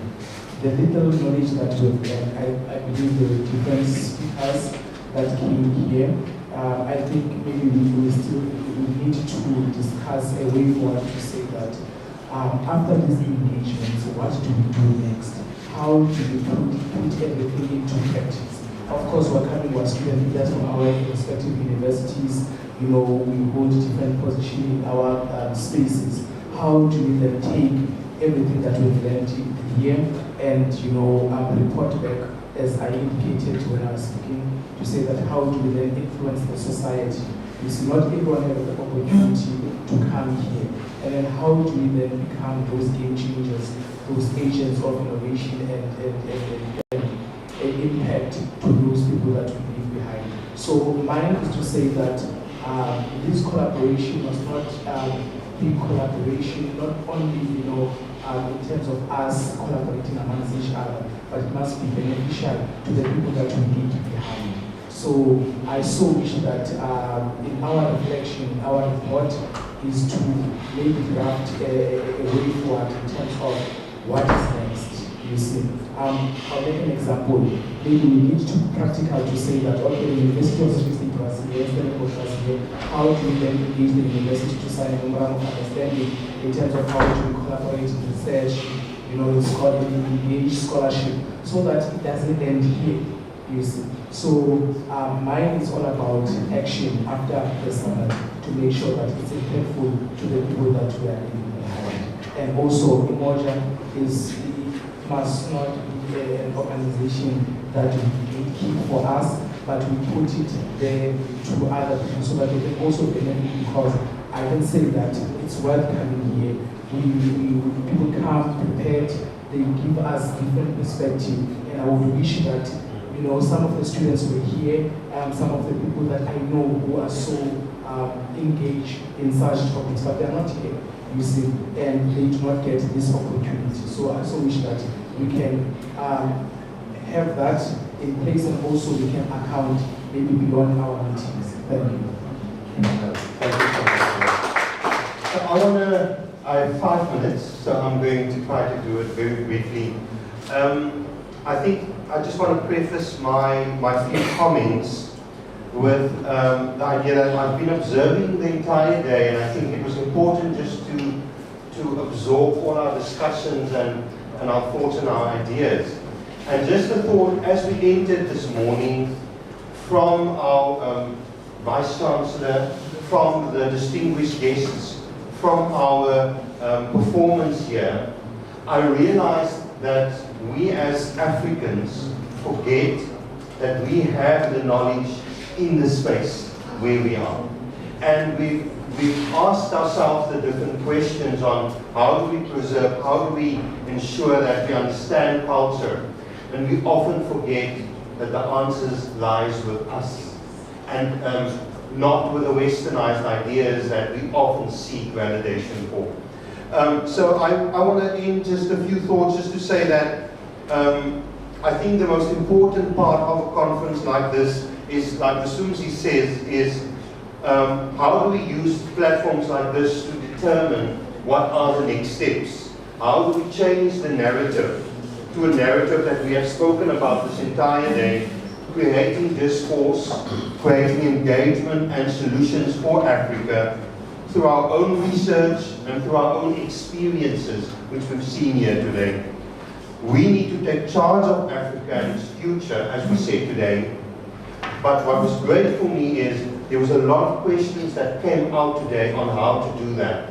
And I want to end this with not necessarily a few comments, but a few questions that came out through the entire day. So just bear with me for a few minutes. So this morning we started on culture and culture preservation. We said that it's about protecting our ancient practices and customs and civilizations. It's about celebrating our uniqueness and harnessing the ideas and customs that's tailored for Africa. Then Prof. Ogunsola, I hope I pronounced that correctly, came and said, Africa is awake. It's Africa's time. Africa must lead. Then also our Vice Chancellor, Prof. Wim, said, the only way forward is together, right? And then I want to leave us with this whole conversation on culture on that point is, we say, what is then this global African culture that we need to preserve? So my questions to us here as we leave, do we know what this together really looks like? Do we know what this global African culture is that we need to preserve? I'm not talking about tools and platforms. I'm talking about, do we know what this content looks like? And if we don't, it's okay. How do we start crafting it? What do we then do when cultures are contradictory? What do we do if we as Africans come together and we don't agree? Does it mean there's no common Africa? No. But questions I think we need to ponder. Then Prof. Musa came, very passionate, and he spoke about culture itself, and Heidi mentioned to this as well, is the foundation of technology. As cultures are different, our technologies have to be different. Then he also says, we are victims of imperial technology. Culture is dynamic, and we need to engage on this and see what is required of us. It's our turn to challenge the stereotypes, he said, about Africans and African capacity. Then Khotatso said, very important, how I know where I'm going if I don't know where I am coming from. And the question I want to leave with us here is, if we often find and seek validation from outside and not understanding that we have the knowledge, isn't that the culture that we have created? The culture that we will never be good enough. We can have these discourses, but the outside voices are the ones that actually determines what our narrative should be. How do we then change this narrative? I promise I'm almost done. One final thought on preservation. It is important to know what is the culture that we want to be passed down. One of our speakers said, we have to understand what that is as well. Nosipio said, our culture must be revisited so that the proper information can be educated as well. So we have to portray through our museums and our virtual platforms not how we think it should be, but tell the stories from lived experiences. And how do we do that? Yes, also the question I want to leave us with, does it mean that some westernized developed ideas can never be reconciled with African ideas? Do we have to throw everything away?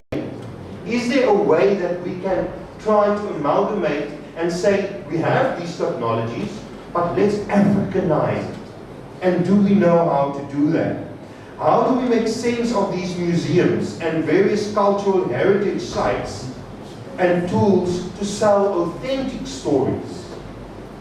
Then on social media and culture preservation, how, the last prof, also very passionate, how can we embrace difference? We often shy away from difference. And how can we look at the value of multiplicity? And I want to finalize just my final thoughts. Culture and diversity is complex, and it will always be complex. Collectively, in Heidi's the last panel discussion, collectively we have to remind ourselves that we also have a responsibility to educate ourselves, but also others, to work towards this change. And not to be too hard on ourselves. How do we keep institutions responsible to help preserve culture? Also, how do we as student leaders ensure that we change the narrative by using our own circle of influence, using platforms that we know students want to engage on? And one last thought that our MC said, we have to be deliberate.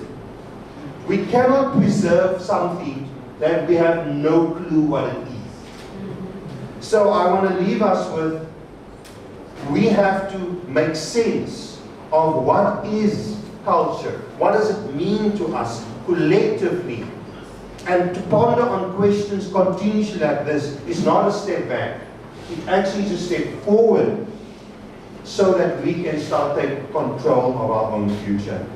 This is going nowhere. I'm talking about these platforms, if we are not going to be the difference. I thank you.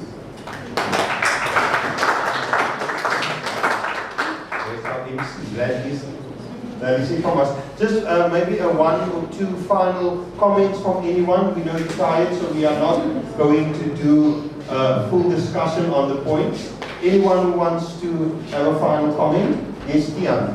I'll run to you quickly. Mine is a very light-hearted comment, just to fill the space until we can finish. But I've been really enjoying reading a bit more of Chinua Achebe's essays on my way here, and just in preparation for the speech or the speaking opportunities. And he has some really, really important ideas that I think fall well into these conversations, which I'm sure most of you know already about. But there's one story that he told resonated with me today as well, that Joseph Conrad's famous, canonized work of literature, Heart of Darkness, is a story about Africa from outside of Africa, describing a white man's journey to the Congo River, as if this has been the first person from the outside world discovering this prehistoric, as he calls it, place. But then Chinua Achebe goes on to mention that 100 years prior to this book or this novel and that even being published, there were letters being sent in between the capital of the Congo River communities and the UK and Portugal and things like this, because they had communicated before their own cultures, their own stories, and just because they weren't being told out loud to the rest of the world, those aren't the things that are canonized, and those aren't the things that we talk about or think about when we think about the Congo. We assume this westernized out of darkness, and I just think that story resonates with what we were talking about today for having Africa speak for itself. So, thank you. Right, thank you very much. I think it's been an interesting evening. It's been an interesting day as a whole and an interesting evening. And once again, I want to thank each and every one of you for your patience, for your resilience. You know, because I can imagine working on less than 3 hours of sleep is a lot. So thank you so much. Please a round of applause for yourself. And so we've come to the end of today's program. And so we'll just take a light refreshment as we proceed back to our hotels and our places. Thank you so much, and see you tomorrow. A round of applause, everyone.